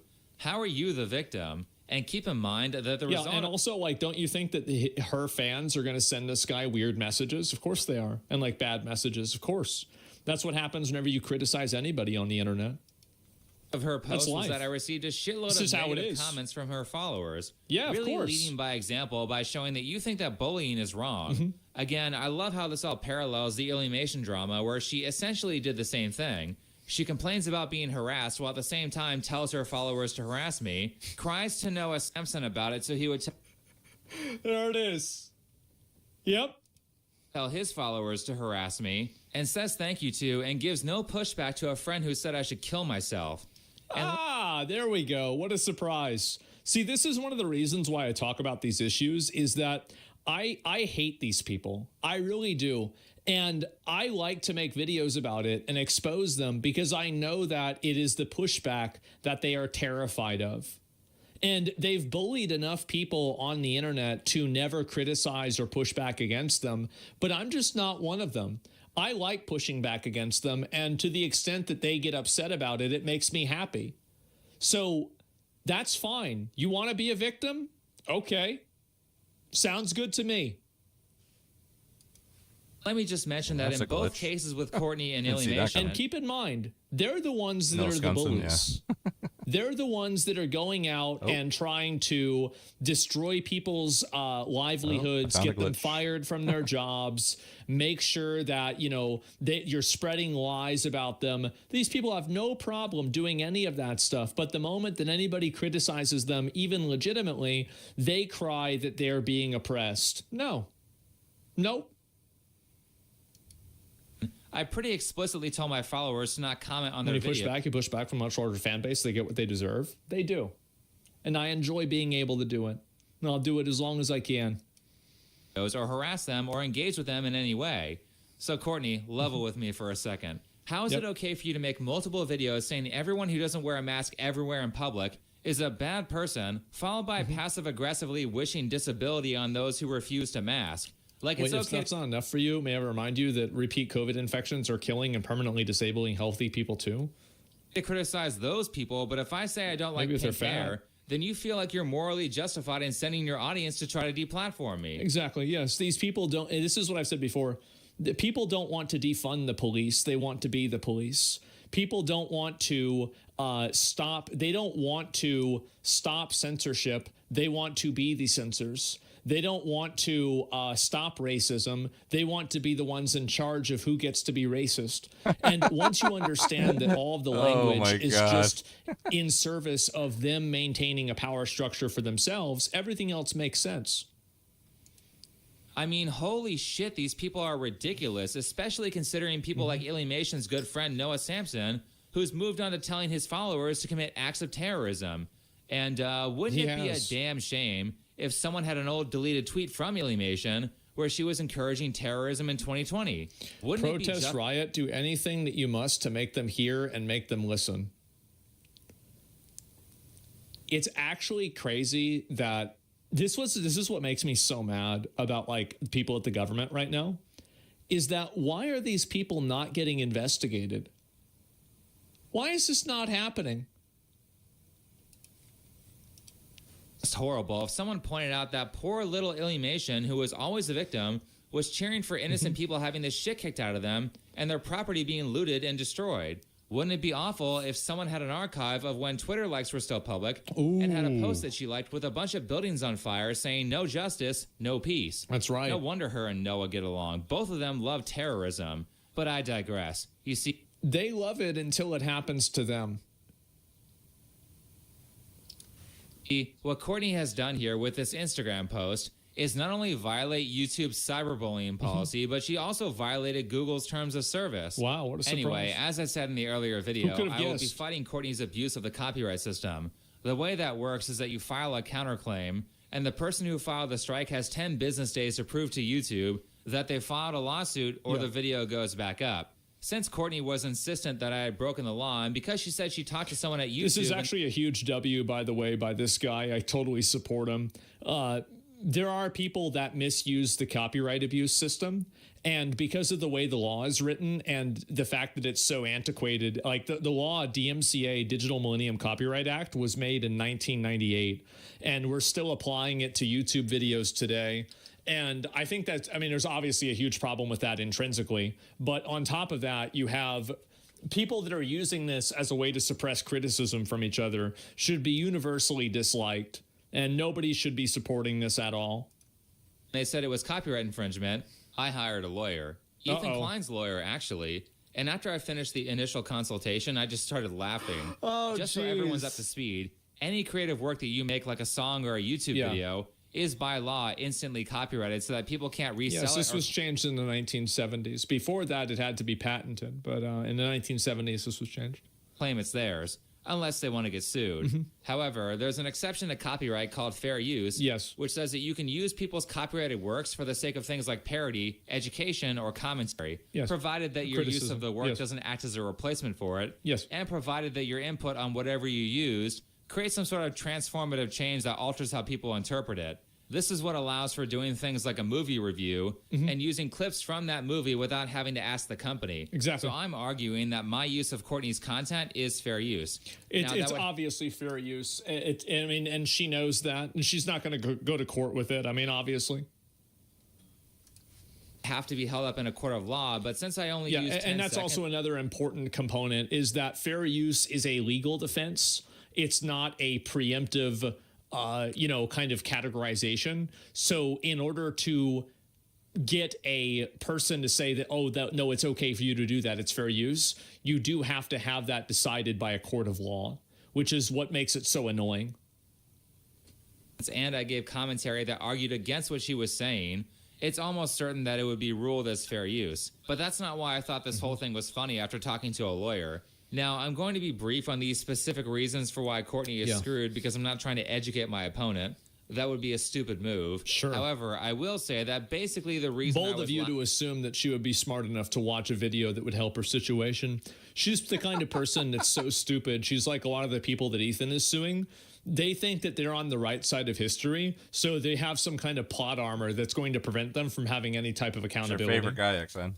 Laughing is because the amount of damages that she's legally allowed to pursue for copyright infringement of that 10-second clip is almost nothing compared to how much it would cost to sue me. She would be putting a second mortgage on that pink house to afford it. Jesus. That's if she wins. However, if she loses, which is very likely, it would be Just pay all incredibly the legal easy fees. for me to prove that her takedown was malicious, which means I can countersue for my lawyer fees, and that won't be cheap for her.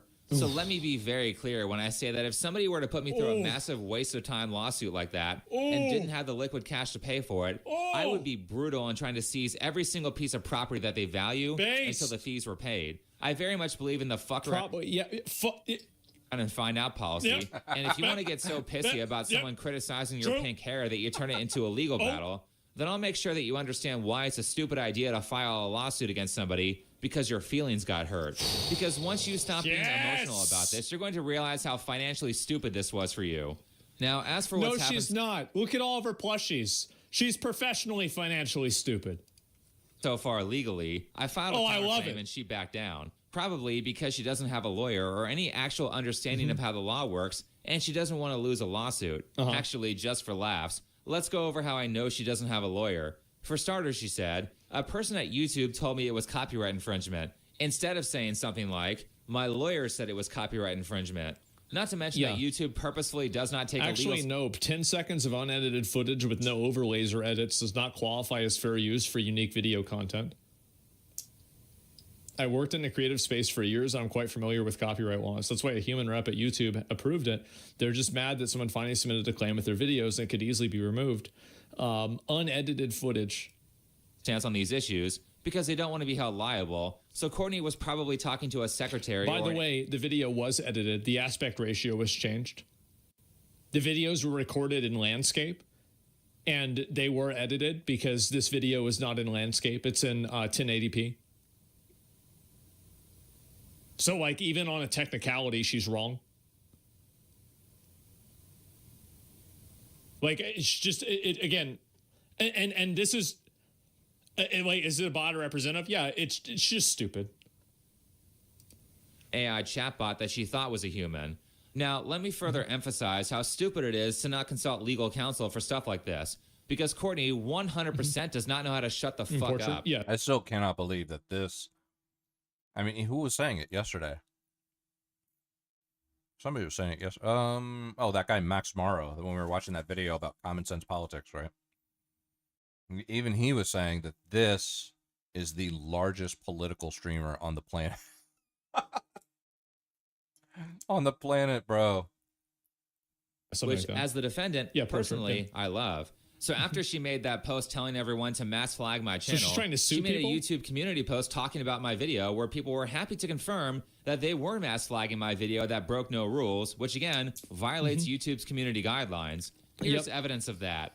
The great thing about this post is that it helps my case for fair use. Her calling me alt-right and transphobic is a public admission that our viewpoints are diametrically opposed. Thanks, Courtney. That'll make it much easier to argue in a court of law that my commentary is transformative and fair use. Because it's critical, yes. arguing a viewpoint that opposes yours. Yes, that's one of the 4 pillars of fair use. If she knew anything about fair use, she would know that, and she would have never said that. It's actually crazy. You know, there's a reason why every lawyer tells you that whenever you're in the middle of a lawsuit that you're not supposed to talk about it. Have you ever noticed that? Like, while they always say that, this is the reason why they always say that. The great part is that she deleted this post, another indicator that she doesn't have a lawyer, because deleting evidence like that is called spoliation, and there are penalties for that in court. True. I mean, she'd have to be an idiot to think I didn't save it. Speaking of, Courtney had no... He's got it. Yeah, why? It also, by the way, it is something that's looked upon very negatively. If you're found to be deleting evidence that could basically make you look bad, I mean, at that point, like, I mean, really, let's just... #Destiny. Just go ahead and use a little bit of common sense here. Why would somebody want to delete evidence about themselves like that? Why would they want to do that? Well, I'll tell you why. It's because they're trying to hide the truth. That's why. No problem running her mouth all over the comment section of that post, and it would be a damn shame if somebody read through every single public comment she made and archived them. I mean, she was super arrogant about how knowledgeable she is about copyright law and how she has some sort of connections at YouTube. I guess it didn't work that well because my video is back up. Here's a comment that says, they're weird as hell for getting upset over this. Even Too bad, huh? Too bad. One's genius, the other's insane. Judge has common sense too. Yeah, everybody sees. They're weird as hell for getting upset about this. Even if it's, quote, fair use, as some people claim, you have a right to not be in a video if you don't want to. I don't know. Is that how it works? I mean, I have videos on YouTube, but I've never made videos for YouTube. I basically just use my YouTube as, like, storage. I don't, everything that's on my YouTube is, like, well, except for my lives. My lives are all there, but everything else is private or unlisted. So I don't know. Like, is that right? Even if it's fair use, as some people claim, you have a right to not be in a video if you don't want to? Is that how it works?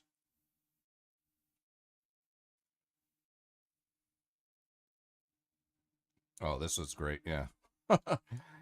Somebody else wrote, adding on, the echo chamber they are in is so weird.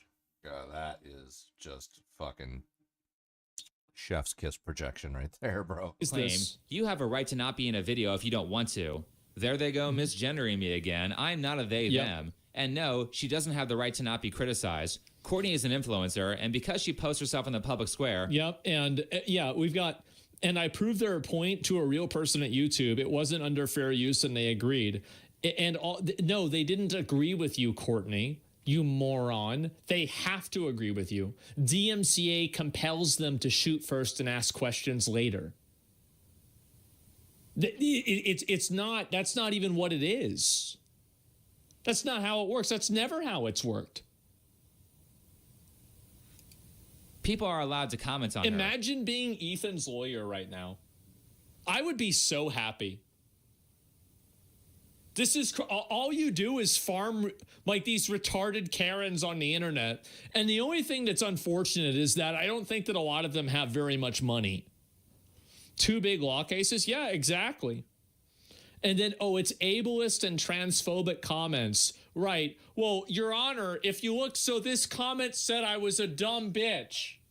So I think that I should win the lawsuit and he should give me all the money. Yes. Okay. That's nice. That's why I asked him wanted to be a lawyer. Yeah. If you don't want people commenting on you, then don't post stuff on the internet. Courtney responds by agreeing and saying that transphobic comments make a video not fair use. What? This is your brain on victim mentality. That's your brain. That's how it works, guys. That's where you're at. Did I read that right? Yep. Here's a comment where she's openly acknowledging that she told her followers to go harass me and how much she appreciates them doing that. Oh, and last but not least, you could use this comment to argue that the reason that she struck the video is because of the criticism and not because any copyright infringement was... Yep. The comment section was so unrelated to the serious issue. I saw they talked about your hair color, your gender identification, other stuff had nothing to do with anything. There were some hard comments to read. And that's what they do when they don't have an actual argument. Unfortunately, the original video was 100x that, and I have zero regrets getting it taken down if it stopped some of the hate for other folks on it.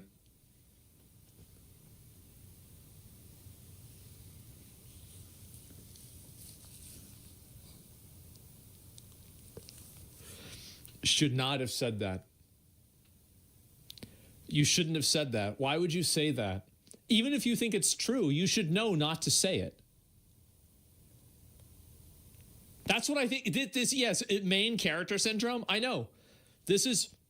We have an epidemic, and this is just going to get worse every year because more millennials are going to get into positions of power. We have an epidemic of main character syndrome millennials.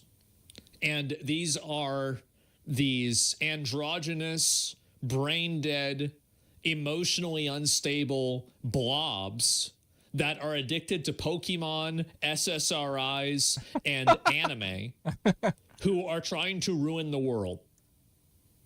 That's what we're up against, guys. That's it. And now, yes, and now Labubu's. And I understand I'm also a millennial. But I'm one of the good ones, okay? I at least I think so. These other people are fucking crazy. They're awful. Yeah, I'm one of the good ones. Admitted.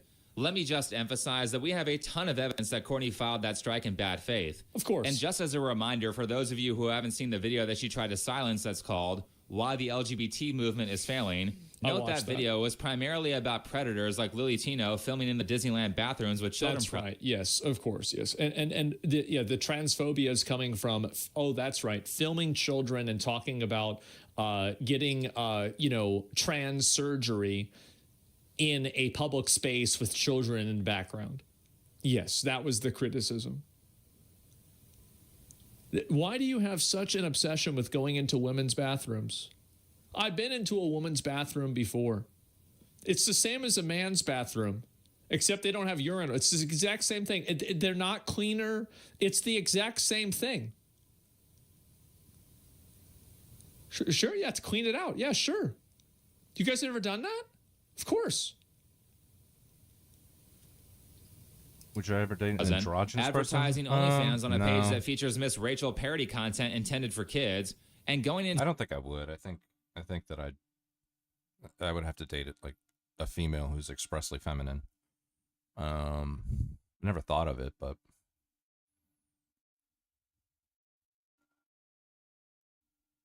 no, I don't think I could. It doesn't mean she has to be like fucking, princess trad wife, feminine, but just express like intentionally expressly feminine. I think I could probably that's probably like the minimum threshold for minimum qualifications. I don't know that I could. If it was, first of all, person. I just don't. I would only be dating a female, and then on top of that, could I date an androgynous female? I don't think so. Like I said, she doesn't have to be a cheerleader. But I don't think I could. You ever seen Pat from SNL? Like that would be androgynous. That would be like in that non-binary. Oh, you don't know enough. Hold on one second.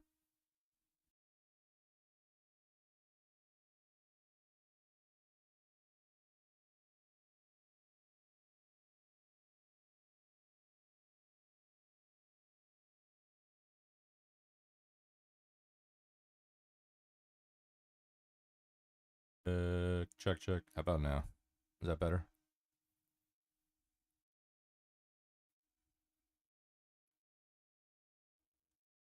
I take it back. I can't find a video where Animal from the Muppets moves his eyebrows as well. Yeah, he's very twitchy. Let me know if my mic's better now. But I don't think I don't think I could date someone who's like androgynous.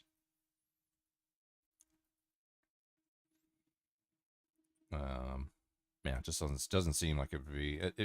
I would have to date a female who's expressly feminine, and it doesn't mean that she has to be like a fucking Dallas Cowboys cheerleader or something. It doesn't mean that. It just means like I couldn't date a woman who's like just fucking who expresses her gender very middle of the road. I don't think I could do that. to restaurants trying to get people fired in an attempt to go viral. I don't know. Actually, wait. I don't know. It's hard to say. Like, I wouldn't go out seeking that, but at the same time, like, there are some women who are just like so pretty that they don't need makeup and they can't, and there's nothing they can do about how pretty they are. And I used to tell my soldiers this all the time when I was in the Army, because most of them were like, 19 years old, and they were like, I ain't dating no fat chicks. I ain't dating no fat chicks. And I'm like, bro, trust me, all right? Pretty face, big titties, I guarantee you're going to date her. At least you're going to go home with her, at the very least, But like an androgynous female with like an ultra pretty face, maybe. She would have to be an ultra, like she's so pretty that it overcomes her androgyny, right? There's nothing, her androgyny cannot suppress how pretty she is. Maybe I could do that. TikTok, as well as there being a crazy mom in that video giving her kid medicine that will permanently sterilize him at 13 years old. Dr. Olson had a decision. You are in the perfect place to start on blockers. And she I understand that a lot of you guys really get frustrated because I'm not racist to other groups of people. It's because I can't be. But I can be racist to my group of people. Wow. He's got the pass. It's the usual suspects. He's got the pass. Every single time. promises to begin giving her estrogen, female hormones, in 2 years. Around 13. That's what I think. You're not going to wait until 16 to start. You know that, okay? Who's the best?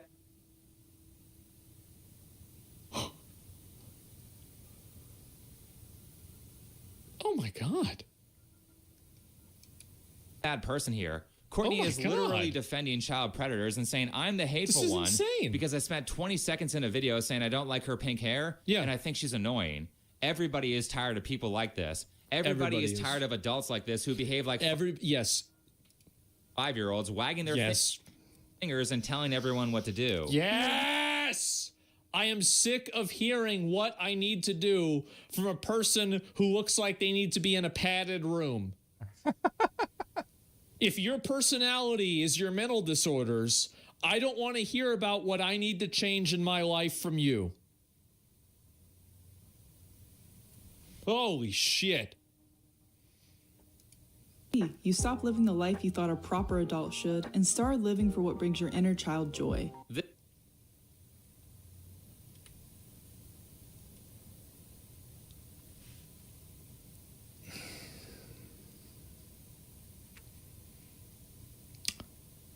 So, when I was a younger guy, I always wanted to hold on to and remember the way I was whenever I was a kid, right? Like, I had a really great childhood growing up. Everything was really good for me. Like, I was so happy. Everything was great. And, you know, I tell people, Chibi, thanks for the 10 gifted subs, bro. I appreciate it. I hope you're doing well. And I did. And I had that happen a lot. And I kind of felt the same way that this girl did. And like, I mean, obviously I didn't do it, right? But like, I mean, it's, you know, to an extent, right? And I think that whenever my mom died, I realized that you can't really ever actually go back. You can't, like, I'm a grown man now. I'm a grown man. I'm in my own life. And, you know, that was the old times. This is the new times. And, you know, she was then, I'm now, and that's it. And I think that the amount of coddling and and my dad, you know, was always, my dad is even, if you can believe, my dad, for however harsh I am, my dad's like 3 times as bad. So yeah, hate that feeling. You know, my dad passed. Yeah, and I think that really it was a reality check for me. It was, and I feel bad for these people in a way. But the issue that I have is that they're looking for something and they're never going to find it because it doesn't exist anymore. It's gone. Everything about it is gone. And you keep trying to hold on to this world and you keep trying to, like, you know, it's like you're holding it so hard. And it's just, yeah, time has passed. And it was a very weird thing for me because I used to be such a sentimental and nostalgic person, and I still am in a lot of ways. But a big part of me changed after that happened, and a couple of other, you know, like big personal events happened in my life. And I stopped constantly reminiscing on being 17 years old, because for a long time I was like, okay, and I still believe this. I believe I was born rich. You know, I had two parents that loved me. I lived in a nice house, and, you know, I was surrounded by my friends. We didn't have millions of dollars, but, you know, I'd trade millions of dollars to have what I had then again. But I can't do that. I can't have that happen. And so instead of what these people need to do, and I can, this is a criticism you can leverage at me too, is that instead of trying to recreate your own childhood, why don't you try to have kids and recreate theirs and create theirs for the first time and give them the opportunity to be happy the way that you were? Like, that's the way you're like that's the circle of life, right?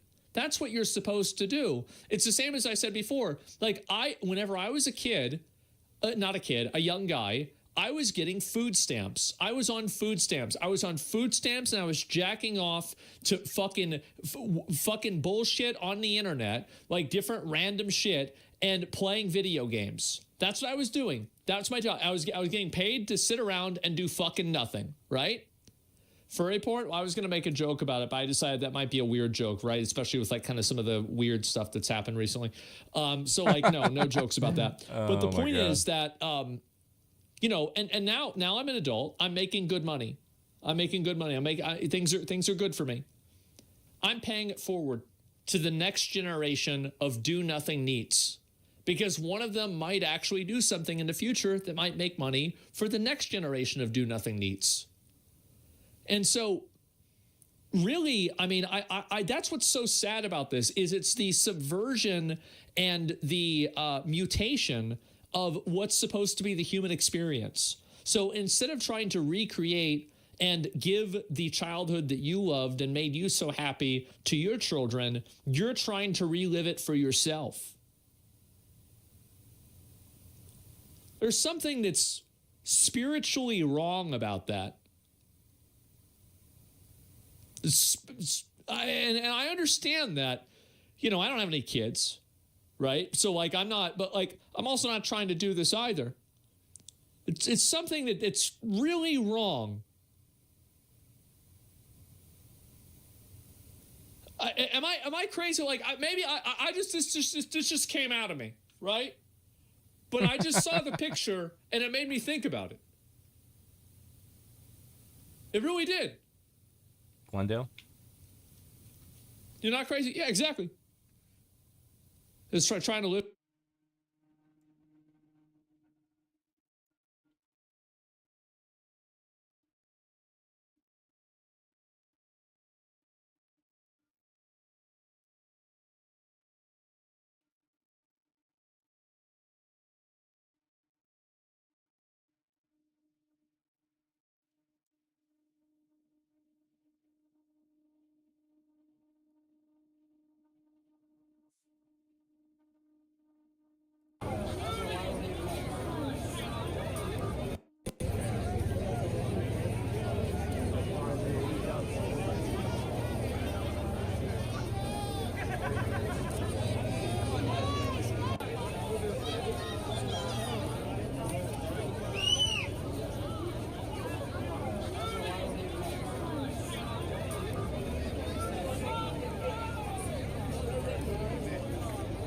I mean, that's crazy. That's a fuck ton of people, man.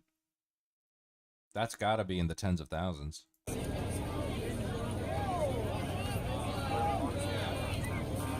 Or maybe not. I'm not sure. Is that like a stadium back there? Glendale. I know Glendale's a pretty big city, but I'm wondering if that's like a stadium back there.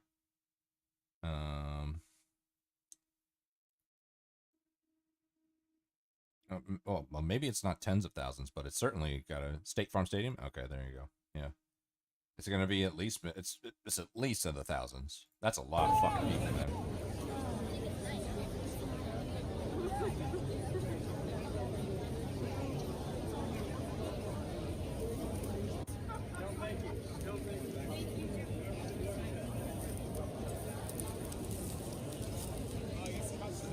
incredible. It's just 4 a.m. here in Arizona, and the line for Charlie Kirk's memorial is now a sea of tens of thousands of patriots. This is historic. America is turning out for Charlie.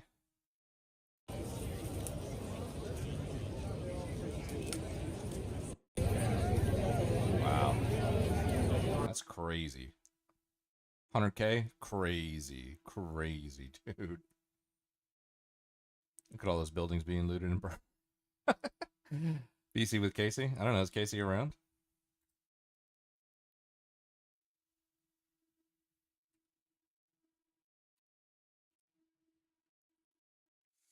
Let's see. Let's see if Casey's around.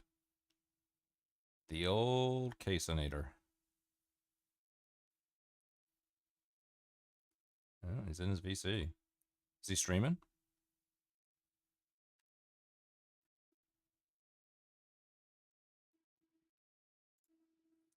The old Caseinator. He is streaming. What's he streaming? Bullshit. You could read it if you want. You could add it to some list of little propaganda notes or whatever. That's all it's. That's all it's good for. That's all it's good for. Yeah, let's surprise him. See what he's doing. You want the lecture? Yo. Yeah, I just told you that's just fucking rank propaganda. And I told you all of the reasons why.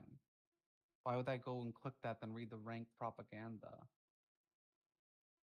And I've heard some of that bullshit too, and I know it's false. I read like four sentences in there, and I already read one. It was fucking false as shit. Yo. It's just propaganda. Oh, hello. Couldn't get you a. They were like, "You're gonna jump in the VC?" It's like, I don't see what he's doing. What are you doing? Yelling, chat, Grand Designs, and finishing up some, trying to work out some bugs. What was so the debate was like safety versus liberty, kind of the same old kind of thing? Yeah, that was very not great. And by the way, my original response to it was would you give up?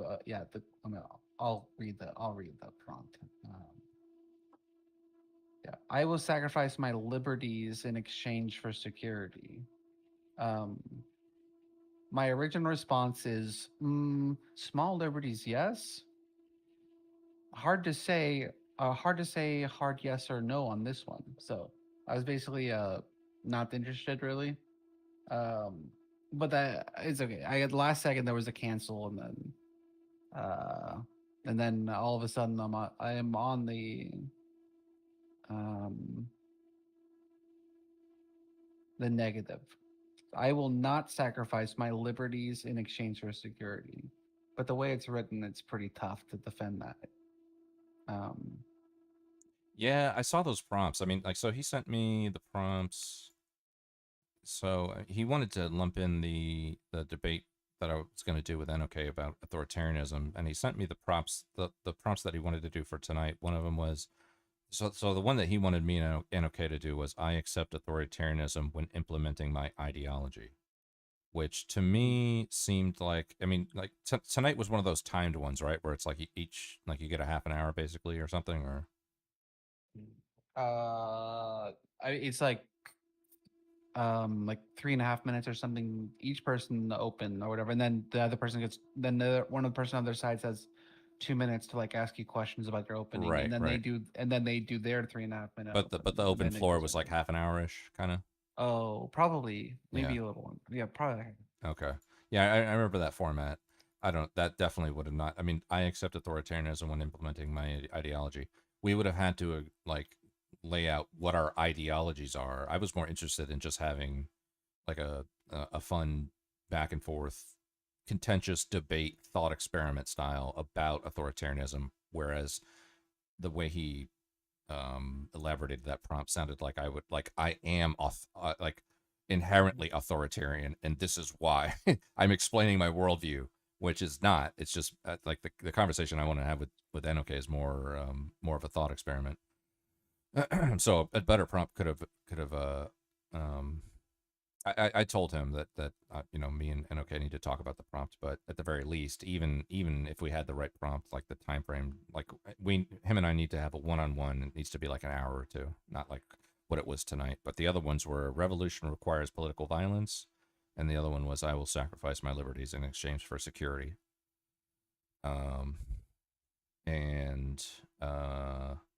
That one seemed less like you had to explain anything and more like you could just dive right into it. But I mean, you just took up the side of liberties instead of security because, just for fun, like just trying it out, or? I mean, I originally said, of course, small liberties. I would, for small liberties, for safety. But so I sort of got shoehorned into defending it. Shoehorned into saying that I wouldn't. But it's really hard to defend that. Then it's like, okay, so you don't agree with like your government imprisoning people for like murder or having police officers at all, or like everything is a liberties exchange on some level. Every form of control, every form of authority by the government is basically that. And yeah, Game Boy got pretty mad when I basically said that in the middle of it, and I'm like, you guys are gonna have to do better than like, you think murder should be illegal or something. You guys all think you're walking away with a W on that one. Like, you guys are gonna have to. I'll give you that if you think that's a win. Just fine, we could have that. I guess if you're fine with that shit. Game Boy is not very happy with me. I had the banger intro. Even the horse riders later was like, that's a really great intro. And I only had like 10 minutes because I had an hour, but I went to the store and I eat anyway. But then I'm like, yep, that was GPT. I complimented my intro. I'm like, that was GPT. Oh no! There were some Star Wars quotes in it. No way. Oh no, I told it to do that. He wrote it a little thing, and I'm like, let's throw in some movie quotes, me some Star Wars. It was a little bit of a back and forth. So, yeah, there's absolutely opened up with something like the democracy. This is how democracy dies, through thunderous applause or whatever, and then there's something, and then we brought it back to Star Wars at the end. We being me and GPT, we worked together on it for 5 minutes. Gotcha. Well, who ended up winning? I don't think I was there for the results. I mean, I guess the other side won. I'm pretty sure. I am sure, actually. Okay. But again, I thought it was stupid, so I don't think it was winnable. Not with like being honest about what it said. I could pretend it didn't say that or something. I don't know how you would defend this at all. It almost wants to reference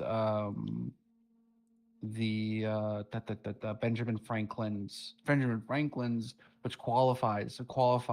It's his is like whoever gives up essential liberties in exchange for temporary security deserves neither security or liberties or whatever. That's the quote. But those are really important qualifiers. Essential security or essential liberties. Yeah. Those are super important qualifiers that were definitely needed. What's that? What the hell is an essential liberty? I'll tell you, essential liberty. It ain't fucking liberty to murder someone. That ain't essential. but I mean, at least it's something to work with. What else? People that I made that I had a list of like that. This is my outro was like I just listed all the ridiculous things that like the opponents like listed. They mentioned like streaking nude, running stop signs in school zones, and Right. just like these are not like this is what you guys are working with. Not these, yeah, like these are obviously not the essential liberties. Sort of, we're not talking about the stopping the state from entering my home or something that that would be closer.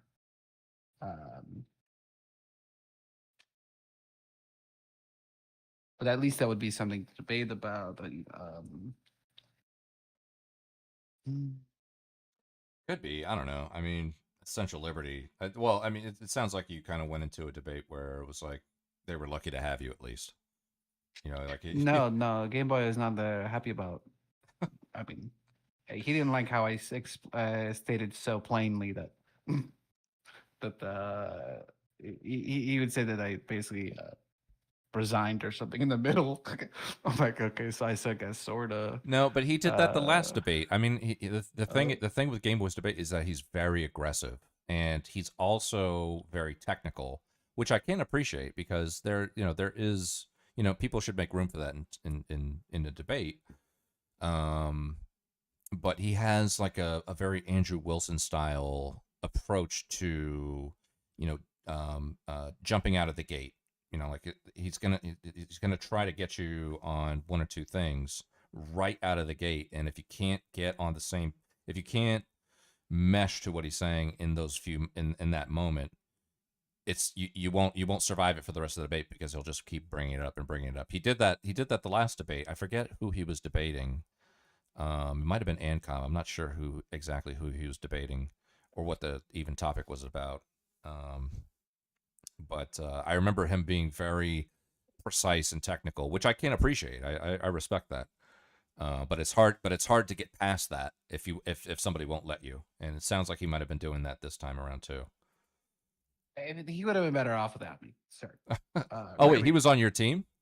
Yeah, no. Yeah, I thought you were debating him. Okay, never mind. No, okay. No. I mean, it seemed like it because he was so angry at me, but. All right, well then, Horseradish was lucky to have had you there because he's the one hosting anyway. He needed somebody. He sent me a DM, but I was asleep when he sent me the DM, so I couldn't respond. Yeah, I did. My intro is good, so that's you got that. You got that. Yeah, basically, then I respond to his things. I mean, I'll usually answer them, but also I'll note like. Not really interested in this one, or I'm on this side, but not feeling it. That was definitely one of the not feeling it ones. Did you see the rabbit hole video that I played earlier? No. Was it about woke stuff? No, it was not about woke stuff. Well, I maybe somebody could qualify it as that, but it was essentially a video of a Chinese woman. I'm not sure how old she is. She looks very young, but either way, her whole Instagram is probably 50. What's that? Sorry, this is Chinese. They age well. Oh yeah, exactly. No, her whole Instagram is her entire page is just her rapping to American rap songs. And she drops a lot of N-bombs. But the kicker is, I don't even think she knows English. And most people don't even think she knows English. So the question is, does she have the pass? Is she being problematic? Is she allowed to do what she's doing? I mean, if you look at the comment section on her videos, half of the people there are like, yeah, that's awesome. That's like, they're encouraging her. They're like, this is the best thing ever. Like, this made my day. This is great. And then the other half of the people are like, she's not allowed to say that. She can't just drop and this and that. And it's like, she probably doesn't even know what she's saying. She's like verbatim, like rapping right along with the songs as if it sounds like she knows English, but I don't even think she actually knows English. So the question is, does she get the pass? Is she problematic? Is she slurring? She's fine, but she absolutely knows what she's saying. How do you know? Absolutely. Because all videos and they're all fake all across the internet. The creators, all of them are fake. That's very pessimistic right now on creator shit or whatever. But she shouldn't get like canceled or anything. No. And plus she knows how to pronounce the words and stuff. Yeah, like I mean, how do you not know what you're saying when you're saying it? I'm sure there's a lot of lingo in there that she doesn't know what she's saying. Yeah. But the N word, I think she knows what she's saying. I'm sure she does.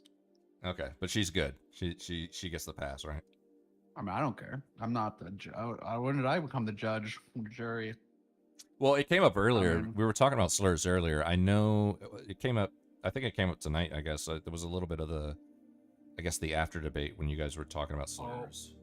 So I think actually Horseradish portrayed you as somebody who would be like, "Yeah, fine, go ahead," and you were like, "Nope." No. As soon as he said that, I was like, "Definitely not. He's not like that at all." Mm-mm. With my chat, you can't let that shit. They'll say it. Conrad always wants to say it. Always asking.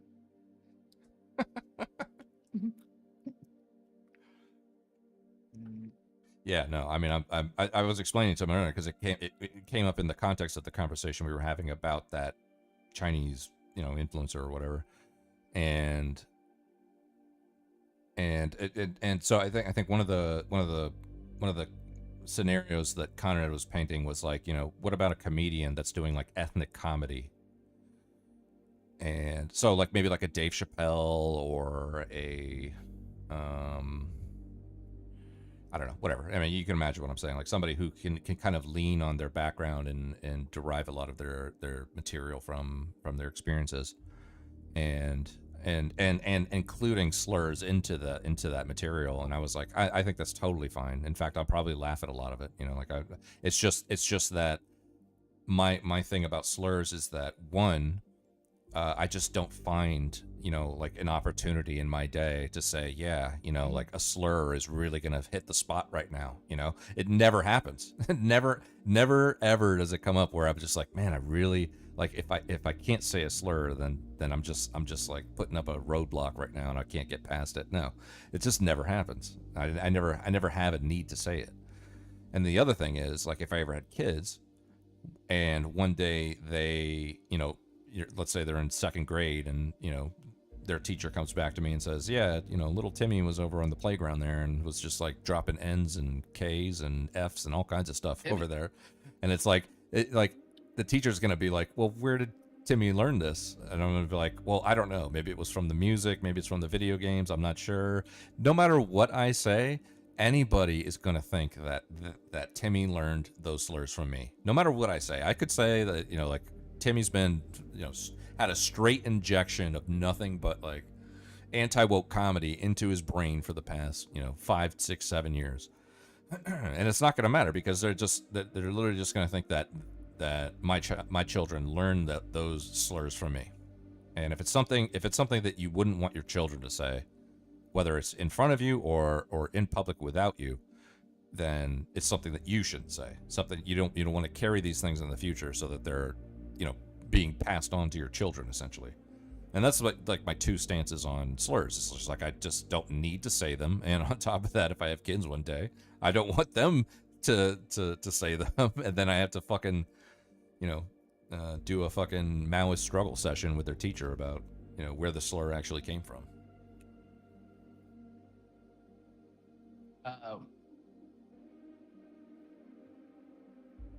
Yeah, I could excuse basically anything if it's funny. Basically, all the Chappelle stuff. I mean, a lot of that shit was racist, not just like against black racists. All you got everyone in there. A lot of it was like race based. I don't give any shits. It's funny. It's good to. I don't. No shits given. Zero fucks. Not a fuck to be found. Yeah, exactly. I don't. Yeah, and again, yeah, and I'm like, I don't walk that line or whatever. Like I'm like, nah. But I used to tell a joke with this. had the softest A. It had the softest A in ever. I don't tell it anymore. Well? Tell the joke without delivering the punchline. At least let me hear the setup. I'm gonna say ninja. Ninja. All right, go ahead. Okay, I was practicing the punchline without saying it. Hold on. Okay. Why don't Samoans date ninjas? But that would be black people. Date black people. I wouldn't just be like that. No, date black people. But I'm gonna say ninjas. You know. Right. And the punchline is then there'd be Samoan ninjas. Is this a joke you came up with, or you heard from somebody? No, I heard that someone told me it was a black guy, so I feel like he passed it on to me. But just like some random black guy on the streets. We're in Seattle. Yeah. I don't remember if he gave us weed or we gave him weed. I don't remember. But we're smoking weed.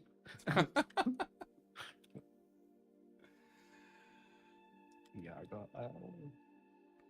Well, yeah. I mean, it was told to you, so it's fine. But did you go around telling that joke with the soft A?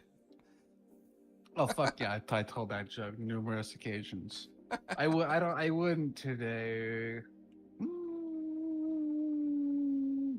I wouldn't today sober. Well, I mean, like you were saying in the post debate, it was, I think you said something like, what happens between me and DMX in my car is between us, right? Absolutely. Yeah, which that is the absolute boundaries of slurs for me. Like I have no problem dropping N's in my car if I'm riding around listening to Jay-Z or Kanye or something like that. I have absolutely no problem doing that.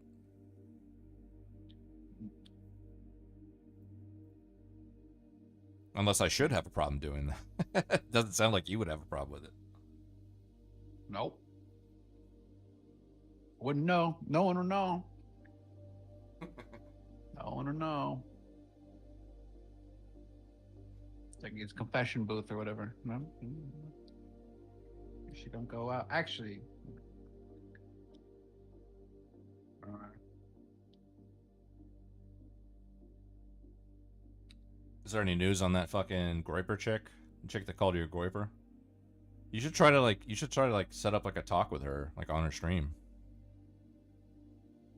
Oh man, no. Yeah, you should definitely do that, because it's not like it doesn't have to be combative. You just come in there and just be gentlemanly and charming, and just be like, hey, just I understand why you may have felt this way about a certain couple of things that were in the chat, but I just wanted to like I don't you could say like I don't feel the need to exonerate myself here, but at the same time I think it could help open up lines of discourse. This is to me like when she said like, well, we kind of caught a vibe and it just didn't seem like the kind of rhetoric that it just sounded like she's just a typical fucking green-haired bubble person on Twitch. I mean, I don't think you could talk. Here's the quote. They came in here like talking about how the left was capable of violence too, and questioning how I defined a Nazi and such. So the rhetoric seems pretty much not the type I want in this chat. I mean, I don't know how you could have a conversation with that person. Talking about how the left was capable of violence too. Why wouldn't they be? But you'll never get a good answer there because it's more of a feeling or whatever. I had a similar conversation with Idiot PPG the other night. I figured that he would have the similar takes as all the other, the far lefties on Twitch, whatever. Twitch lefties. Wait, with PPG? Yeah, he about had, what? What'd you guys talk about? He had all the opinions I thought he would. He thought the shooter was right wing or something. Bro, that sounds about right. Of it. Yeah, and but also Charlie Kirk deserved it. But there's no way he has the the same political ideology as the shooter. Yeah, Charlie Kirk deserved it. Yeah, I'm glad he's dead. No, clip that. I'm glad he's dead. Oh, the shooter, a right wing. I honestly, like, I honestly what the don't fuck? even care about people's opinions about whether or not he deserved it. Like, it's, to me, it's fine. Like, I remember when Rush Limbaugh died. I remember when Billy Graham died. I think Billy Graham died, right? Yeah, I think Billy Graham I died. don't know what that is. Billy Graham is like a, you know who Rush Limbaugh is? Yep. Okay, well, Billy Graham is like the televangelist version of Rush Limbaugh. It's just like, he's one of those guys where it's like he has, you know, whatever the Christian channel is on TV, he's the one that's running, like, you know, 24/7 evangelical, prophecy-driven, you know, whatever the hell. And he was a major figure in terms of like nutjob right-wing Christian circles. But I remember when these figures died. What was another one? What's his name? Oh, the guy, he was Secretary of State during the Vietnam War. Oh no. I forget his name. I mean, I know his name. It's just like at the top. Yeah. Who was it? With or Kissinger. Henry Kissinger. Yeah. But I think Kissinger's that's different because I don't know if I Kissinger think was like it's way right wing. different. Yeah. No, forget about right wing or left wing. He was responsible for hundreds of thousands of deaths, firebombing thousands of villages in Cambodia during the without telling anyone. But hey, by the way, we're fucking firebombing Cambodia. By the way, oh yeah, you know we were in the Vietnam War. You didn't even know about Cambodia, bitch. Like, this guy's fucking evil right there. And forget about politics. That's fucking evil shit. He actually did evil shit. Like, I don't care. Like it's not like I disagree with him politically or something. I mean, this guy is fucking. This guy's done he's done the most evil shit you could do. Like, fuck that. Glad he's dead. Peace out, bitch. I don't think it was the New York Times. One of the big publishers ran the story with the title, "The Good Die Young." Kissinger dies at 98 or something. That wasn't the New York Times. Maybe the New York Post, but not the New York Times. Good. Yeah, I don't think it was the Times, but that would be definitely like more like a New York Post kind of thing. The New York Times probably liked Kissinger. Like Hillary at some point like fucking quoted fucking Kissinger or whatever. She was debating Bernie, and Bernie's like, he's no friend of mine. He's no friend of mine. Whatever, base Bernie. I didn't even know how based he was then, but now I do. Base as shit. Hillary, bitch. Quoting Henry Kissinger. A psycho. Either way, I'm not talking about the content of his character, right? I'm just saying like the reaction there was the same. It was the same when Rush Limbaugh died. It was the same when Billy Graham died. It was the same when Charlie Kirk died. It was the same when Kissinger died, right? Now, obviously, look, you know, you could be like, oh yeah, Kissinger deserved it, whatever, that's fine. But I'm just saying, like the flavor of the reaction was the same. It was the same when fucking Luigi Mangione and that Brian whatever the hell guy. It was the same. It was the same with the billionaire that died at the bottom of the sea with the fucking the Titanic. Fucking yeah, that was thing. a weird. Yeah, I didn't like that one too much. That was I'll defend needless. the That was Luigi one, needless. but that was great. That was dancing on the graves needlessly, right? And actually, did you see have you seen the President Sunday video about this very topic? I don't know. No. I don't watch him ever. Well, I would say watch this one. This one's only like 15, 20 minutes long. It's the last one he came out with, and it was a video. It was essentially his take on the Charlie Kirk reaction. And he himself, as a stark leftist, was saying, this is not going to help us. He wasn't doing it in a liberal way. He wasn't doing it in a David Pakman, Dean Withers, fucking debate bro, internet liberal kind of way. He was just saying, look, the tactics have the battlefield has changed. The tactics have changed. Right now, we enjoyed a lot of power for a long time, and right now we're on the other side of that. Right now, they, meaning Republicans and Supreme Court and the Congress and everybody, is enjoying a lot of power. And the only way we're going to find a path back to taking any of that from them is not by dancing on the grave of Charlie Kirk in the way that he saw people do, which I have not heard. I have heard from liberals. I've heard that from your David Pakmans and your Dean Withers, but I hadn't heard that from any leftists. He's the only leftist that was actually like, look, I get why you guys might want to rejoice, and you can just rejoice in your living room, you know, fucking pop a bottle of champagne and have it, you know, dance around the coffee table and, you know, high five your friends, but don't go around on the internet fucking, you know, touting this as a major victory, because it's only going to embolden the right, and you're going to set back leftist causes a couple years, if not a decade, by doing this. Yeah, I mean, I don't even like that sort of optics take or whatever. I mean, I would go a step further. I would say that no one should be celebrating this guy's murder because you disagreed with him. What? Like he born abortion on because he was pretty light on immigrants. I mean, what's the worst of Charlie Kirk? What? It's nothing. He's a mediocre Republican. Like as far as like mainline mediocre. Well, mediocre means, I think you mean more like milk toast. I mean like, milk toast. Yeah.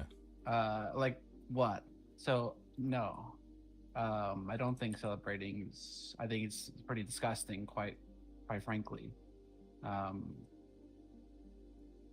Yeah. Forget about optics. Of course, optics. But shit. Well, so I mean, well, so I mean, that rant that I just went on was inspired by you saying you had a conversation with PPG, right? So what was that like? Yeah.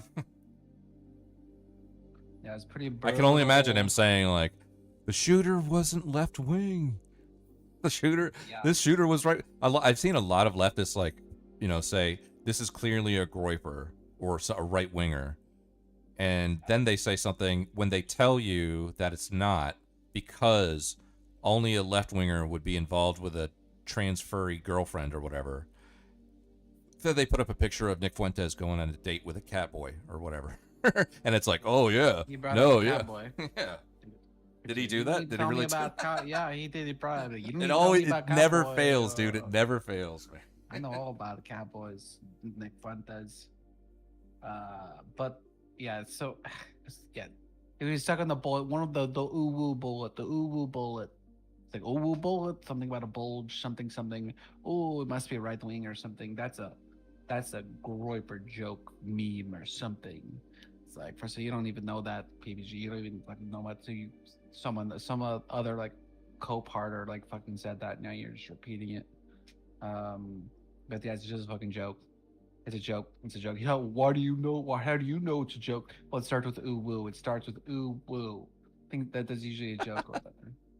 Yeah, exactly. First of all, it involves like very nuanced internet culture, which you PPG probably do not know about. You know, all you do is sit around watching Kyle Kalinske videos all day, and videos and historiographies and documentaries about FDR or Mao, and you fucking drink Bud Light and piss on the floor. Like, there's no way that you know about Owo or Uwu or whatever was actually inscribed on the casing. Yeah, he wouldn't be. He wouldn't say why he did it or something until they figure out if he's pleading guilty or not or whatever. I'm sure he'll have nothing to say or whatever. Well, I mean, like, you know, he's just saying what he was saying because he doesn't care about the truth. He doesn't care about the truth, and I'm not even talking about in a political sense. I'm just talking about in general. That guy is the biggest fucking liar on the internet. Yeah, it's, you know, he's certainly the biggest liar I've ever met on the internet. It's hard to know sometimes, you know. It's like, is he? You really it's not. It's not. Or, it's not. I have the crash out. I recorded the crash out stream before he deleted it from his fucking kick VODs. I recorded it, And I watched it over, and you could just see many times where he fucking. I mean, like the main example that I maybe like one of the examples to highlight essentially is there was one moment where him and Turbo were talking. It was right before they started gambling, and they were joking because PBG had to log into a VPN in order to access some kind of gambling website. And when he logged in, when he got into the VPN, but then when he tried to get into the website, it was asking him for tax information, and he was sitting there like literally giggling and laughing to himself, like, taxes? Puh, I don't pay my fucking taxes. Are you kidding me? and that's been like a recurring thing with him for a long time. I've heard him say that multiple times, even way back when I first met him. But if you fast forward later into the stream where Jigs was saying to him, bro, this, like, there's so many problems with this. First of all, you're hitting on my cousin who's fucking a minor. I didn't even say she was 16. She could be any age. You don't even know. I never said what age she is, but all I said is she's not 18. She's a minor, and you keep fucking harassing her. Second thing, you're sitting here exclaiming to the entire internet that you don't fucking pay your taxes. And he's like, I pay my taxes. What are you talking about? I pay my taxes. And she kept pressing him like, no, you don't. Like, we literally listened to you say, and you've told me that you don't. And he's like, that's a joke, bro. That's a joke. He's such a liar. He's the biggest fucking liar on the planet. I don't believe anything he says ever. Like, even if I was interested in talking with him, it wouldn't even matter because I wouldn't believe anything he said. I don't even think he's like an actual leftist. His whole, like, he loves to, like, lionize Mao and talk about, like, all the good things leftist history has done for the world or something. But at the end of the day, he's a fucking Kamala voter, and no leftist in their right mind would ever be as brazen about supporting Kamala Harris as he is. So there's no way he's even an actual leftist. They're pretty on board with the anti-Trump. Yeah, I don't know, far left. It depends how far left you go. Certain cuts off at some point. I couldn't even imagine a world where a leftist would support Trump out of spite for Democrats and liberals, but I can't imagine a world where any leftist in their right mind would be like, yeah, I am a leftist and I support Kamala Harris. I mean, this is just, it's like oil. It's oil and water, man. I mean, the lesser of two evils. It usually logic.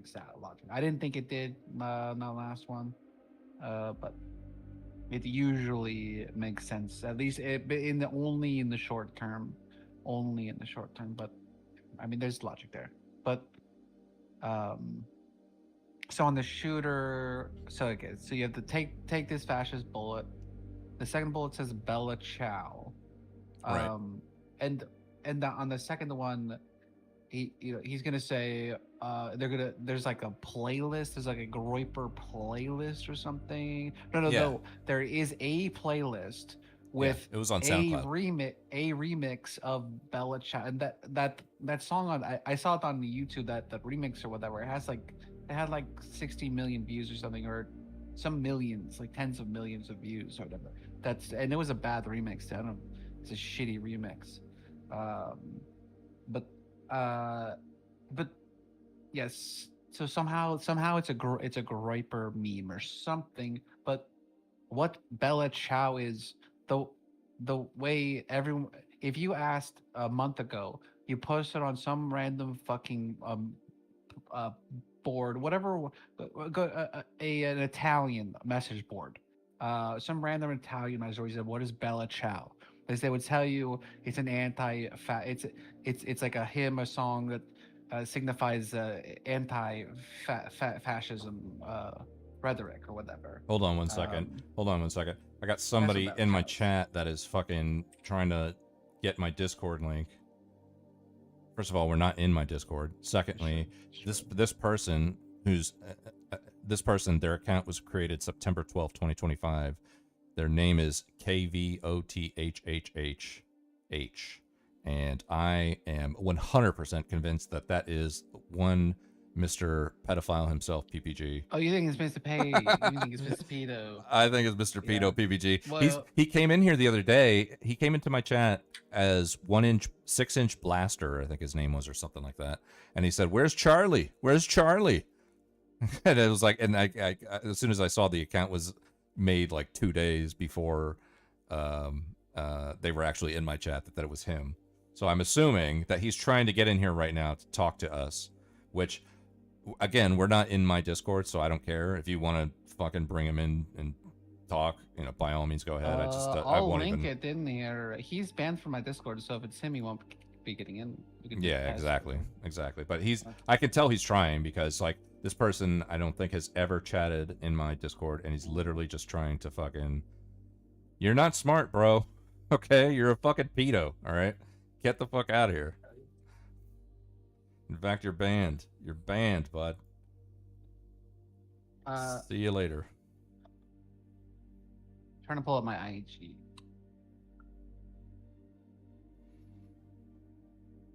Oh, this would work. But the fact that he's even still monitoring my stream is fucking ridiculous. Why? I haven't talked to you in forever. Leave me alone, dude. We were, we were mentioning him a bit ago. So maybe someone mass forwarded along or something. No.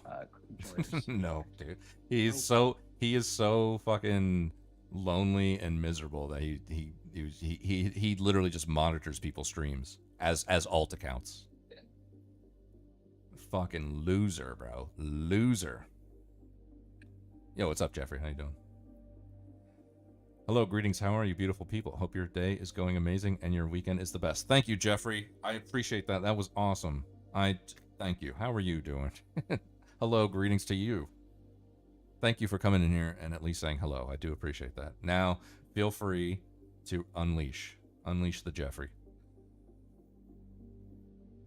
What were we talking about? Pulling up, I mentioned about the Bella Ciao thing. Right. I pulled up my Instagram. There's probably like 20 posts on here, 30, 25 maybe, I don't know. One of them is a video. With I'm me. I could see my own post. I'm me. One of them is a video of a group of Italians. They're walking through a checkpoint in the West Bank, and they're singing Bella Ciao, and it says my comment, they sing Bella Ciao at the military. Blah blah. It's not a problem, but it's a lefty thing. Yeah, it's on this my Instagram. This is from like a year and a half ago or some shit. It's like it's a lefty. It's like a, it's like a nearly 100-year-old reference. But but it's not a 100-year-old reference. People obviously still refer to it, but your average groyper doesn't know what the fuck Bella Ciao means. Not at all. Yeah, exactly. Yeah, I guarantee you that. I've talked to these people. They don't know shit. They don't know what the fuck that shit means.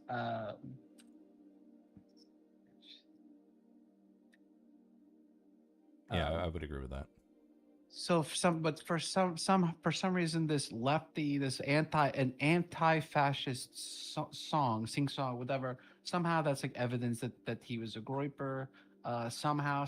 Oh, and also groypers love and the bullet that said take this fascist, blah blah blah. Oh, Yeah. well, that's actually from Helldivers, and he had the arrows or whatever to say about. And you know who loves Helldivers? Groypers is like, first of all, you don't even know that. Second of all, it's an Helldivers is Well, the thing is here. The thing about that is that it's not 100% inaccurate to say that. Now, you have to do some real reaching in order to make the connections, but essentially the connection there is that Helldivers is about these soldiers that save democracy against the bugs, right? Which is essentially the blueprint for the movie Starship Troopers. And Starship Troopers is kind of like this cult favorite amongst alt-right alt-right enjoyers. Yeah, they do because they associate the bugs with leftists or communists or degenerates or whatever. Well, it is Starship Troopers is a whatever sort of allegory, sort of it's not allegory. It's over the top. It is a take on. It is a negative thing or whatever. It's like everything is over the top, the propaganda thing. But and I never really got that, by the way. Until at some point I was watching like some actually it doesn't matter. I won't even mention it. But anyway, but I think it's in the same vein as it too, where it's just like from what I've seen of Helldivers, like it's all like this sort of like they're like nuking places and shit. It's like, yeah, for democracy and shit, and yeah, you know, they're just fucking, yeah, like the bug thing. Yeah, I'm sure that's also related, but it's all sort of over the top. It's not as bad as like the puppets from like the early 2000s, the movie The Puppets, and there was like they killed terrorists, America. Fuck yeah, you know those bros, right, you right, know, right. But that's way over the top. But I get what you could sort of say, well, okay, well, it's meant to be satire, but sort of fascist like it anyway, or something like. Although it's not that. If we're talking about Warhammer, the fucking hell yeah, like I don't know what's up with that fucking community, whatever. Like every fucking Warhammer YouTuber is also like fascist adjacent. Yeah, and like they got another YouTube, and it's all, and that's their actual Nazi YouTuber. So like all of them, I don't know what the fuck it is. But anyways, if that was it, I'd be like, yeah, fuck that. No, I don't know about that. But he wrote Take This Fascist. He wrote an anti-fascist song on another bullet. The first Take This Fascist is a reference to an anti-fascist video game.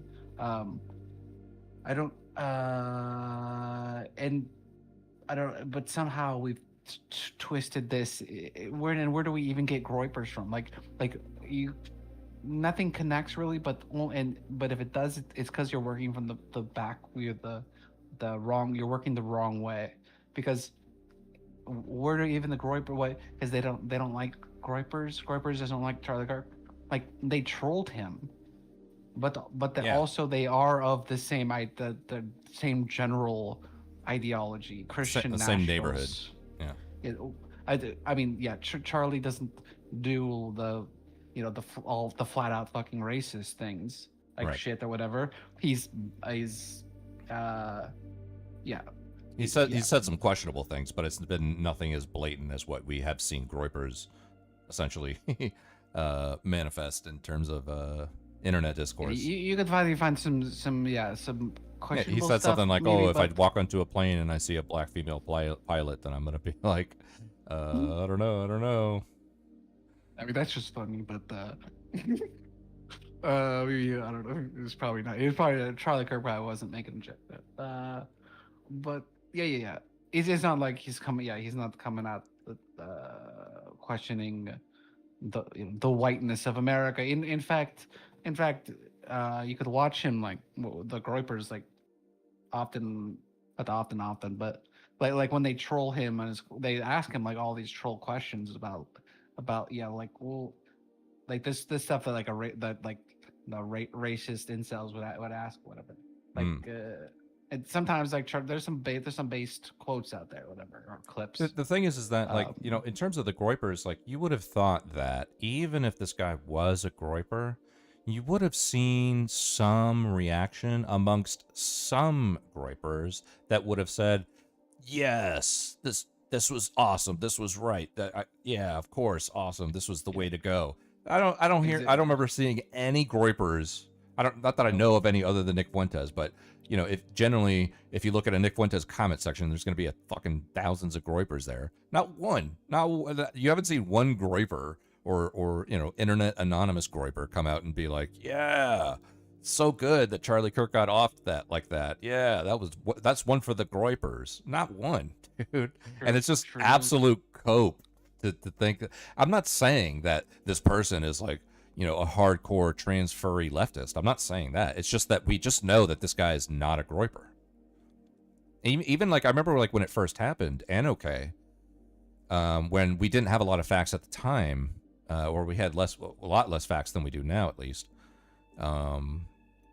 Even Anoke was like, what, this guy is, from what I've heard at this point, this guy's like some flavor of lib left. We're not sure what, but it's some something lib left, and it's like, yeah, you know why? Because Anoke is an honest person.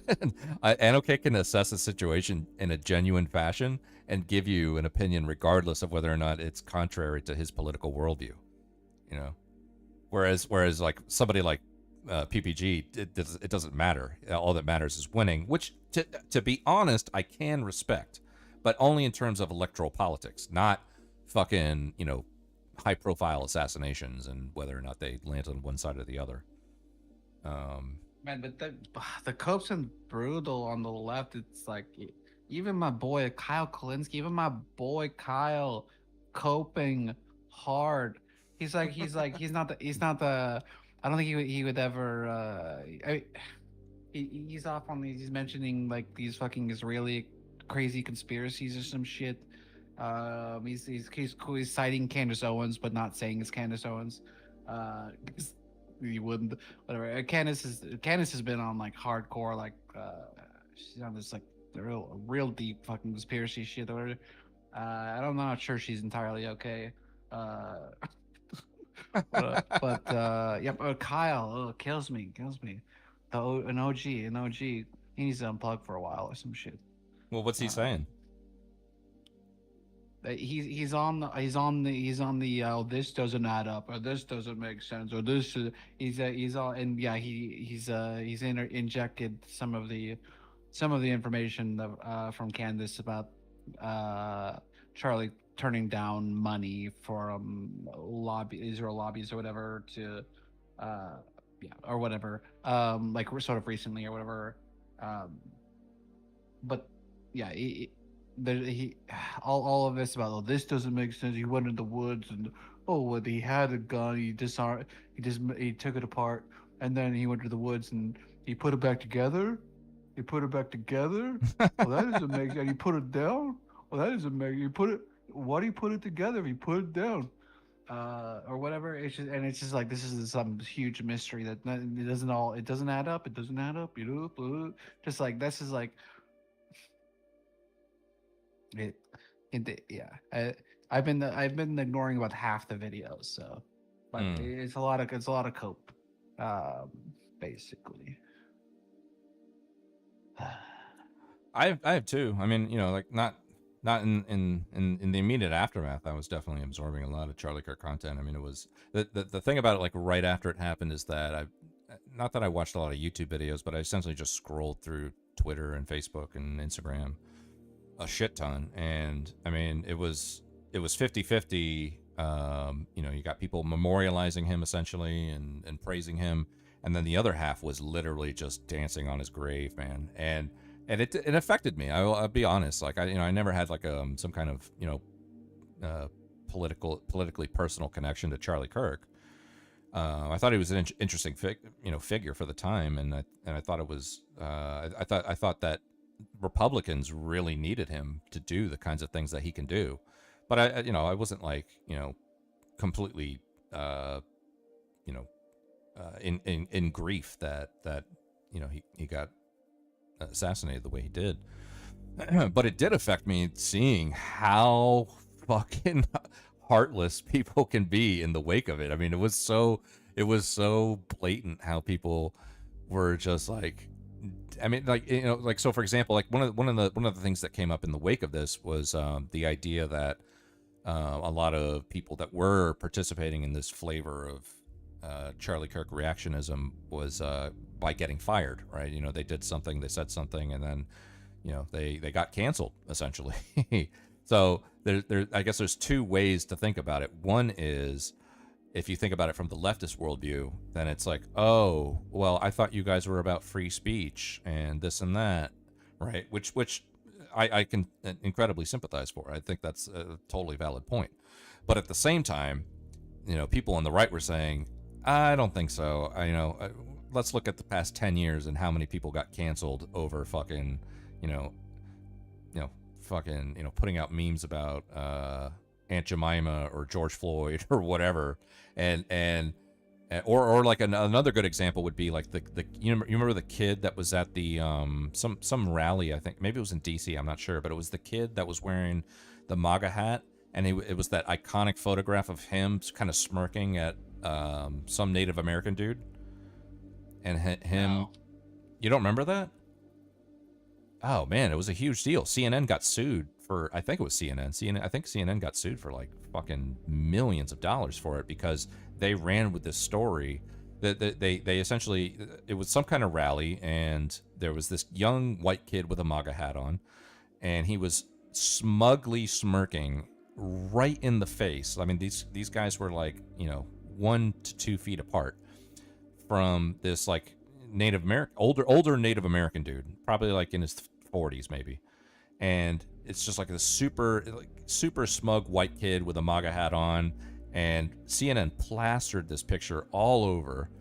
Fucking, I don't know if this kid ever got canceled from anything, but it was big enough that he eventually contacted some legal counsel and put in like a fucking lawsuit against a major media figure and won like tens of millions of dollars. Why were they showing him? It was it was so long ago. We're talking about like 10 years ago. That But people thought that they he did. they thought that this was representative of the discourse on the right. Just some smug white entitled kid with a MAGA hat was exactly the enemy, essentially. I don't know. I don't know if there was like an actual news story to point to, but it was an iconic photograph, and it's been around for a while. If you just type in like MAGA kid, and Native American guy, I guarantee you'll see the picture I'm talking about. And that kid sued CNN or MSNBC or whoever it was for fucking tens of millions, if not more, maybe even hundreds of millions, and won. But just the case of that is just the idea that it's the other side of the conversation where the right is saying, I understand what you might be saying about, oh, what about your free speech? But at the same time, if I look back at the past 10 years and the amount of fucking cancellations that have happened towards people on the right for their opinions, this doesn't even compare. And that's I'm not saying that that's the case. I'm saying that's their argument. I don't like that argument, but Let me see if I can find this frickin' who's this kid? I found it. I see it. Okay. It doesn't. The picture doesn't look familiar. You've never seen that picture? Oh man, Is that one? dude, that was a huge story. How did you not see that? That was a huge deal. That kid, I think he won like tens, if not hundreds of millions of dollars just from that one fucking picture. When Trump got elected, I don't know if it was after he was elected. I definitely didn't watch any news or anything for a while. I don't remember. I was just like turning out. Anyway, like not paying attention. Shit, Oh yeah. But I do think like if like celebrating someone's death or something they never do, I think that it could very well be grounds for firing. Maybe depending on the job, but quite frankly, so I don't need the back and forth. That doesn't matter. Yeah, obviously. Well, I mean, like, what's your take on? First of all, I got to go to the bathroom real quick, so I'm gonna leave you with this to marinate on for a second. But what's your take on like the left feeling like being canceled right now is like unreasonable, or what about my free speech, my freeze peach? I'm gonna leave you with that. I'm gonna go to the bathroom real quick. Give me like 2 minutes. I'll be right back. With another rap. Give it another rap. Give it another rap.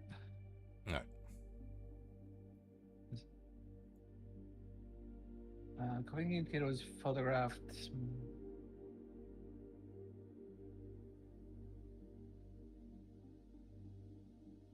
The kid was like just looking smirky, and the Native American was mad. Oh, okay. The guy's reading your comment. No. They must have plastered that shit everywhere. Suiting.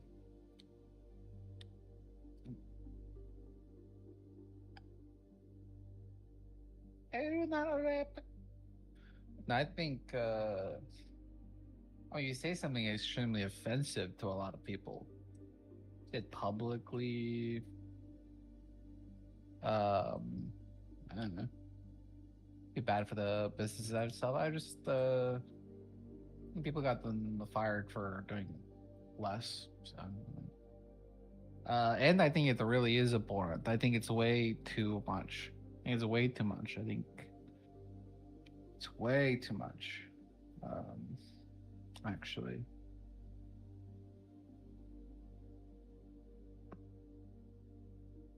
I didn't watch the Kimmel clip or whatever.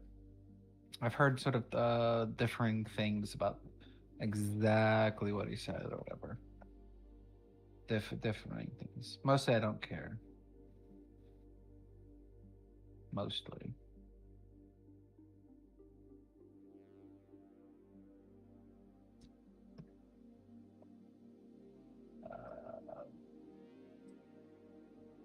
Yeah, but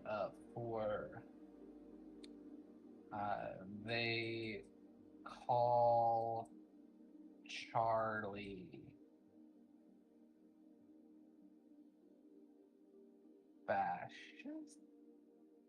Fascist spelled weird. Okay, I'll just say it. It's not Adrian.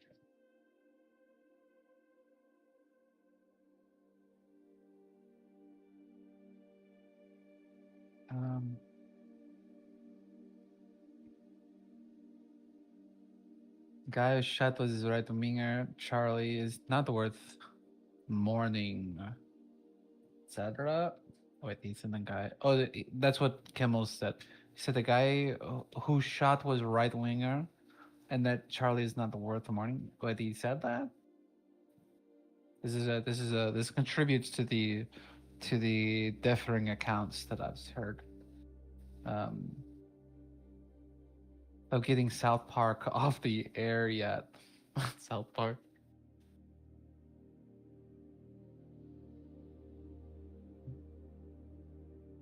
I mean, they talked about South Park a little. It's just like Charlie Kirk was in a South Park, but it's not like they did. They're not like they did put him in the South Park after he got shot or something. I haven't seen a South Park in forever. And forever.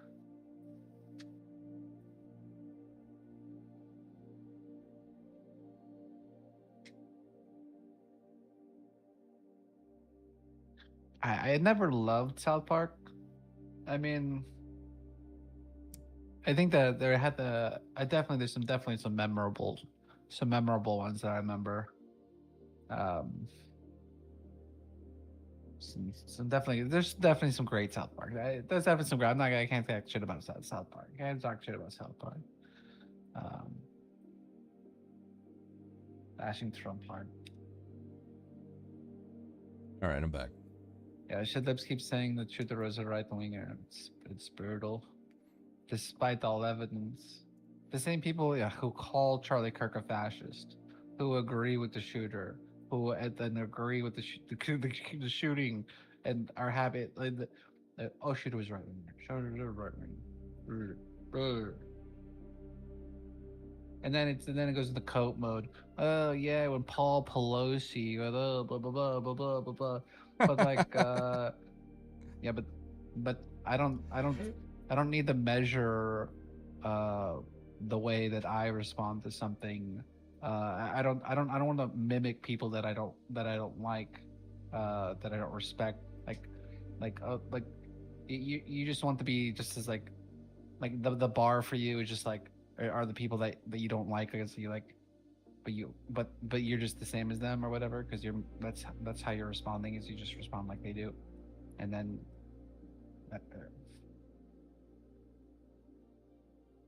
but we definitely went through this with the Paul Pelosi. I was like streaming that day. I was like arguing with people. I was like he was probably a right winger, probably a right winger, probably.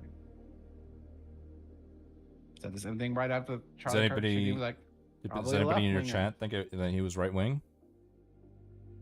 I don't know. Any of you guys the idiots? Are there any idiots in chat? I don't know. I don't think there's many people in there. You don't think people over there? Idiots? I don't know if there's any idiots. I know. There was like so when it happened, I remember PPG came into my chat and was like, "Where's Charlie? Where's Charlie? Where's Charlie?" And I just called him a pedo and banned him. And then, but then Red Radius came into my chat and said a joke, and you know, when I saw it, I was like, you know, I was reading it in an autistic fashion and not observing any nuance about it, so I didn't react to it in the way that it would have been had I known it was a joke at the time, or for whatever he said. And then he even recognized it. He was like, "Ooh, maybe bad timing. Sorry, bad joke, bad form." I was like, maybe, I don't know. But it was just interesting that people were like coming into my chat to literally just shit on Charlie Kirk as if you know it would have affected me like personally or something. You know, like if Obama died, I wouldn't go into Red Radius's chat and start. I wouldn't, if any liberal figure, you know, died, or even leftist figure died, I wouldn't just start fucking immediately start telling jokes and laughing about it and I don't know, making light or fun of it. It's just not something I would do. Now, I'm not saying, you know, some other right-wing idiots wouldn't do that. I'm sure they would. But there is the Vosh want you dead. There is so many. There's so many. What is that? There's the I want you dead, or they want you dead clip. They talking about Republicans. They want you dead. The Republicans they want to kill you. They want you right, dead right, clips. right. There's probably like 15 or 20 of them of those clips. Oh, I'm sure there's more. I'm sure there's more. Yeah, no, I'm sure I found them. You can search. There's a website you search for YouTube videos. I did a search on his YouTube for that phrase or whatever. Yeah, no, but even, you know, I think like the video that you sent me was in a playlist, I think, and I don't know how many videos were in that playlist, but regardless, I'm sure there's fucking 20 times more of that of him saying that on streams where he didn't even think to clip it. Oh, yeah. You know, or his editor didn't think to clip it. Yeah, I'll be making a montage. There'll be a montage coming. It's definitely that's definite. That's 100. It's 100. Oh man. Already got them pasted. Started pasting them in. Paste them in, and then I paste them in the doc. Doc's getting longer. Bro, do not get on Casey's bad side. You'll have a doc. You'll all have a doc. You might not already, for all you know. Somebody was gonna make a video on PPG. They actually contacted me directly. I think it was somebody in Turbo's Discord. Because when the whole thing happened with PPG, the first thing I did was record his stream because I knew he was going to take it down. But the second thing I did was go to like this website that essentially just downloads a JSON of the entire chat transcript. And all you got to do is just put in the URL for the chat you want, and it literally gets the entire thing. So I got it, and I gave it to a few people so they can see what PPG was actually saying to this miner. And about this miner, but then somebody contacted me out of nowhere and was like, "Hey, you know, I'm trying to find." Somebody said you had like a transcript of all the chats he had in Jigs' stream or whatever. I was like, I don't know who you are. I'm not sure who you are, but I can tell you how to get what I got, and I just gave him the link and I told him what to do. But I think somebody out there is going to make like a hit piece on PPG at some point. The Good Samaritan. Yeah. It's doing God's work.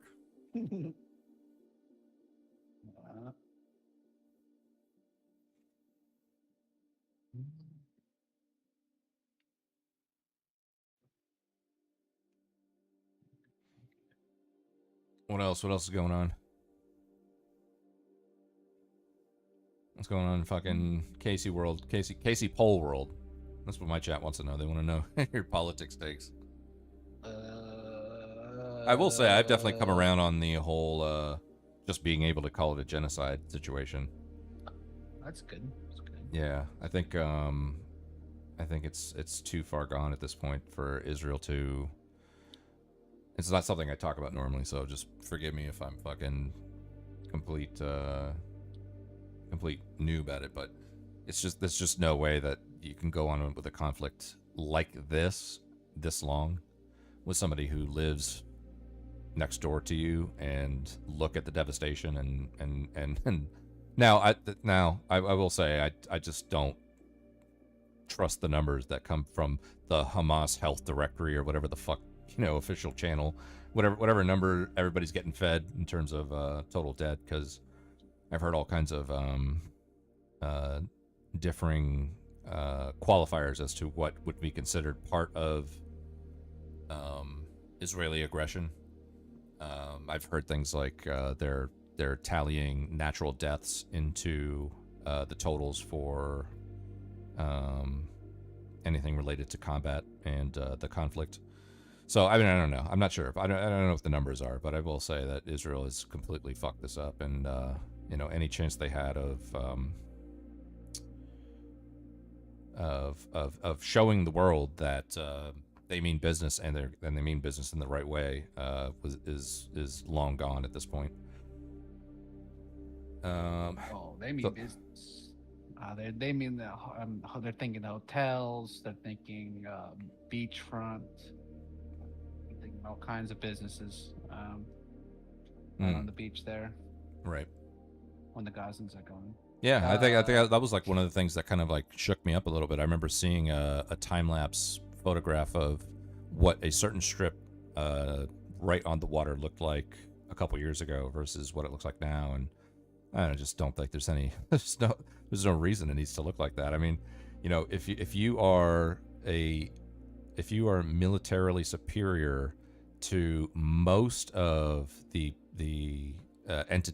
political entities in the region, and you conduct a war in the way that you have, in so far as it's like the least surgical and professional conflict I've ever seen unfold, then something's not right here. Something doesn't make sense. Yeah, I think people are getting there slowly. Nothing ever gets done.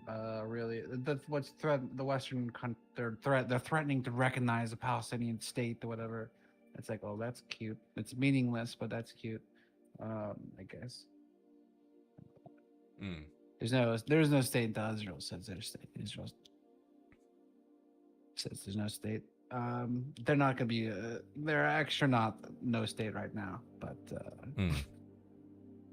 Well, you were saying earlier, that you and Gorp would basically agree on everything as it is now. So what was the fallout that you guys had then, in terms of that?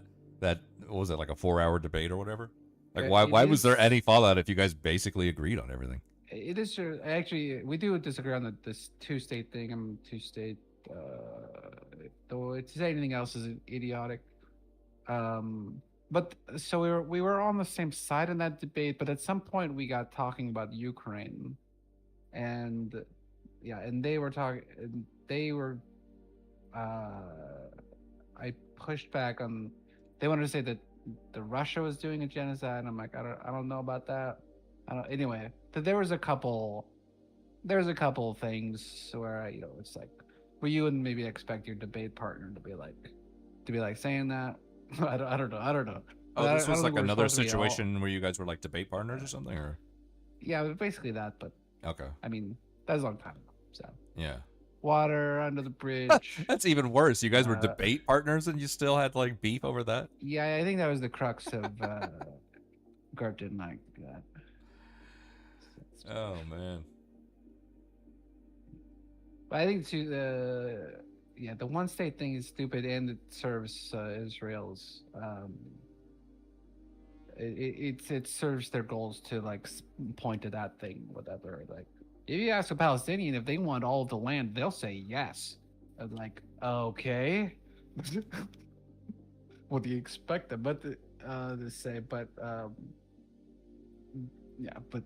obviously there's nothing else is even conceivably possible.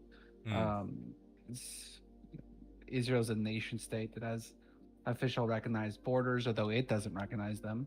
It just ignores them. But you know, in the modern era, national nation state, the direct nationally recognized borders are an extremely are a pretty permanent thing. So why? I mean, yeah, and not to mention, you know, Israel will have none of it. Will have none of it.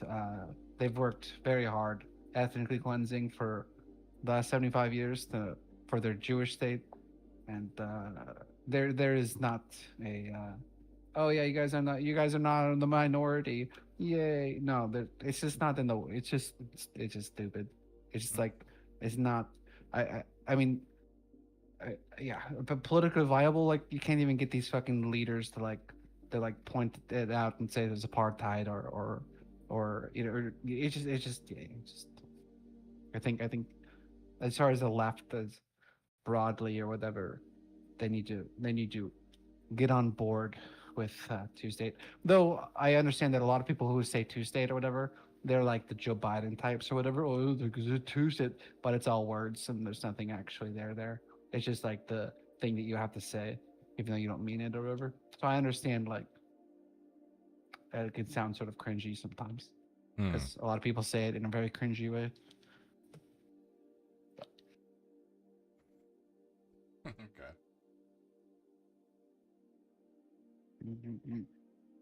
But I better check NFL news just in case. You never know. Oh, I'm really excited about my pick 6 lineup. I'm hoping to win another 2,000. I mean, like, I got my fantasy teams, but I'm more focused on my DraftKings stuff than my leagues. I'm not making the thing. Like, do you tinker with your teams a lot?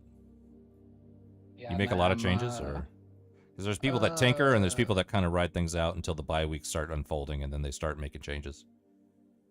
I'm pretty high on the changes list usually.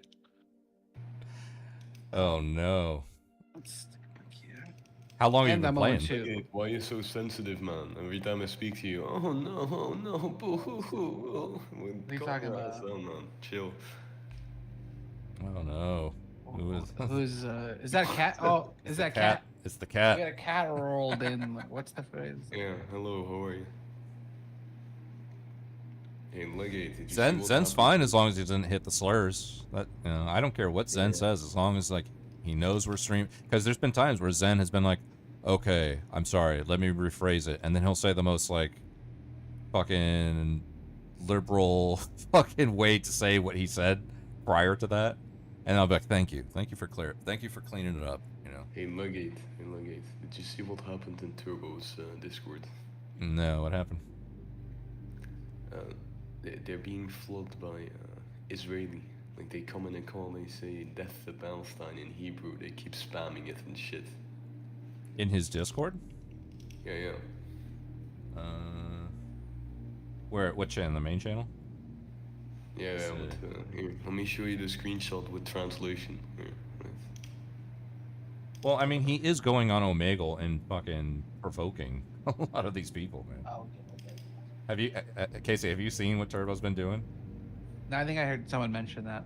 He's been literally like going on Omegle, and then, like, you know, you can filter for countries, so just click Israel. And it was one day where I was hanging out with him and fucking Tim here, and literally Turbo's like going around to Israeli Omegles with a fucking Hitler mustache. and talking about taxes, the interest, and like all these like super anti-Semitic fucking. Look at the screen share. They want you dead too. They want the non-Jew. That's what they're saying in Hebrew. Look. Hello, brothers. Death to Palestine. How are you, bro? I'm fine, bro. How are you? Death to the infidels. I haven't seen any of us in a while. It's nice to have you. I'm glad you're here. Timplo looks funny. Is like it's like him trying to spell my name with the Hebrew letters. Timplo, you know. Right. Look in the. This is. How did they find him? I translated. He just joined Turbo's Discord randomly. Yeah, but how did this person find him? I have no idea. I think they're the friends maybe with Mr. Bungle or some shit. Who's Mr. Bungle? Is that somebody we know? Yeah, some right-wing idiot that keeps joining the. Bro, you are right wing, dude. I'm never gonna let this go. All right, you are right wing. No, you are, mate. No, you are right wing, dude. You're more right wing than I am, dude. No. You can't just can't hide behind the whole I don't believe in capitalism because the Jews run all the banks bullshit. All right. Look at this. Yeah, no, I know theocratic socialism. I get it, but your views on economics are solely based on the background and religion of who you think is controlling that economic system. That's the only reason why you're anti-capitalist. You're not anti-capitalist in the same way that leftists are. No, I am. It's two, No it's way, multiple dude. reasons, man. It's not like It's that. totally different, man. There's not just one reason for it, man. There's many reasons to be against it. There's You many don't reasons to be against it, but I remember specifically asking you why the socialism of the theocratic socialism part came about. And the first thing you said is, well, who runs all of it? Yeah, but that's because that's Okay. the most important reason to me, but that's not the only one. Yeah, okay. Well, I'm sure. So are you left wing then? Yeah. You're left wing. That's what you. I guarantee you, there's a ton of leftists that would not. I'll accept you, Tim. I can't. No one else will. But let's be real. Well, you know what? We're gonna have to have a conversation. Maybe we can get Potato King on, and you can talk to him, and then he can tell us whether or not you're left wing. True. You're gonna have to get the okay from Potato. Yeah. I mean, I did the quiz. That's like an actual objective factor. You can have random people on Discord being like, no, I don't like him, so I. He's not a I'm random saying person. No, he's probably one of the most leftist people we know. Okay. See, but what like- if Potato ask? He'll ask, do you like China? Legate, you're like this tribalist. You're like, they don't like him, so that means he needs to be something else. Tribal, opinions of people. I did the test, that's it. Like, that's how it works. Dude, you are right wing. You are not left wing. All right. Can you name a right-wing opinion that I agree with? I can. Yeah, I can. Yeah. Not name one. Anything involving gay or trans people. Anything involving them. I mean, you have you basically read said that they Karl Marx's you basically said that they opinions should be on put in camps. Actually, Hey, I Legate. think you've said that they should probably get worse than that. But Hey, Legate, do you know who Karl Marx is? old Marxy boy, yeah. Yeah, do you know that he literally assassinated a homosexual? Like, What? yeah, he assassinated some homosexual in among his like intellectual fucking group that he found out was a homosexual. And then he No, got what's him up, killed. Shang? Like, I did not know that. yeah, well, Legate, he did. So like, So he's right wing too. I mean, according to your retarded logic, then yeah. Like, All right, what's right wing to you? the capitalist. It's just purely economic, huh? Yeah, like you're in this American mindset.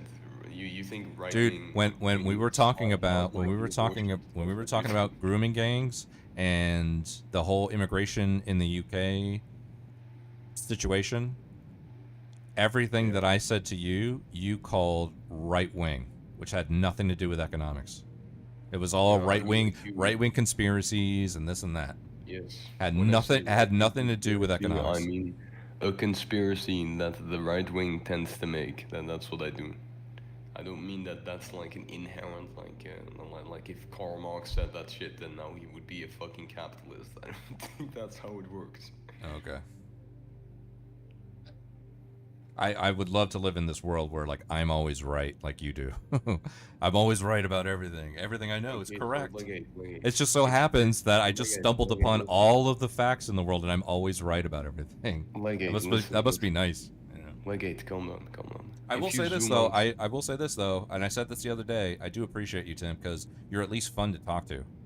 You're at least fun to Okay, talk to. Legate, There's Legate, there's zoom some out. people that I have met Calm who are down, just calm down, insufferable. calm down. Yes, opinion. Okay, like subjective shit. Yeah. Okay. If you I'm zoom trying to out, give you a right, compliment. Dude, Okay, thank you. If you zoom out, right, from the way you're thinking right now, and you look at other places that aren't America, yeah, you understand, right, that all of this like dichotomy you have built up in your head just completely dies out, right? You have like North Korean socialists where it's not legal to have gay sex and shit, and feminist shit is banned and stuff. Except like they can work because they all have to work, but that's like the one thing, right? Like that whole idea you have of the leftists are feminist, gay, transgenders completely breaks down if you look at the rest of the world. You get that, right, or what? I get there's nuance. The USs are. It's just I think they had a ban like, gays for a while or something.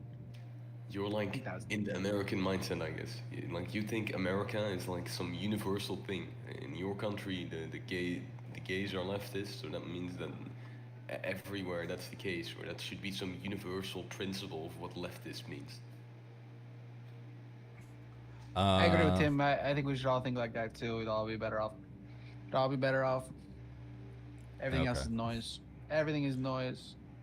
Everything is Well, noise. I just, you know, I think it would be fun to verify your left-wing ideas, Tim. That's all I'm saying. Okay, hey, Legate. Everything I think that you call right wing, that I told you, I think some North Korean guy would agree with me. Do you think the North Koreans are radical right wing fucking people? I don't subscribe to the idea that right and left is strictly economic. So, So they're right wing. Yeah, in that, I think it's about like how much of your worldview and personality crosses over that economic cultural threshold, right? If you say I hate capitalism and capitalism is bad and blah blah blah, but you support stoning gay people and all kinds of other things, no anybody that is left wing, that is actually even economically left wing, or identifies as much, will definitely not. They will all say that you are not left wing. Okay, so by this logic, left wing only exists in the past 100 years in America, and in the rest of the world, leftism just doesn't exist by this weird definition. You understand that, right? Like, if I go back a century, then no one would be left wing. Even the fucking communists wouldn't be left wing. Yeah. Yeah, that's retarded. Like, if America get nuked right now, according to your logic, leftism just dies out because that's the only place where your weird definition of leftism exists. And maybe Europe or some shit, like Sweden. Just nuke those two places, and there you go, no leftism. Like, really, bro? Come on. All right. Well, I think that would be. I mean, would you be up for it if we had like one day where we brought in some leftists to talk to you? Sure, but like, Okay. another question, yeah. How about leftist parties in like 100 years ago, in the 1800s, 1900s? What do you think they were? I think they were probably Everyone was conservative. Yeah, they were culturally right wing. I mean, I think that was just the sign of the times. Would you not call them leftists or what? That's a good question. Yeah, exactly. Like, what the fuck? But I do agree that like there is a thing with the left where it's like economics, because it's like, it's better for more people, and if people, I don't know, there's a certain like morality thing going on that is basically there that it sort of bleeds out into not judging people like based on sexual orientation. I think they are correlated. Well, yeah, I mean that's intersectionality. A lot of leftists now are like intersectional to the point where everything is linked. So your economic worldview is linked to how you view, race relations and the gender war and all, and everything intersects at some point according to a leftist. No, Wait, I'm wait, I'll I'm give saying the you same roughly- logic yeah. can get you to the same place. That we do consider obviously we do consider like Abraham Lincoln left wing. Well, he was a Republican. Yeah, they were Republicans was the left wing party, because he was in that we usually consider like the abolitionist as left wing, generally. It's sort of like it is sort of a certain worldview of of people having the same chance to do good or whatever, despite or whatever to varying degrees. Right? It's a very broad stroke I'm painting here, but there is some connection. So I'm supporting you. I'm supporting your argument a little bit like here. There is some connection there. The article. Like you should go and like take a vacation to some other country and like research like how the politics works there, and you'll see like if you go to fucking Asia or some shit, those communist countries. No. I'm gonna go to Poland. I'm gonna go to Poland. That's where I'm gonna go. Poland. Yeah. Why do you live in some shithole like drunk ass drug infested country? What the fuck? Drunk as I mean, they're probably really drunk, but they're not drug infested. Poland is like the stereotype in my. I'm in the Netherlands, right? A Dutch, a European country, yeah. Polish people and the country of Poland is like the stereotype here for like a fentanyl, like a homeless guy on fentanyl. Then that's like the stereotype of Polish people here. Because they have like a massive drug issue and drinking problems in their country and have like a shitty economy. Like you're completely. What are you talking about? Every video I see of Poland is like a bunch of people getting along, no crime, no problems. Yeah, these are like right wing like propaganda. Ah, there it is. There it is again. Right wing propaganda. Yeah. I knew it would come up. I knew it would come up again. You understand that they have like. Let me show they you. got problems. No place is perfect. No. Their whole country is one giant. Like this is what realistically. Like let me show you this. This is like what the average like Warsaw fucking like here. Look at this. You see this kind of shit? This is Poland. Look at the screen share. This is like Polish aesthetic. This is like the typical Polish lifestyle. Look Yeah, it's Eastern Europe. And look at A the lot of picture. Eastern Europe looks like that. Yeah, so they have shit, half broken down houses. They have crime, graffiti everywhere, and they drink and they do drugs. That's like the Polish lifestyle. What's a city in Poland? What's a city in Poland? Warsaw. A big one or like an average one, because the capital will probably look nicer than like. Yeah, I didn't want to. 99%. I want to. I'll pick a random. I'll pick a random one. Polish city generator. Let's see. Generate random city in Poland. I'm going to Wrocław. I'm going to Wrocław. It's one of the bigger ones. Katowice, yeah. Bro. Katowice.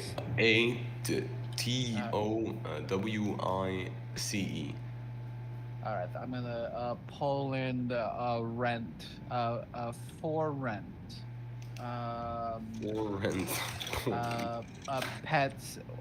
Pets allowed. just to mix it up a little bit. Let's see. Ooh, that's a nice building right there. What is that? What is that building? What's that? Like in my country, Legate, the right-wing politicians complain about Polish immigration because they think the Polish people are like these lazy fucking sloppy retards that should stay in Poland. That's like what the right-wing politicians say about the Polish people in my country. Yeah, because you got that Western Europe superiority kind of situation going on. No man, they genuinely like I was in school and there was a Polish kid in my school. Yeah, I went to his house once and he genuinely had like alcohol bottles half broken on the fucking floor. Like that genuinely is what they're like. The whole country? They're not like these. What? Repeat. Said the whole country? I mean, obviously not the whole country is drinking and have broken bottles on the floor, but that is like a big thing in their country, right? They have these issues, and that's what I'm trying to tell you. They're not like some. What about in your country? Would you say It's like one of better- the bigger problems in your country is like red light districts? No, that's not comparable to Poland. Like that's literally for like tourists and stuff. Like Okay. that is a tourist. It's for Hassan. attraction. It's for Hassan, right? Yeah, no, it's for yeah. If you go there, the people literally speak English there. Like you need to like if you don't speak English in Amsterdam, then you're not getting by. Even if you're like a native Dutch person, because it's filled to the brim with tourists and immigrants. It's literally where a bunch of American retards come to do drugs and have sex. That's it. Yeah, that's true. It's the blue red light district. Like that's Yeah. it. If you go to Poland, right, there's a lot of poverty, a lot of drinking, a lot of drugs. That's their country.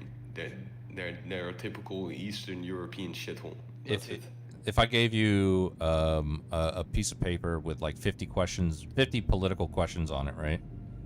And then I gave Geert Wilders the same piece of paper with 50 questions on it. How many of those questions do you guys think that you would actually agree on? Maybe 2. 2? Yeah, about the gay, and that's it. About the gay? Not even. About the gay in school. That's the one issue. The rest we disagree on. Okay. Like, I know him, right? He's a politician in my country. I know that, like, I watch these debates on the television broadcast in Dutch. Like, I understand it. So, I know exactly what positions he has. And that's the only thing I ever agreed with him on, ever. And I've seen most of the shit he said on TV. Do most people like him over there? No. Most Pero, people think he should be executed, genuinely. No. Yes, most people think he's like a fucking national problem. Like. Oh man. You know who we're talking about, Casey? This guy Geert Wilders. Ever seen him before? I guarantee you've probably seen a video of him. Do you know, right, that the government, literally the latest cabinet, collapsed because every single other party didn't want to collaborate with him, so they just like broke down the entire government and restarted elections because of this one guy. You know, that's why we're having elections soon, right? Because Geert Wilders fucked it up. Like. Really? Yeah, really. No one wanted to collaborate, so he stepped out. And Who would you even vote for over there? I mean, like, I can't imagine if he doesn't represent any of your views. There's no way that any other political party represents any of your views. So, like, who would you even vote for over there? I mean, you have like one pro-Palestine party that I would vote for. Other than that, like. Is it like essentially like the Green Party kind of like equivalent? No. I don't agree. With any one of them 100%, right? Like that's how it is. Like I'm not gonna 100% agree with anyone there. Like I don't think most people do. Like, no one fully agrees with any fucking party. Okay.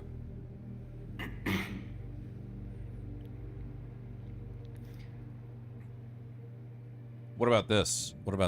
I mean, this is off topic, but I want your honest opinion. Do you think PPG is a pedo? No, not really. I'll tell it to him because I think it's funny, but not really. How close is he? How close has he been to being considered a pedo in your mind? Like 30%, 40%? I don't think, like, the reason why people say this is because of the sister of Jigs or some shit, and I don't think that she's attractive regardless of the age, but like, if PPG thinks that, then she's 17 or some shit. I don't care. I don't think that matters. Okay. I don't think that's like some big thing. I just say it because I think it's funny, and then he gets mad and screams at me. That's it.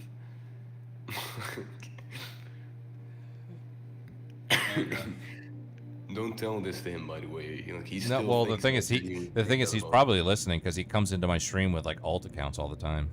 So okay. He came in today. He came in like an hour ago, and he typed in !Discord to try to get into this conversation because Casey and I were talking about Charlie Kirk, and somebody came in who I've never seen before who had a weird screen name, and then when I clicked on the name, the account was created like a week ago, so I knew it was him automatically.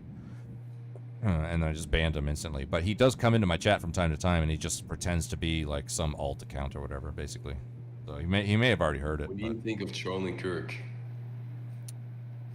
What do I think of Charlie Kirk? I think that he shouldn't have been assassinated. I think that the left dancing on those who are on the left that are dancing on his grave are going to regret having done so politically over the course of the next 5 to 10 years. Why? Are you threatening them or what?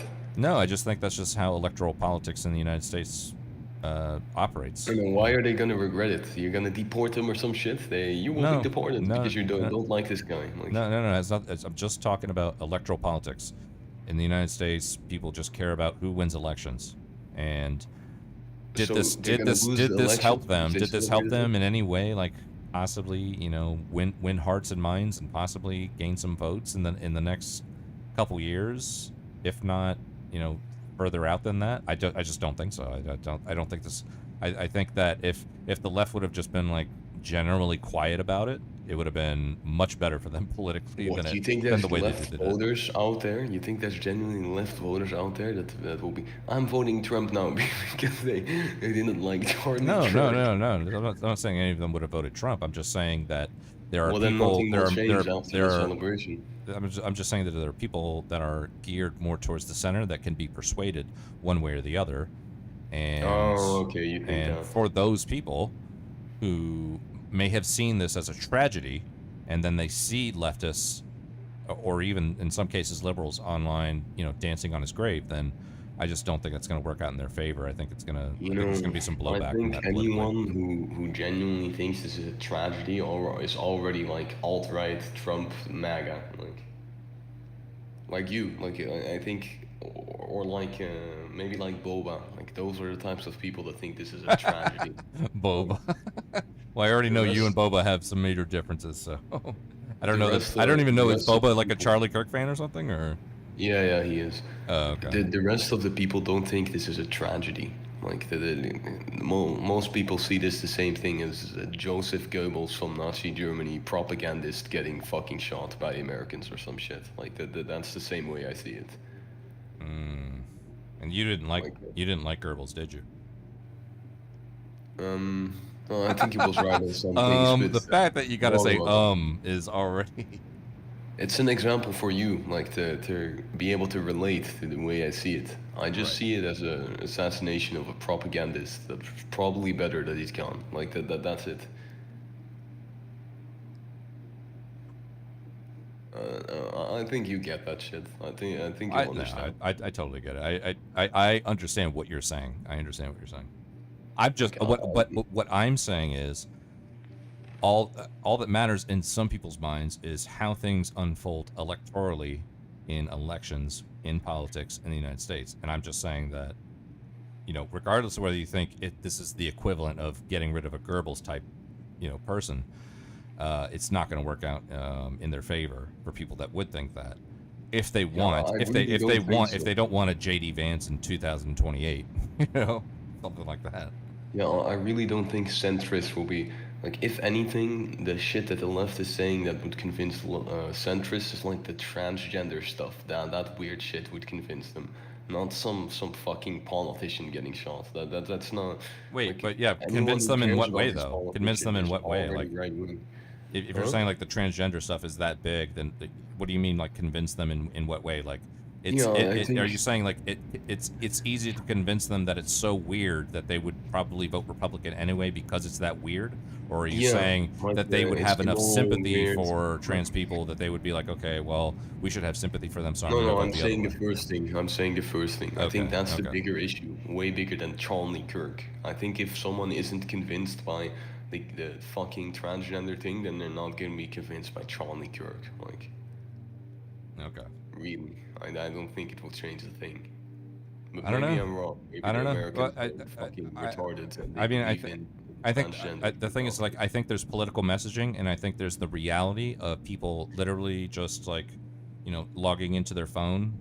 You know, they open up their phone, and the first thing they see is somebody fucking pouring blood out of their fucking major artery in their fucking neck, and haven't seen something as politically devastating since maybe 9/11, right? Bro, that's the. I think something more politically devastating is like 98% of Gaza getting completely obliterated. That's more devastating than some guy getting shot. And it's also not comparable to 9/11. Charlie Kirk getting shot in the neck. I'm not saying it's politically equivalent. I'm just saying that for a lot of people, you know, for example, we're almost 25 years past 9/11. Right, so a lot of new voters, a lot of new voters, a lot of new voters, people who are voting for the first time weren't even around when 9/11 happened, so they don't even know, you know, like what kind of impact it would have had on somebody had they been alive at that time, right? So so something like this is their is something that's representative of something that's politically devastating. All right, I'm not. You're 0 years past Gaza. That's more politically devastating than some guy getting shot in the neck. I mean, yeah. No, I mean, I was just talking to Casey about this being clearly a genocide before you came here. So I'm not saying, I'm not equivocating Gaza to this. Yeah, so I understand that you're saying, well, people should. Wait a second. You really think the MAGA guys will look at Gaza and be like, no, I don't care, I will still vote for Trump, who loves Israel, and then be like, oh god, the Charlie Kirk, like, bro, there's no. Maybe the MAGA will be that brainwashed to care about one another, but centrists that are talking about, people that are like not programmed yet, they won't, man. I don't believe they will. They look at Gaza, they're like, nah, still voting Trump. And then after that, they look at Kirk and, nah, that's the big deal. Now I need to vote MAGA right now. Like, come on, man. Really, bro? Like, I don't know why you see this as, like, significant. It means shit. It means fuck all. Way worse thing happens every single second. Boom, boom, boom, boom, boom. Every single second around the world.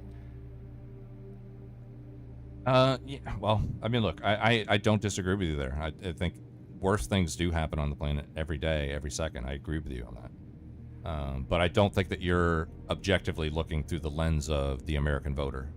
I think you're just being Tim on the internet right now.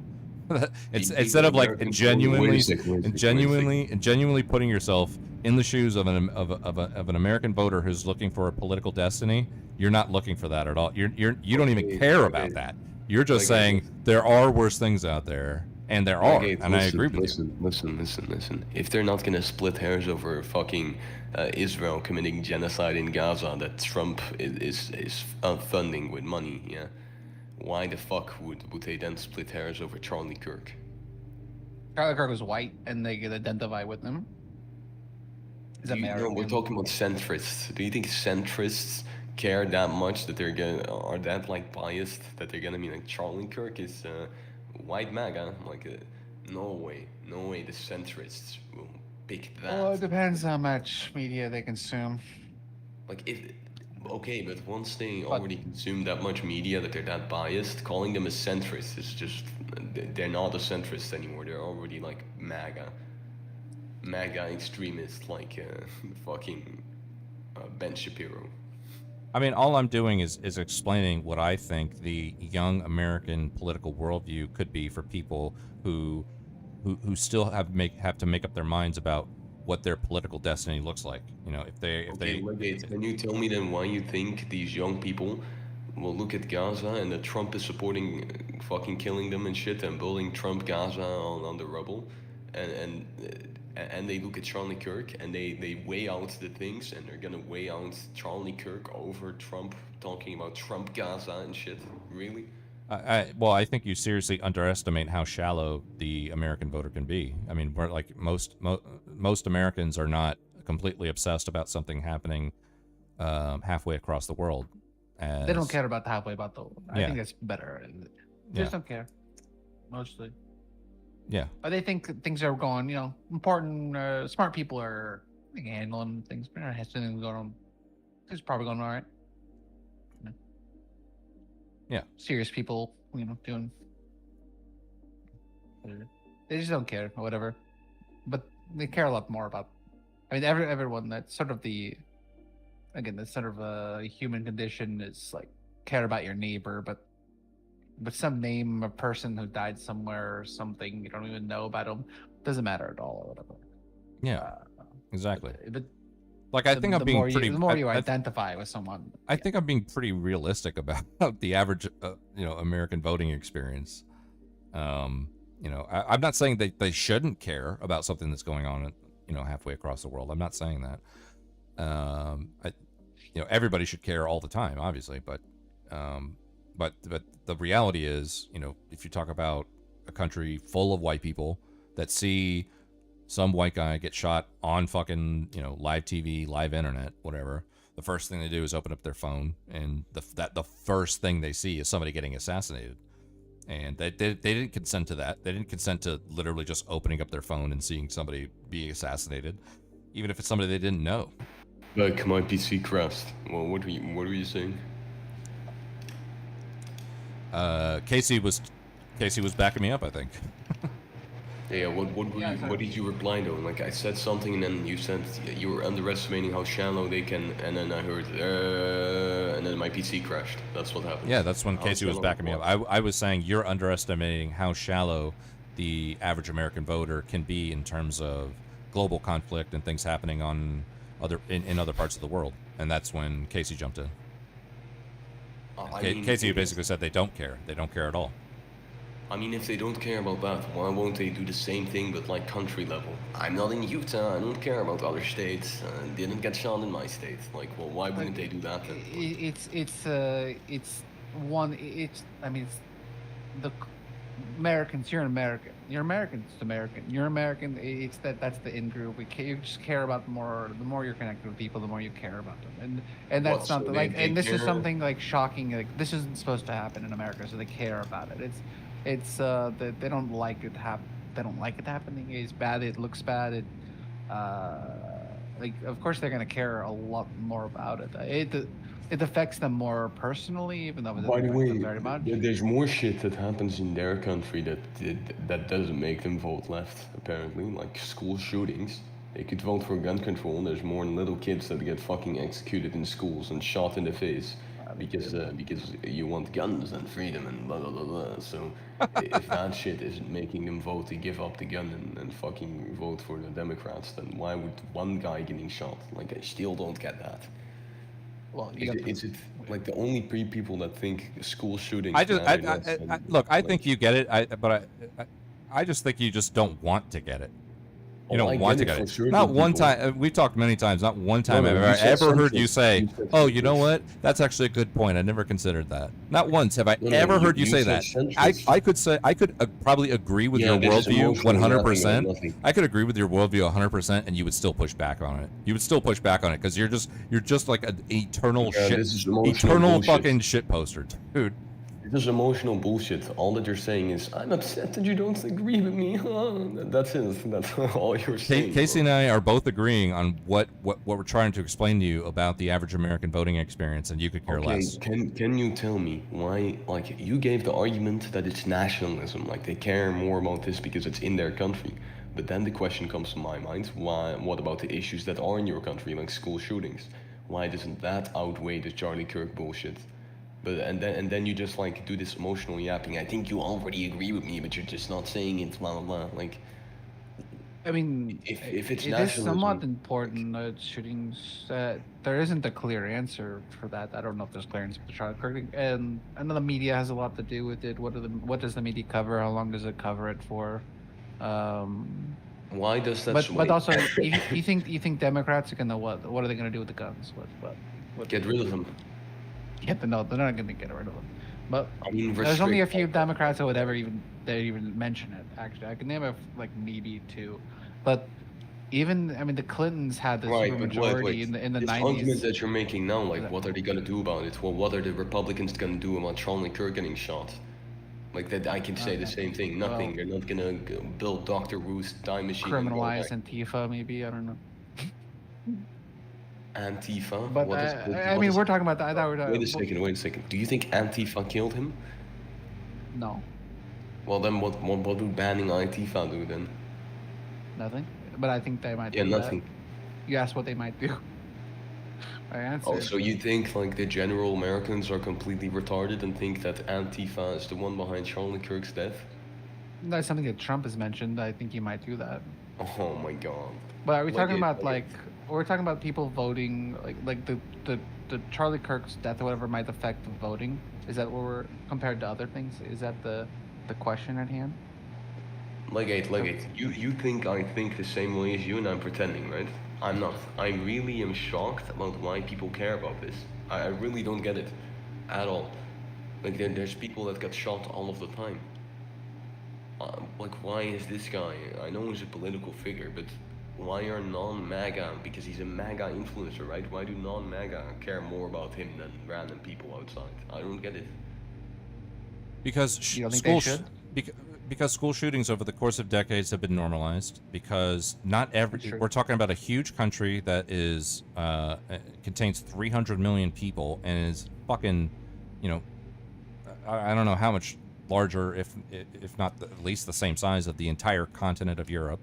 No, not everybody lives right next door to each other like they do in Europe, essentially by country. You know, we don't see states as countries, so we don't see in the same way that you might say, oh, what's going on in France? Oh, it's crazy because it's French. We wouldn't be like, oh, Utah. We would just be like, that's America. That's a part of America that is fucking thousands of miles away. We just don't have the same kind of demographic qualities that Okay, but that why is in do you Europe. care that he gets shot? That's the question. Like, it's not that I don't care because he's not in my country. I don't care because I don't care. That's it. Like, if there's another guy, and there's probably one guy getting shot in China right now. There's probably one guy getting Well, shot in my country right now. It doesn't anyone matter. who actually knew who he was or something, like you see someone talk or whatever on the radio or on TV or whatever. I mean, you at least feel like you know them a little bit. You know, that's Right, but gonna those people affect you aren't centrist, more. though. Those people What? are like MAGA, his followers and stuff, right? Not necessarily mag. I mean, Or Republicans, right? I mean, still non-Republicans or probably Yeah, not they- that many though. I'll Republicans are give you that. debating I'm against not him. sure how many people actually knew Charlie Kirk actually. Non-Republicans debate against him, right? Not for him. So they would be happy that he gets shot, wouldn't Not they? happy. Or like, Well, not not everyone is as bad as destined. he is. You're not supposed to be. I think I hate that a lot so much of the left, but I think it's mostly the online left. I would like to. I think once you get once you enter into Normieville, which is the vast majority of America, like, get that, you know, it's like fucked up that like this political guy got shot, and it's fucked up that people are celebrating it. Like that's Normieville. That's So you're Normieville. telling me like a political guy getting shot is for some reason inherently worse than anyone else getting shot? No. Well, why not care about some guy getting shot right now by the police or some shit, or some guy getting shot right now by a burglar, or some guy getting shot right now by a Why? school shooting? That's logically they should, but they don't. It's not the. It's not Yeah, the human what's the way, reason? human condition. You think it's because they just blasted through your ears about Kirk or something, or? I mean, it's a name, or maybe it's even a picture that they've seen, or some familiarity. I do think the media is more hyper focused on this than they are on other things, of course. Right. because Okay. So it's they're like gonna show- propaganda, basically. It's like Kirk propaganda by the Republican Party or some shit. I mean, the media has so much power. Like, yeah, I think it's underestimated but- how much the media can drive how people feel about things. Yeah, depending so on how much like, they cover. I get this. Like, if this is the case, I get it. It's just the media blasting on about Kirk, and then they care, I guess. Like, I think I mean, if it got the same coverage as, like, wasn't there a school shooting that day? Yeah, there I was. think I heard mentioned I think it. it's yeah, in, why like, didn't they Colorado. talk about that? Why didn't they talk about that? Like, I don't get it. certainly Kirk's got the way more coverage. Yeah, like the fuck. But I think Legate said What normalization. kind of answer are you looking for? These are the way it happened is the way it happened. I don't. Yeah, I have the answer now. Like it's because of propaganda, right? They expose you to it more on purpose to get you to vote a certain way or to make you do something, right? But you're always but people are gonna care more about a person, who they felt like maybe they knew, or like a lot of people felt like maybe they knew or something. What, Like, do you that's think not, if like, the media showed this guy as much as they showed every other person killed with a gun that day, that they would care as much? No, they would probably be worrying about the school shooting if that shit was actually like equally. They would shown. care a lot more about the school shooting if they covered every school shooting with the same time. That's true.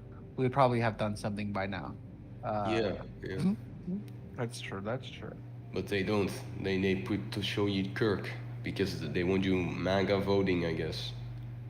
By the way, I was going to mention earlier that the Clintons passed gun control in the 90s. They put the Sunrise Clause on their own bill. They banned assault rifles, sales of assault rifles, but it only applied to the assault rifles that were manufactured after the date of the bill. And then they put a 10-year Sunrise Clause on their own bill, despite the fact they had a supermajority. So by the time that it actually started doing something, it actually just expired. Thanks, Legate. Why Legate? Why don't you just ban all the guns and get police to come to your house and make you give your pistol? Well, Legate doesn't want to give up his guns. That's not happening, bro. That's not happening. Why? Because you think calling the police is like calling DoorDash.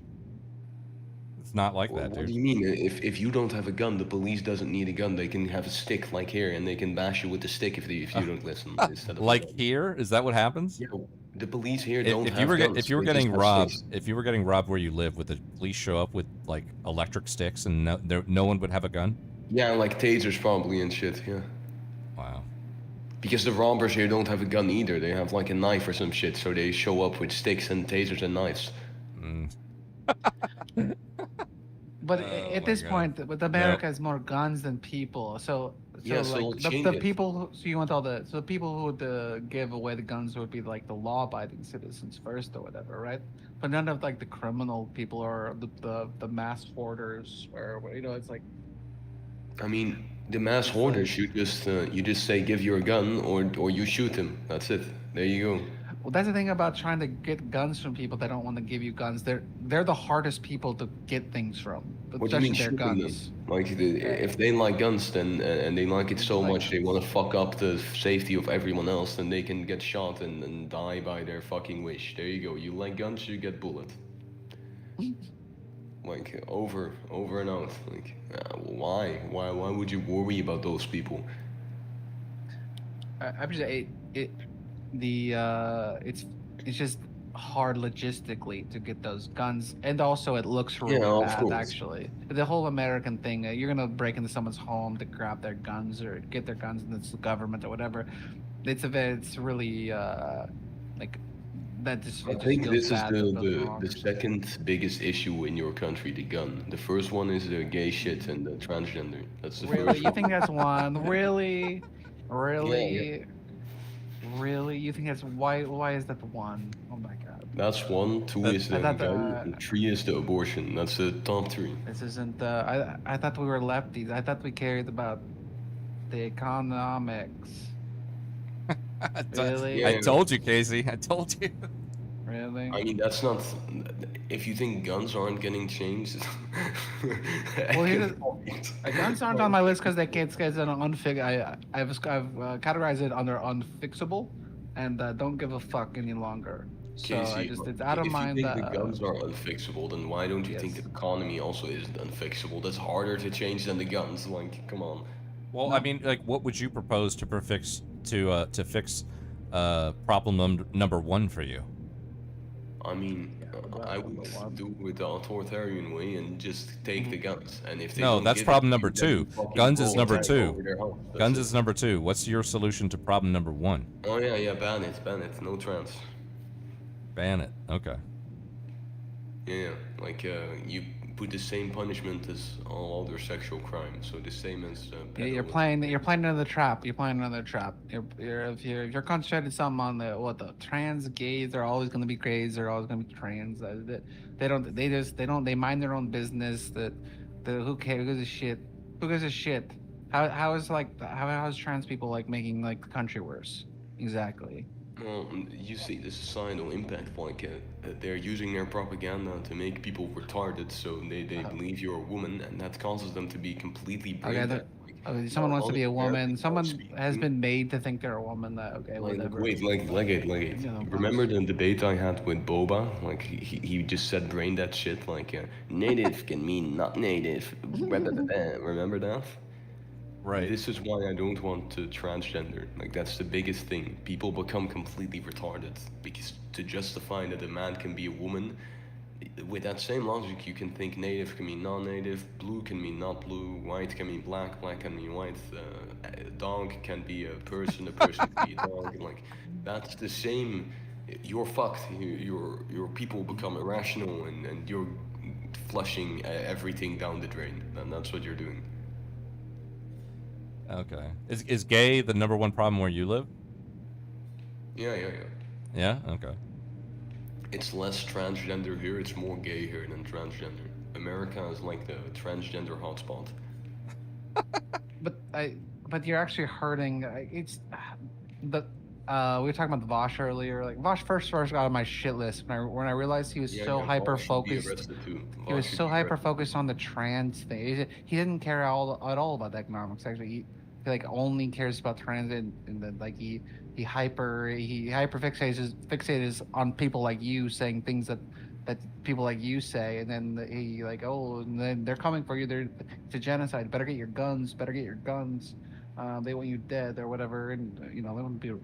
I don't think he'd be wrong in it. Listen, man, this is the perfect example. Vosh, you know what Vosh is into? This is the type of people that believe in transgender. The same as Vosh. He likes horses and babies and shit. That's what he likes. Like, if you think it stays with the transgender, it doesn't. It's one big gateway. The first step is marriage between the men. The second is the men can be women. The third is we do it with animals. The fourth is babies, and the sixth is like corpses and shit. Like that's the downhill fucking societal fucking shithole that you're turning yourself into. One of my kick viewers asked you a question. I put it in the side chat to see what you would say. Okay, let's read it. This would happen in the Netherlands if Virgil van Dijk was assassinated by a German football fan. Yeah, so what would happen is the news would cover it.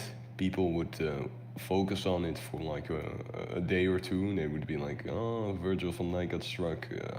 How shocking.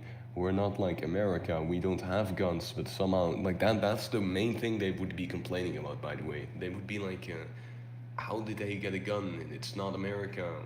Are the Americans flooding the guns into our... that's like the main thing they would be saying, by the way. They would then, secondly, worry about, how sad he got shot. And thirdly, they would just forget about it. Like, no one would fucking turn it into some political war. That, like, no one would do that. Okay. Well, there you go, XN. There's your answer.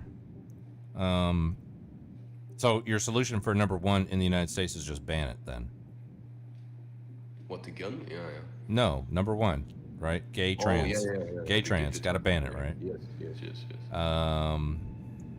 What happens if somebody is gay or trans and it's banned and they break the law? I'm not sure about the U.S. law. Tell me, what happens right now to the pedo and the someone who fucks a dog or something? What happens? They would probably have to be on a sex offender registry, and they would certainly get some jail time depending on the crime. If it was fucking a dog, I don't know how. I'm not sure how long you would get in jail. An infant, probably not enough. How about 1-year-old? They probably get maybe anywhere between 15 to 20 years in jail, I imagine, at least. Okay, so the if not more. punishment is they go on a registry and they get 20 years in jail. Then by that logic, yeah, they get the exact same treatment as any other person that does. So you put all the gay people in prison together. You think you're gonna solve gay? I mean, obviously, like we They're already gonna come out have- super gay. They're gonna come out. They're gonna come out hardened gay. They're I gonna mean, come out the- the rapey you gay. They went already in have, normal like, gay. They the- came out the rapey You gay. listen. You already have procedures like that, like for rapists and stuff. Oh. Like you don't put them all together and shit. Like right now with rape, if you have a prison in America filled with rapists, they would fucking rape each other and shit. That would also We turn do out that. to be shit. So they would be in like think they do rape segregated each other. cells and stuff. You would deal with that. Yeah, you would. That's not some unsolvable problem. Can't solve gay. Always been Like Legate, why do you think that's such a crazy thing to treat them like the rest of those types of criminals? Like all of those Well, they're not those types hurting of crimes anyone. all get treated the same way. Isn't that like fair, Legate? No, it's not. I mean, I can't help but think that your reasoning behind making this illegal essentially is based or backed up by a religious worldview as opposed to anything else. Legate, Right? why do you think it's different So here's the from thing. I'm not religious, so I can't share with you that brotherly bond of being fucking. Yeah, you know. I'm revoking my vote. My vote earlier on the left, I'm revoking. I'm revoked. I told you. I told you, dude. I Your one fucking vote. told you, man. What do you mean? I can do the same thing. I provoke your vote, Casey. You're right wing now because you like gay. Like, well, what's the argument? I got other people's votes though. I don't think I don't think you got. I don't believe in that though. I don't believe in like this tribal shit. Like the people decide. Like no, I like it. Why do you think it's different from the dog or the kid, when like the baby and shit, or a cow or whatever? Why do you think it's different? Hold on one second. I'm typing in chat. I don't think we have a major animal humping ish problem. I've never seen data on it to be. If I could choose to real. swap them out for the problem we have right now, I probably would. I think that's less bad. Sorry, what was the question? Yeah, why do you think it's different from the cow or the rape? Or We've done this before, dude. We talked about this Oh, before. Okay, I don't remember, bro. Tell me. You've made this argument before. It's like if people are gay and that means they fuck each other in the ass, then what is the difference if it's a dog or basically this is mental asylum kind of stuff. Like if it's Just a dog tell me, or if it's a cow, it doesn't matter, Yeah, right? why are you Americans so emotional, man? You can never just answer the That's question. It's literally what you always- told me. That's You literally do what you told only- me. Okay, listen. You only do two things when you ask you a question that you don't like. One, you do this tribal shit, like you are not leftist because Casey doesn't think so. Or I got this education, so I know better than you. Look, I'm in the superior group, so I'm right. That's number one that you do. And number two is you like make a joke or you start laughing or making fun of people or you do this dumb shit like last time you said this, you do some fucking obfuscating. What do you call this in I English? qualified this earlier by paying you a compliment saying that it was fun to talk to you. So if I'm laughing, it's because I'm having fun, right? Okay, I'm not but I just wouldn't tell talk to me- you. I wouldn't talk to you if this wasn't fun, all right? me Secondly, the you yourself have told me that there's no difference with gay people gay dudes fucking each other in the ass and fucking a dog. Like you literally like for hours tried to get me to explain what the difference is between I a don't man fucking a remember dog in the ass and a man fucking another dude in the ass. Like I what's the don't difference? remember that. Tell me. I just did.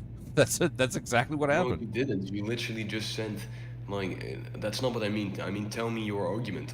Again, don't tell me what happened. That's Well, I mean, it was a long time ago, but I imagine my argument was these were animals that you're talking about, and human beings are of the animal kingdom, but they're not, animals. They have consciousness and free will and Right, but- agency. But that's just a statement. Like, you didn't explain why that makes a difference. Why that's worse or better. Like you just said, it's different. Yeah, I know it's different. It's not the exact same thing. I'm just saying morally they're the same is what my argument. So. Well, I mean, I don't know. I mean, like, you know, this is a good job of catching me in some kind of in a corner where I have to, you know, come up with a morality about why it's not okay. It's not okay to fuck dogs in the ass, but it is okay to fuck I'll people argue in the like ass. an American. I'll argue like an American, okay? Yeah. Legate, I think it's just your biases. You just don't like it. You're just discriminatory against the animal fuckers. You just think it's gross. Just because you don't like it doesn't mean other people don't. Legate, you're a bigot. Legate. Bigoted legate. Okay. That's like how your people would argue, Legate. That's how your people. Oh, I don't disagree with you. I don't disagree with you. I would say that, you know, I think that people do have rights, even though they are social constructs. I would imagine that you would think that you have a right to practice any religion that you wanted to, or Yeah, but Legate, this is like another way of restating my society thinks that this should happen and this shouldn't happen. Like, we have rights, yeah. It's just this separate way of restating the same thing. yeah, but This is what you we- never you never justified why a gay person doesn't have the right to be gay. Yeah, you're not meant to. You have the pee and the vagina, you have the hole in the stick, and the hole goes in the stick, and you're meant to be the same species too, so that's what you're gonna do. Okay, all right. So the same species is like a major threshold for you, which I agree with. Yeah, it's because the human is supposed to reproduce with the woman. The other human, yeah. The man is supposed to reproduce with the woman. Yeah. And you're not supposed to reproduce with someone who literally fucking can't because they just left the vagina. Yeah, that's the simple reasoning for why. Yeah, but are you saying that your view is that sex should be purely viewed from a reproductive standpoint? In a way, yes. Well, the thing is, it's meant to go like this. You know, you make a habit out of it with your wife. That doesn't mean if she's not ovulating, you can't do it, right? You're supposed to regularly do it, and that will naturally, over time, like, she will ovulate one day, and then the kid will happen, yeah? That's the point. You're not supposed to regularly do it with a fucking bird or some shit. That will never lead to fucking anything, and it's never supposed to lead to anything. That's the point. The fact that you match, yeah, with a woman shows that that's some kind of a biological imperative, right? Like some kind of design there, yeah. It's not like randomly we popped up and then it happened to be that if you do that shit, the kid will come out, right? That's not a coincidence.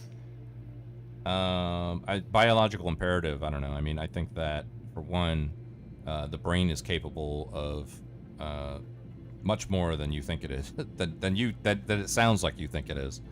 For example, you know, humans are not meant to kill each other, right? But there are cases in history. I can at least cite one in particular. This happened I think it was in the University of Texas in Austin, where a shooter back in the 70s killed a bunch of people on campus, and it wasn't because this guy was crazy or was bullied or he's a school shooter or anything like that. It was because he had a tumor on his he had a brain tumor, and it was actually pushing a part of his brain that was influencing his decisions and judgment. Like right. No, I don't know. You mix up a moral statement with like this biological design thing. You're the one that brought up biological imperative. Yeah, I'm I was saying trying to give you a biological No, example. Listen, I don't think that's biological at all. You're mixing two things up. Like, humans aren't supposed to kill each other, you said. Says who? You could say that if like you got angry and then some pheromone went into the air and that caused a magical force field against the person you're trying to kill. Maybe then there would be a biological reason you can't kill other people. But that isn't the case, right? So there's no like biological argument for why humans can't kill each other. I think humans can't kill each other. That's what we do. We have wars and shit. We have arguments. What is this and shit. magical We have- force field you're talking about? Okay, I'll restate it slowly. with reproduction, there's like a physical fucking thing that happens, right? But your argument of humans aren't supposed to kill each other doesn't have some biological mechanism. It's not like there's a force field that stops us from killing each other. Some like thing built into our design or something. That doesn't exist. Somewhat is, but then there are also somewhat isn't. You know what I'm saying to you, Legate? We No. feel like you don't kill people. Like, you know someone, you don't just like kill them. I'm Okay, gonna kill you I'll today. simplify it then. I don't But think you don't, that because there is like biological a reason why thing humans in your can't brain, kill right? each other. What? I don't think there's a biological reason why humans can't kill each other. No, they can. They don't. No, they can, yeah. But I say that they don't. But it's an in-group, out-group thing or whatever. I do think that that we are also extremely capable of dehumanizing groups of people into removing them from that, like you said, force field or whatever, right? Like the general, like the average person or whatever would never want to kill someone else. Would never want to do that. Would never do that. Would not want to do that. This is a whole different tangent. Legate. It is like a force Forget about this speech. You don't get it. I Star guess. Wars. You don't get it, I guess. Legate. Let's simplify. Yeah. So the reason you think the dog isn't okay, you say, well, it's another species. We're not supposed to be with that other species. I can say the same thing. The man isn't okay because a man is supposed to be with a woman and a woman is supposed to be with a man. Yeah. Same reason you use. Not supposed to be with dog. Now you do this shit. It's not the same reason. It's not the same reason. My reason is species. Your reason is sex. It's not the Yeah, same but reason. that boils down to the same bigger reason, which is like, what are you meant to have sex with, right? You're designed to be with the same species, and you're also designed to be with the opposite sex. I'm a contrarian, so And God you made me a can- contrarian.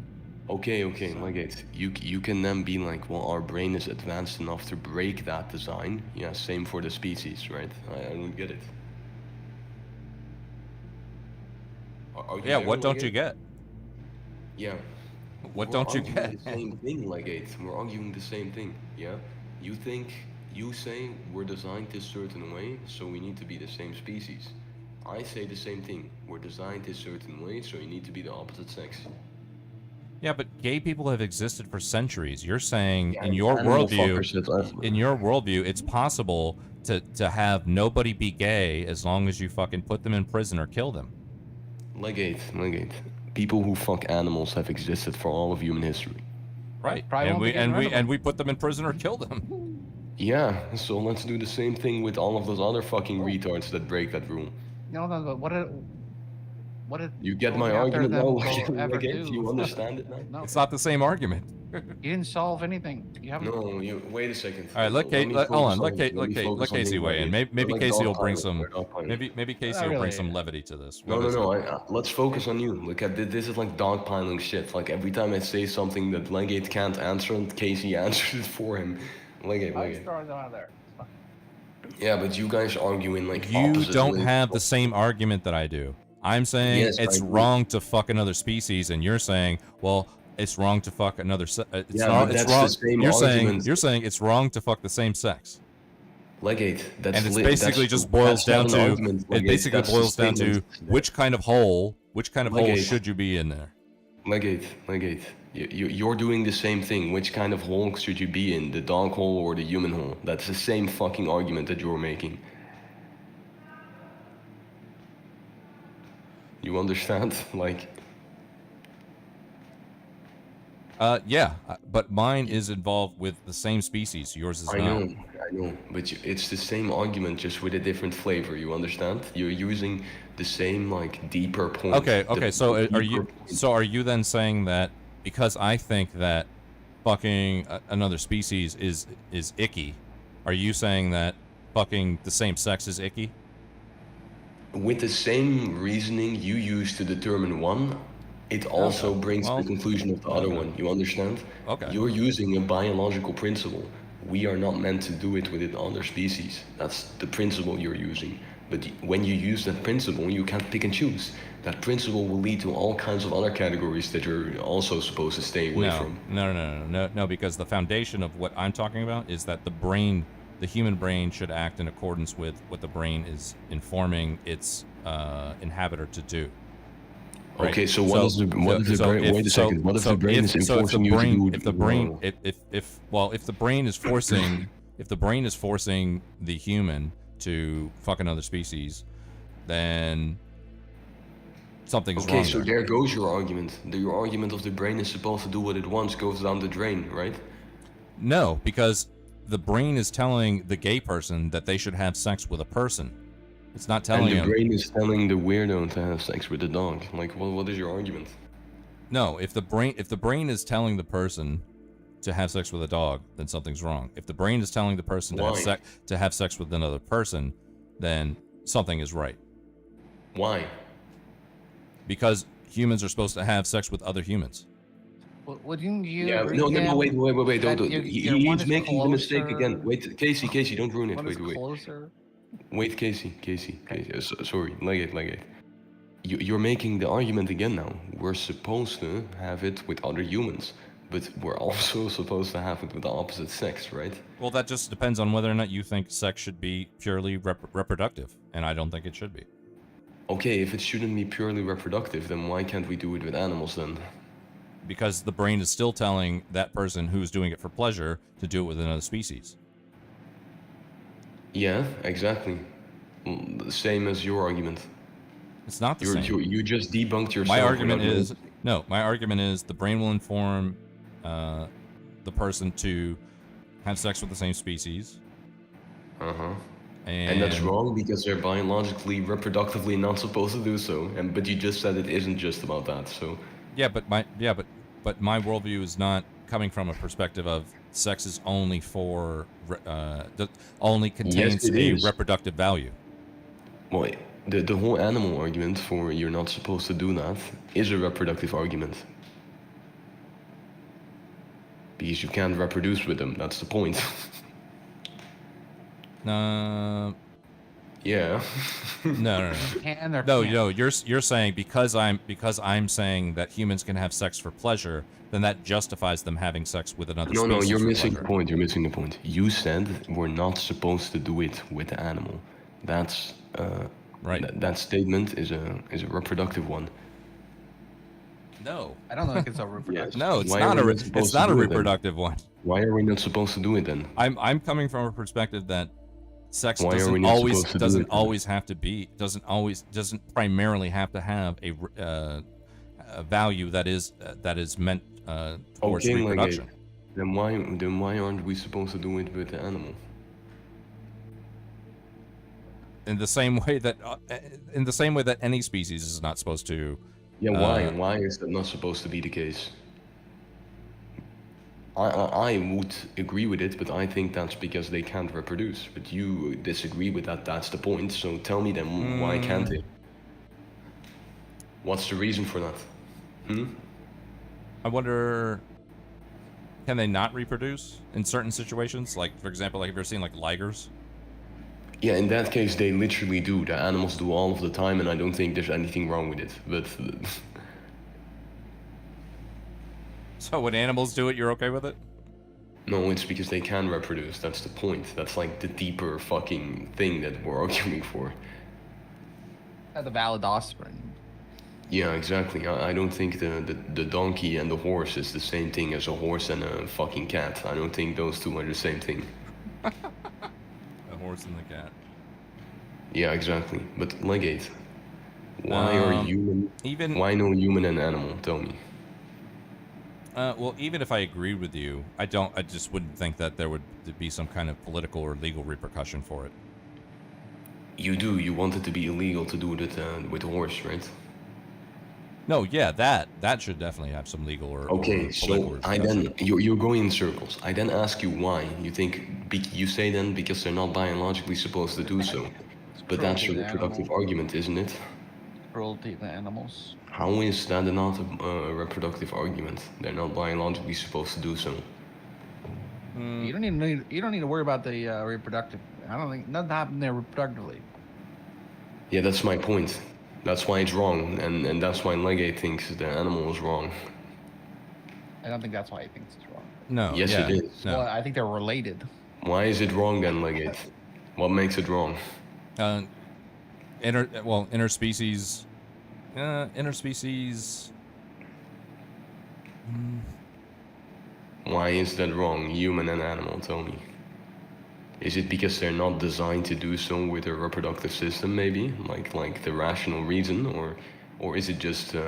Well, design implies a lot of things, so I mean, I think you can probably come down. Okay, whatever. Design that magically popped up. Whatever, Legate. Whatever, Legate. Whatever. No, Design that magically popped up. Design's a huge part of it, but I'm not even gonna lean on it. I'm not even gonna lean on design. This doesn't change anything. I'm not even gonna lean on design. I'm not gonna evolve design. Fine, evolve design then. Fine, evolve the design then. I'm not going to lean on design. I'm not going to lean on that. Are you but at the very least, an animal couldn't consent. Yeah, bro. So that's the only reason. Consent?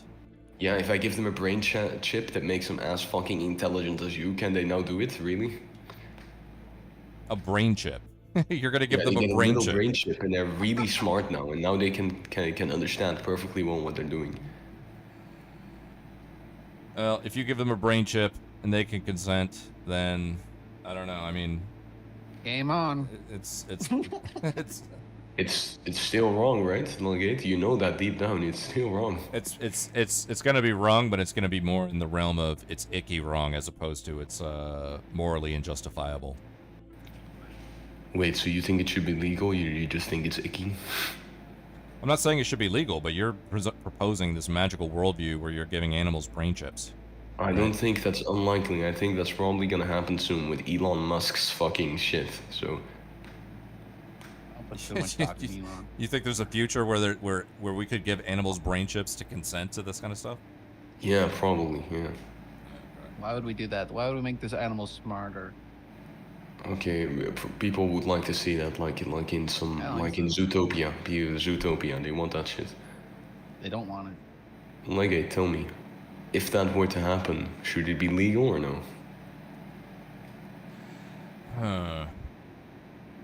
It shouldn't, but I don't have a reason for it, so I have to come back to you on that one.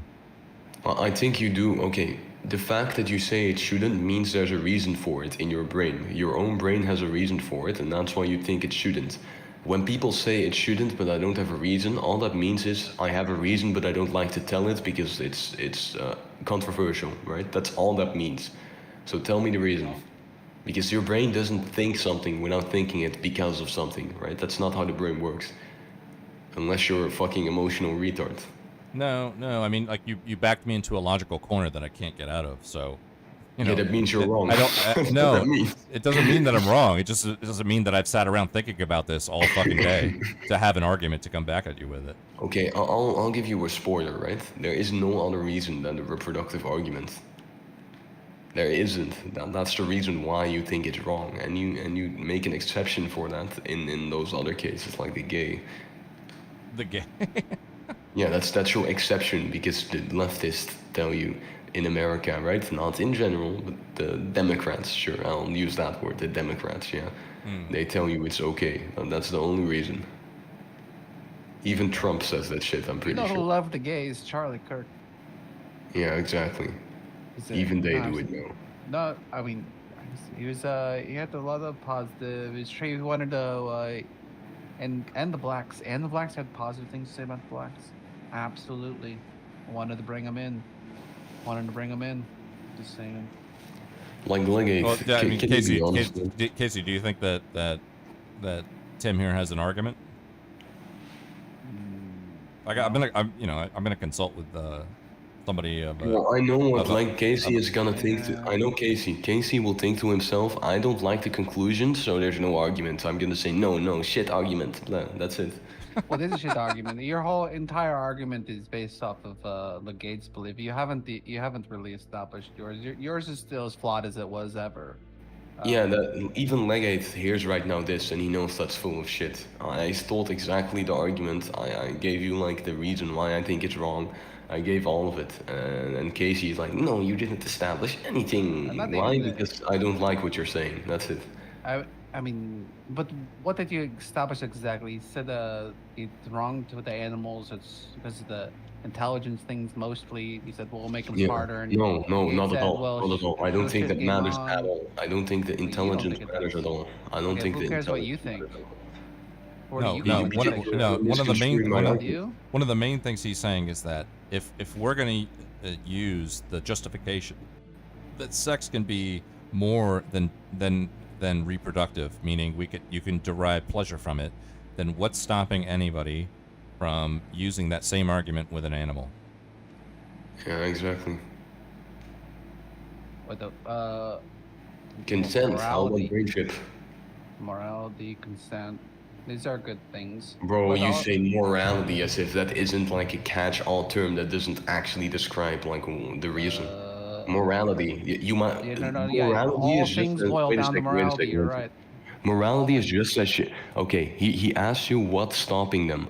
Morality is just as shitty as an answer Hold as on. saying reasons or things. That's What's just stopping shit. whom? Someone someone who has the drive to do it, or someone who doesn't? Yeah. What's stopping someone who has the drive to do it? Yes. Maybe nothing is stopping them. Maybe the law is Exactly. stopping There's them. no maybe, logical reason to say that anymore. Then maybe, everything should be and allowed. then maybe it's the moral. Maybe I mean I doubt it. 'Cause I don't. Bro, you can't just say the moral whatever. What moral? I What can only make moral? the case that I can only make my case for like why I would think it would be Oh, wrong. you're not getting it. Whatever. You're not getting it. Well, what's your No, case, Casey? Well, For animals? yeah, why not? Why not? Yeah, it's cruel. Yeah, that's not an argument. Why is it cruel? It's a statement. Why is it cruel? Because if there's, they don't, it's a huge intelligence difference. You're taking advantage of them. They can't consent. What if they had a magical brain chip from Elon Musk that made them really smart? There it is. There it is. I'm gonna go to the That's it, bathroom. I I'll be right already back, said, but I'll I be said listening. Game on, motherfucker. Game on, she said. She said it's okay. See, Wygate? That's my point. I'll be right back. I'm gonna go to the So, bathroom real quick. this But is I'm your listening. I'm checkmate. listening. Your checkmate is that if we made the dogs as smart as humans, that someone somewhere might want to hump one of the smart Yeah, dogs I or think. something. I don't think That's the checkmate of. That's why my world. Yes, I don't think the intelligence is even a reason at all. I don't think if they were retarded, that would make it any worse than if they were a genius. Well, I people don't still think wouldn't do it. People broadly people don't would want do to it. do it. Absolutely they would. They do it right now already, and we put them in prison, and then we I would don't know allow. the prevalence of it, but I don't think it's that widespread. I think it's extremely not widespread.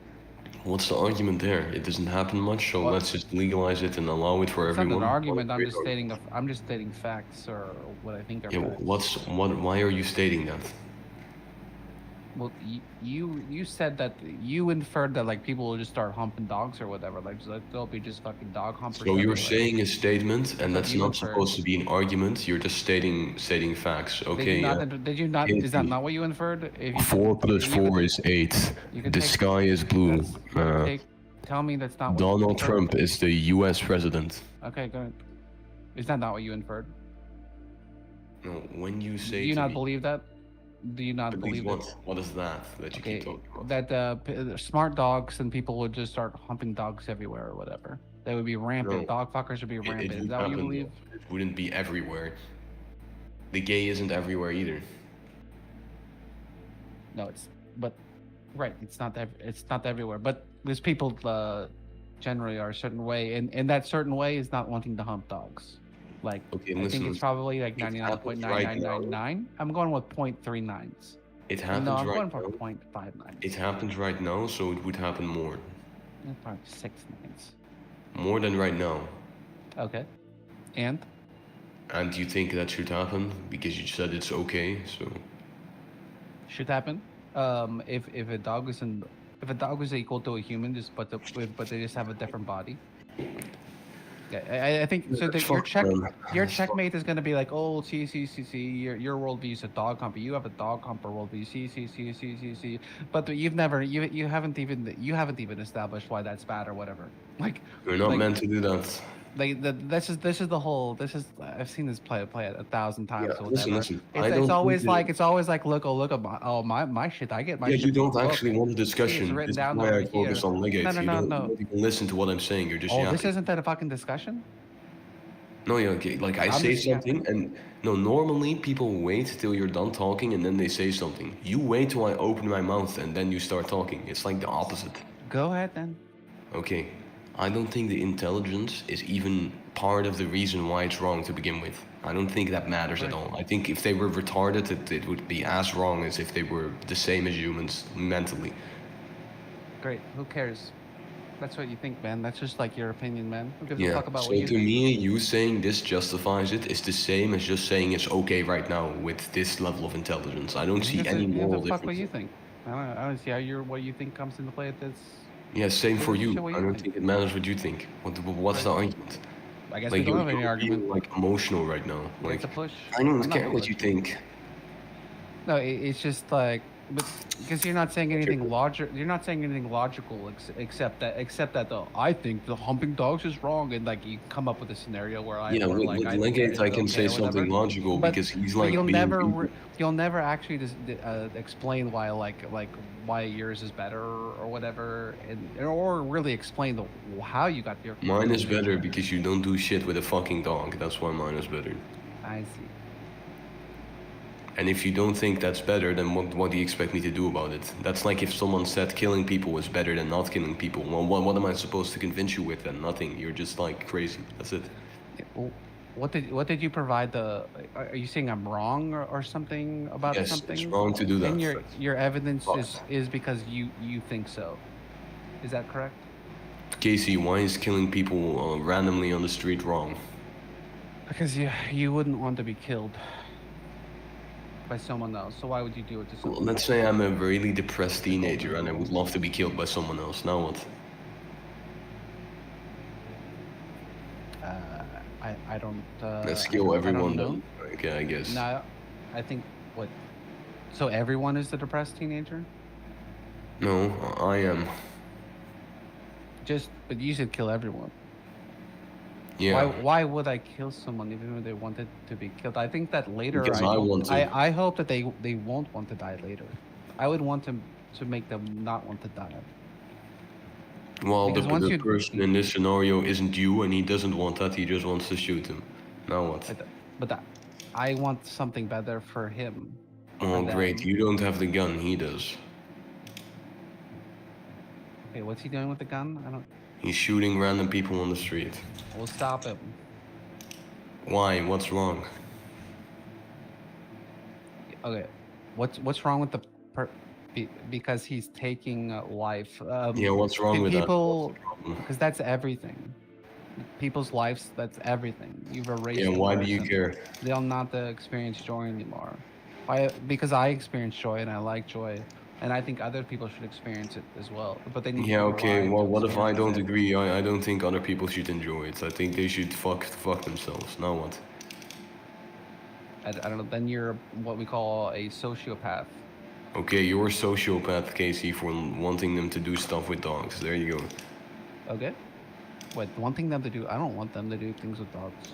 If they were intelligent, you would let them, right? If the dogs were fucking, yeah, There you go. You stated it correctly. exactly. So you're a sociopath. I don't think that makes me a sociopath by the definition of sociopathy. Not that I'm aware of. Well, you're aware of it now. This is the point. Like, you expect me to prove something is There's nothing to immoral with prove. someone who just fundamentally doesn't agree with my You're the moral one going down the moral. You're the one going down the moral train. You fucking loaded that Yeah, train. I up, know. and you've been driving it for a while now, and then you I get to the know. end of the fucking road, and it's like, ha, my morality's better, ha. Yeah, and That's it. That's the whole thing. yeah, I know. Let me Cool story. Let me try this. Like I'll see ground in the sense that it's hard for me to make an argument for what Tim is talking about right now without carving out special exemptions for humans and their inclinations, right? I wonder why. I will cede that ground in this argument, but I will say Yeah. this. I will say this. Can you still make your same argument without introducing the hypothetical of the brain chip? I mean, yeah, I could just say in a separate world where the dogs were really smart and they evolved to be smart or some shit. Like, There's no argument here. Well, that would presuppose that you would believe in evolution. yeah, you do, so it doesn't matter what I believe. You'd believe that, so I can make that argument against you. Like, There's not an argument here. It's Okay. Tim. Tim That's- actually that's thinks fair. He thinks That's actually a good He tactic. thinks he's feeling deep down that humping dogs is wrong, which I also have that feeling. But and then he then you know, he's trying to Legate get- isn't falling then for he's this. trying I to get already you gave to him why I think this. get He you knows to- it isn't just some. I feel like it's kind of argument. I already told him. I already told him. It's too late to make him fucking believe that this is an irrational emotion I have. You know what the funny thing is? Legate, remember when I imitated like the American leftist and I said like, I'll argue like an American, and I said like, you just think so deep down, blah blah blah blah, and I made that imitation. Don't you think that sounds exactly like Casey right now? You just think that deep down.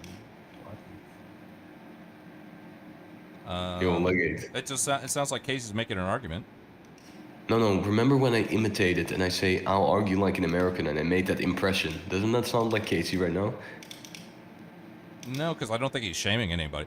The American argument that you made was from the perspective of essentially what would be the equivalent of a liberal or leftist shaming you for your worldview. I don't think it's Where shaming. I don't think It's not Casey. shaming. That wasn't my point. My point wasn't shaming. My point is that what they do is they say it's just a feeling you have, that it's icky. They keep saying that, but that's never the case. They just keep repeating it. All right. It's just a feeling you have. You just feel icky.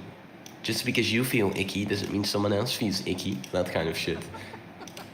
I'm saying that you at the end that you're trying to lead someone down the road of like, if I could twist their morality into a pretzel and then get them to say that there's a scenario possible that in which dog humping is okay, then I'll get the W. And we all know dog humping is bad, and I'm not gonna ever really like provide the evidence. Well, that's not what I'm not doing. ever gonna explain why. You're misunderstood. I already explained Yes, it, Casey. it is what you're Maybe you doing. didn't No, pay no. attention. No. No, If you want me to tell what I'm doing, then you can. But I great for you that you don't decide heard that. I decide that copium. actually. So. No, I heard your copium. Yeah. So- oh, and you're gonna say that. Oh, you just meant that you're you just believe like that coping sex with should emotions. always my rule is sex should always be reproductive or whatever. Whenever you hump someone, it's not gonna be because you were trying to reproduce. I'll guarantee. Yeah, I you already that. argued. That's why you're a I already hypocrite. That's explained why that's you're a retarded, this hypocrite. argument. Casey, if you want to be part of the argument, you should like pay attention to what I say and not just like Okay. say why- shit I already. So it's okay to like- have sex for pleasure. Is it okay? Mark? Yeah. It is okay. Uh huh. Oh, okay, then the dog is on then. Bro, no. No, I asked you if it's okay to have sex for pleasure. That's Yeah. not checkmate. You said yeah. Mm-hmm. We're not checkmated here. What's No. wrong with the dog then? What's wrong with the Because dog? you can't reproduce with them. That's crazy. Wait. But you just said it's okay to have sex for pleasure. Uh huh. So what's wrong with the dog? Because you can't reproduce with them. But it's for pleasure, and you just said it's okay to have it for pleasure. No, I didn't say all cases where it brings pleasure is okay. I said Oh. that's an okay reason. Yeah. So it's okay for pleasure, but only if it's conceivable that you produce a child. Uh huh. And why is that? Because that's the group of people you're biologically meant to be with. But why do you have to only? Because you're having it for fun anyway. So why Because do you that's only? what you're biologically meant to do. It's biologically meant to do.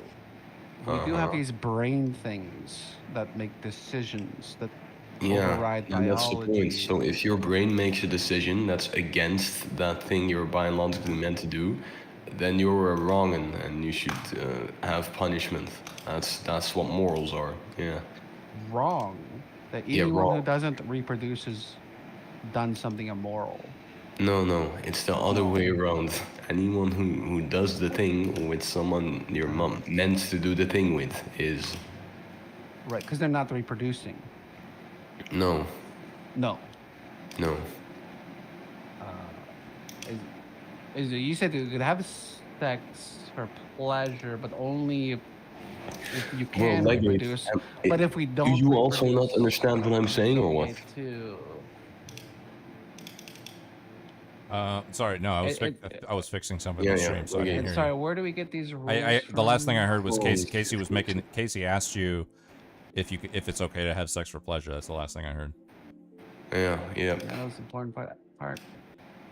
But apparently it is okay, but only if it's possible to reproduce.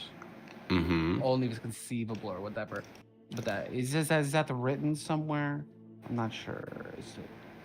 Where can I find that written? Is a rule written? When I'm asserting this, I'm saying that this is the moral principle that every human being uses inside of their head to Not say every all human of being. these things. Oh, bro, if you keep interrupting me, then I might as well just not speak, you know? Go ahead. That every human being uses, whether they realize it or not. So I'm claiming right now, I think Legate uses the same principle in his head to say the dog shit is wrong and the rape and the fucking all of this. Not the last one, I missed it. That one I should have said. That's another one, yeah? Different category. But the dog, yeah? That shit. He uses that, right? To say that it's not okay. Maybe he doesn't realize it and he has like a unconsciously does it, but consciously just thinks it's icky because of that reason. But I think that's the underlying like principle that's present, yeah. Well, I mean, is there any scenario where you think rape is okay? No, but that's a different reason. That's like a whole different underlying reason. That's like a separate, that it's not because of biological argument at all. What about there is possible cross speciation of mutant babies of I've heard of pig human fetuses being produced. Is that good enough? No, that would be like if you deliberately had kids with fucking Down syndrome or some shit, and you drank alcohol to try and get like deformations. What's wrong with that? Yeah, that's not. Do you think that's okay? I ask you. I'm asking you. Yeah, What's wrong with bringing that? on Earth some kind of fucking atrocity, like A unique life form. That I'm sounds saying exciting. that's not intentional at all. That's not what you're supposed to do. That's like a mistake. That's like a biological fucking spasm what you're creating right now. That's Evolution, adaptation. Bro, Mutants? yeah, mutants. That's evolution, baby. Yeah, fuck that shit. No. We're all off-breed. So what do you think, Legate? You were happy to use evolution when it mattered to my argument, but when it matters to Casey's argument, you're like, fuck it. Yeah, no, that's not the point. Like, I'm saying design. When I mean this, I mean like teleology. It doesn't matter where you believe it comes from, if it comes from like a literal design, or if it popped up through iteration in evolution and that caused some kind of design. Like a wing of a bird, right? It has design, it has some kind of shape that allows it to fly. Whether you say that design is made by like a conscious force, or it came about through like biological iteration, doesn't matter to the argument. That's my point. How do we know that the design of like the normal way that we come out with wanting heterosexual relations, how do we, and that's important, and our body tells us that's important. How do we know that like the homosexual attraction isn't also important for reasons we may not know? Because that also is their design to want to do that.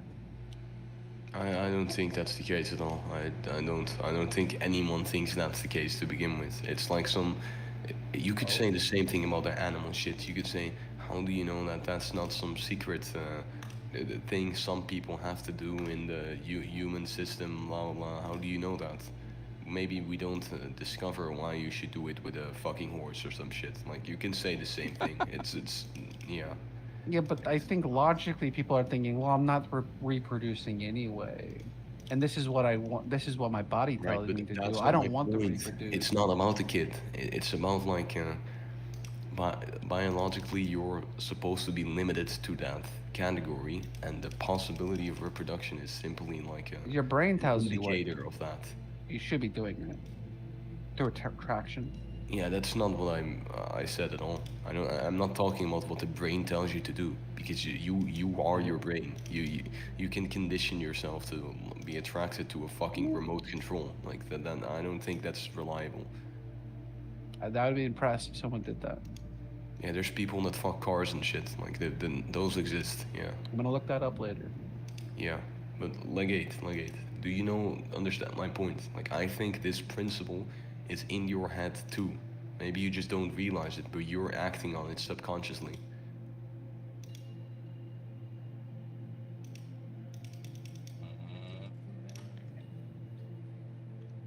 Sorry, no. Legate. I was responding Let's go, to Eagles. Salty. Let's go fucking Philadelphia. Legate. Yep. I think this principle is in your head too. Maybe you don't think of it consciously, but it's there, and that's what I think. Look, you know, I will always acknowledge when somebody's made some irrefutable logical strategies in a debate, and I'm not saying you're wrong, but I gotta do some more fucking research because this went in different ways than I wasn't prepared to debate. It's so. extremely important because we are verging on human intelligent dogs. We are verging on technology. We desperately need to know. I'll explain this too, right? When I make these arguments, like if this was the case and if that was the case, I'm not doing it because I think that will ever happen to begin with. I'm doing it because of another reason, which is the fact that if that scenario was real, you would still not be okay with it, shows and proves that there's a second reason you're against it, other than. Well, I wouldn't do it. I don't want to do it. Yeah, I wouldn't want to how see I'm it. distinguishing between I you and certainly wouldn't wanna Legate see with it. this. Legate, you know what I'm saying, right? No, I don't. Okay, pay attention real quick. Stop typing for a bit and I'll explain it, yeah? Okay, go ahead. Okay, these hypotheticals aren't meant. Wait a second.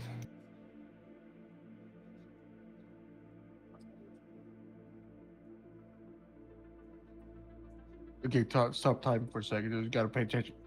Wait, hold on, Will. Oh my god, I'm exhausted. Okay. Every time. Every single time. I'm leaving. All I want to do is win 2K on this DraftKings lineup, and I'm fucking solid. All What are you my going with? What are you going with? Well, so they have like the normal fantasy, and they have the pick six, which is like more or less rushing yards, passing yards, things like that. And my pick six is I took all the low tier running backs and wide receivers to get mostly like less yards than they were projected. So like Chuba Hubbard was supposed to, they're saying more or less 17 and a half, like 18 yards. I went more. And then like a bunch of other people that I've never heard of. Actually, a bunch of people I have, like Genty from Las Vegas. I got less than 13 yards. Jonathan Taylor, more than 15 yards. I just got like 8 people. You know, I put up like maybe $36 to win almost 3,000. So 36. That's nothing. Yeah, I Are mean, you playing against other players? No. This is just like it's basically like a parlay on prop bets. I mean, Yeah. I do have 2 DraftKings lineups going on right now, but I mean, like one of them is like the $20 to win $1 million, which you never win, and the other one is like a $5 single entry, which I could win, but I mean, I just do those for fun. But on Thursday on Miami versus Buffalo, I won 2,000 on just picking like 6 players and like more or less passing yards, rushing yards, completions, whatever I picked, and I put up $40 and I won 2K. Which is fucking awesome. So I was like, fuck it. I'm going Sunday again. $36 to win almost 3,000. And it's just like the same thing. It's like I just picked like a bunch of low tier running backs to get basically less yards in receiving. Which, you know, should pan out right because hopefully they're not receiving. Hopefully I mean, it depends on game strategy. Hopefully they're not throwing the ball, but I picked basically just a bunch of low-tier running backs to just get less yards receiving than DraftKings was giving me. So we'll see. I mean, if I can win that and all of my holiday travel is paid for, it'd be fucking sweet. Sweet. And go to New York and hang out for a couple weeks. Go to Florida, hang out with my family.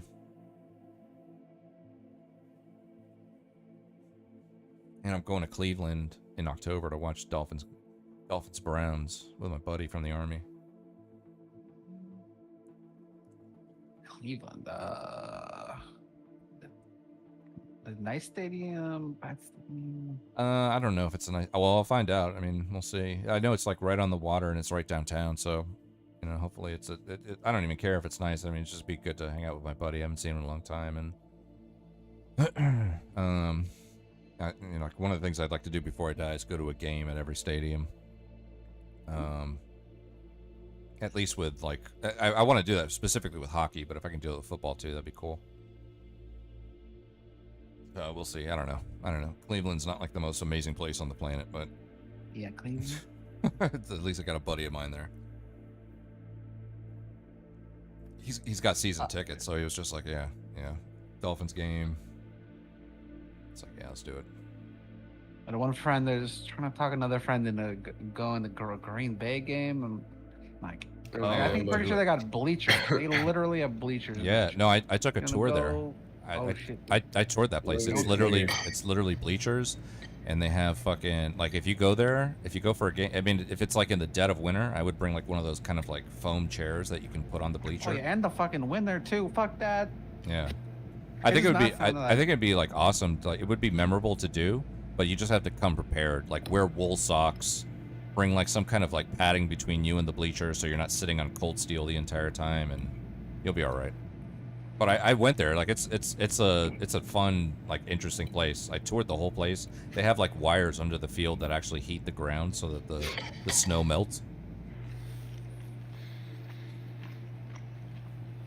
Hey, Legate. Yeah, what's up? Yeah, what I meant is those scenarios aren't meant to be like, what if that actually was the case, but they're meant to prove that there's an additional reason why you think it's wrong. Because in that scenario, the previous reason is gone, and thus, if you still think it's wrong, that means there's another reason, right? That's the point. There is a biological pressure, like not Casey to do always that with answers animals. when I say something to Legate, and then she says like, he says sorry. Let Casey say some something. like retarded shit that she could have also said if he just didn't listen to what I said at all. I want to hear what Casey was gonna say though. Well, I don't know what. Well, you're saying this thing that he knows is wrong, or this thing is what's the thing that you're referring to? That's not the point. I'm just explaining why I'm giving the hypothetical. That's literally all. Okay, I was trying to add on to what you said. Their point is, he says there's this act, and he says it's wrong because of reason one. If I give a hypothetical that doesn't have reason one, but that has the same activity, in that case, that same activity would still be wrong according to him, and that shows that without the hypothetical, there's also this additional second reason that got exposed by the hypothetical. You understand? Yeah, I was trying to fill in the void there, which is like you understand we have pretty strong pressures to not want to have sex with animals that are not the humans. Like, okay, you understand it's it. very strong. We do not want to do that. We feel like it's bad. You know, like that's the thing. That's it. That's and with family members too. That's it's pretty strong. Hey, Legate. Hey, Tim. Do you understand what I mean? Yes. Okay. And I'm willing. I'm willing to fucking, give you the W on this for now until I can come up with some better arguments. All right. I understand. No. I mean, do you understand what I mean? What I just said. What, in terms of the void that Casey was talking about? No, before that, the actual thing I said, not the fucking venting Casey did afterwards. Like the actual thing I told you. No, you have to say it again. Okay. I'll fucking type it out because I don't feel like saying it 50 fucking times. All right, go ahead. He's saying there's something, must be something ambiguous there, though he doesn't say what it is. If we took out all of the reasons that you said, and then we took them all out, and then there's something else there. And what is that? And then I was trying to say, well, I'll tell you what that is. And then Tim's like, shut the fuck up, Casey. We didn't ask you. That's not what I said at all. You don't understand what I'm saying at fucking all. I was paraphrasing. Yeah, the paraphrasing is completely unrelated to the thing. It's not paraphrasing, it's just fucking lying. You disagree. Okay, that's fine. What was the void, Casey? The void. I'm not sure the void. You were saying Did I like say the there was a void? void in what he was talking about.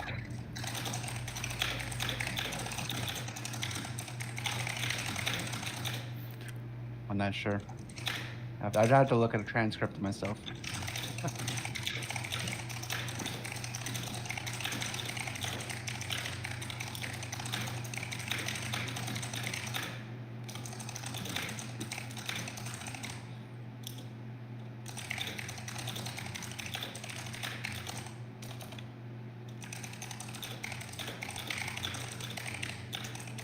This setup is not good. It's not good. Jalen Hurts runs one in. Spoilers runs one in. Yeah, but my Okay, but my read this running back message in didn't chat. get a Read this quarterback message or- in chat. Read this message in chat. My wide receiver didn't get a touchdown.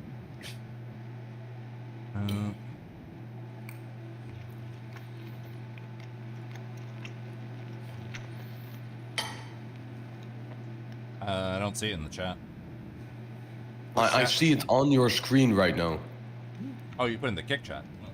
Yeah. I thought you put it in the Discord chat. No.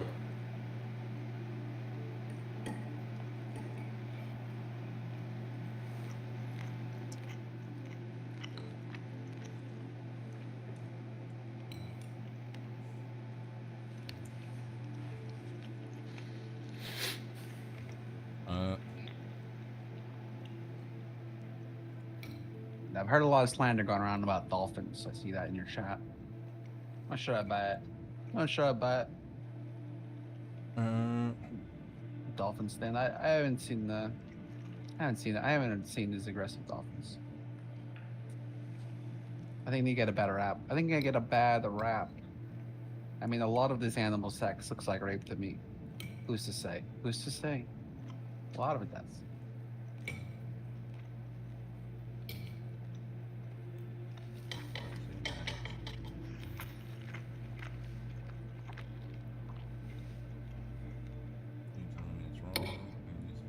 Sports betting all legal now. Sports betting not legal some places. But bend the rules. Actually, my friends have been betting on the fucking Robinhood app. Sports. Like they put sports on that shit. Just like, hey, we updated your app. Now you got your saving, you know, the place, the app, you got all your savings. And now you can sports bet on it. What? Yeah, we used a loophole or some shit. And just, you're betting on futures, score futures or some shit. Like, you guys are just fucking Did you, breaking the law. Casey, please let him think, man. Please let him think. Like, I given him a message in the chat. He's trying to understand it, and in the background, you're like, like. Well, I'll read it out loud. There's an act, and you tell me there's a reason why it's wrong. If I make a scenario with that same act, but accept that reason you told me it's wrong, and you still think it's wrong, that means there's a second reason why it's wrong that I forced out of you and you could have denied existed without the hypothetical. The grammar, I'm trying to glue the grammar together here. Okay, I'll ask ChatGPT to fucking rewrite it with standard American grammar.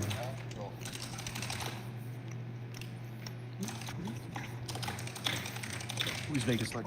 He's typing right now. Rewrite this so a stupid American can understand it. Yeah.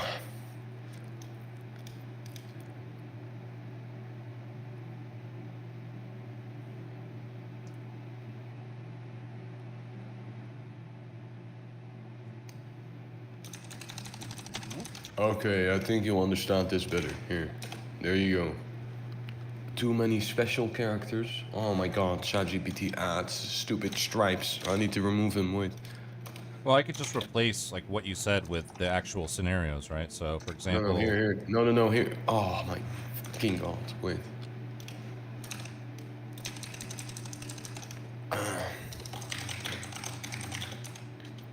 Character is here. Do you think too many special characters means like too much punctuation or some shit? Can you see it in the chat right now, the new one? No. No. Okay, I'll just type it in the Discord side chat. Here. You try pasting in that. I usually do Read like a this in browser the URL. Discord side chat. Read that. There's an act, and you tell me it's wrong for a certain reason. If I then create a scenario where that same act happens, but without the reason you gave, I don't think that's the same thing as what you said in the kick chat. It is. It's just different grammar because with ChatGPT. Create a scenario where the same act.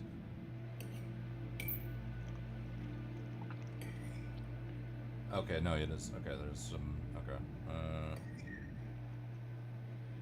Happens, but without the reason you gave, and you still say it's wrong. That means there's another reason it's wrong.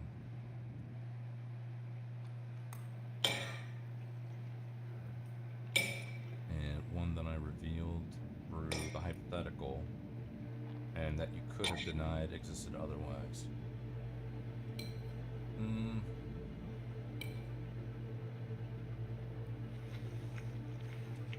I mean, yeah, it's possible. It's possible that this is entirely logically consistent, but I would have to, I would have to plug in a couple scenarios to see if it would hold against, different types of arguments. We could talk about. Do you understand what I'm telling about you? Gay though? people. You could talk about all kinds of things. No. Do you understand what the message is saying though? Like, do you get the grammar now and shit? Yeah. There's an act. There's an act, and you tell me it's wrong for a certain reason. If I then create a scenario where that same act happens, but without the reason you gave, and you still say it's wrong, that means there's another reason it's wrong. Yeah. If there was no other reason, then removing the only reason would leave no reasons, right? Well, the only reason I gave. Removing the only reason Right, I gave. but that means, unless you think there's a third reason. No. Wait, you told me the other reason yourself, so then that's fine. Yeah. Well, like this assumes that I only gave you one reason, and which I might have done. Well, Right. that's not really the point, right? Like, if you gave me 2 reasons, I could have made a scenario without those 2 reasons, and then you would give me a third reason that is hidden behind the other 2, right? That I can force out of you with the scenario. That's the point. That's why I always use hypotheticals, because it's a way that you can fucking pull out the truth and force people to fucking explain why they really think the things they do. Well, because people, even if all of this is right, and I'm not saying it's not, you would have to justify why you're quote unquote pulling out the, like, how can you tell us that you are pulling, these are your words, pulling out the truth? What does that even mean? It means that you, right, think a certain thing is wrong, but maybe you give a bullshit reason. Like, murder is wrong because the murderer didn't consent. In that case, I can give a hypothetical. Well, what if the murdered person did consent? Now what? Is it now still wrong? And then I can get the real reason why you think it's wrong, which is murder is wrong because they're dying and some other fucking deeper thing. You understand? Gotcha. Okay. So I say murder. So there's is either only something wrong I'm not because seeing or something that's subconscious, essentially. Exactly, yeah. And my argument is, what's subconscious, or you're not seeing, or maybe you're hiding from me, I don't know, is that the animal on animal thing is wrong because of biological, like, reproductive arguments, just like the gay and shit. And I posit this because he's not a dog humper. He doesn't want a dog. He doesn't think it's a good or right. It just feels bad. It feels wrong. Of course it does. Okay, but this is like, it feels like you're not even listening, bro, Casey. Yeah, Are you why though? listening? What's the reason for that? And then we get I don't into know. the whole thing from the start with Legate. Well, no. and we go- You posited your reason for what you think this like secret thing. The reason is that's left after canceling all of the other reasons out. You posited what you think it was, and I'm positing what I think it was. No, you're and- not positing what you think it is. You're saying, like, the opinion. You're not saying the reason for that opinion. That's the issue. You're saying because it's wrong instead of why is it wrong. No. That's like the I'm point. saying we have a strong biological urge or feeling not to want to do that. to think it's Yeah, wrong. why do you have that reason and feeling? Right, because if we didn't have that feeling, more people would do it, and there would be less reproduction. Therefore, you know, we are biologically engineered to reproduce and not do things. Yeah, that so don't all that reproduce. you're saying right now is I just feel an ick. That's it. And I can say the same thing about the gay. I feel an ick because biological evolution, therefore it's wrong. right? Yeah, I I can don't. make the same Yeah, I argument. also. That's what I'm saying. I also feel the ick. Yeah, I don't like seeing that. Don't Okay, like then it. why not legalize it? Well, why do I care if other people are doing it? Okay, I'm but but listen, once I apply okay, logic, okay, I so don't why care do you about the care ick. if the man and the dog? Why explain the man and the dog? We want to go all the way back around? No, but your explanation was because you feel the ick because of evolution. Well, you also feel no. the ick because of evolution for the two men. So what's your point? Right. But my answer at the end of the day was with the smart dog, with the human intelligent dog. My answer is game on. So we've cleared. There isn't a lingering thing. Yeah, you just are okay with. Oh wait, you were fucking cool dogs. with the brain chip scenario? Yes, brain that's chip- that's my point. That's the difference Got no between argument Legate for it. and Casey. Legate has like morals, but he just doesn't realize it, and Casey just doesn't. But this isn't the This isn't the morality. This is like the like a textbook question I'd ask to see if someone has like intact morals, quite literally.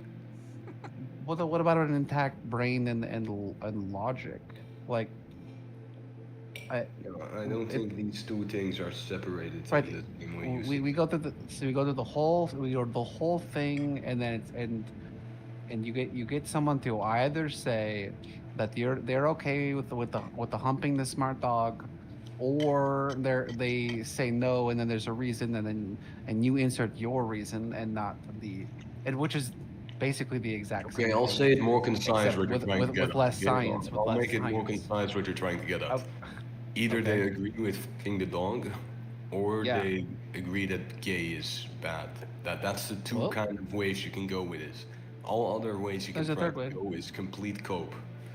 No, this is obviously a third way. It's the ick you feel when you're thinking about humping a dog when you don't want to hump a dog. You think it's wrong. It's biologically wrong. I just explained this or whatever, and Yeah, then so you boiled it that's down. not a reason. You boiled That's it down to emotions. so you feel the ick. That's Yeah, emotion. emotion. Yes. It's a. Yeah, that's not a reason, bro. That's just emotions. That we do nearly all kinds of things all the time because of emotions. We Yeah, at feel a that certain point you way can because of say that you're an emotions. irrational person if you're just acting on your emotions. Like I can't argue with that. I just Yeah. want to do it. I just feel Yeah, like but hold it's on. normal You and I got want- you got Legate to a point where like he didn't want to say that something was right or wrong or whatever, but he didn't know why he didn't want to say it. But he just that's what we're talking about. We're talking about the emotion. We're talking about the feeling. We're talking about like some sort of deep down like feeling. Like that's what we're talking about here. And you trying to No, posit that that's not what that I'm there's an talking actually about. like some secret like there's an actually well here's the logic that you're thinking about, but you can't say it for some reason. Is that what you're saying? Are you saying the thing that Yeah, Legate can't personally, I describe don't is, have is any actually feelings for it at all. Like Which I'm a one makes really sense more? Listen, Casey, listen. I am a really unemotional person. You can't like brainwash me into thinking that I just have I'll feelings brainwash to you. tell me it's wrong. Because feeling-wise, I don't give a fuck about any of it. What I posited is that it doesn't make sense that Legate is saying no to something because of a logic, but that he doesn't know he's doing that logic. Or what makes much more sense Yeah, is his this is a brain feeling is that we making all a have. conclusion from A to B, but he doesn't consciously know what kind of calculating is happening, right?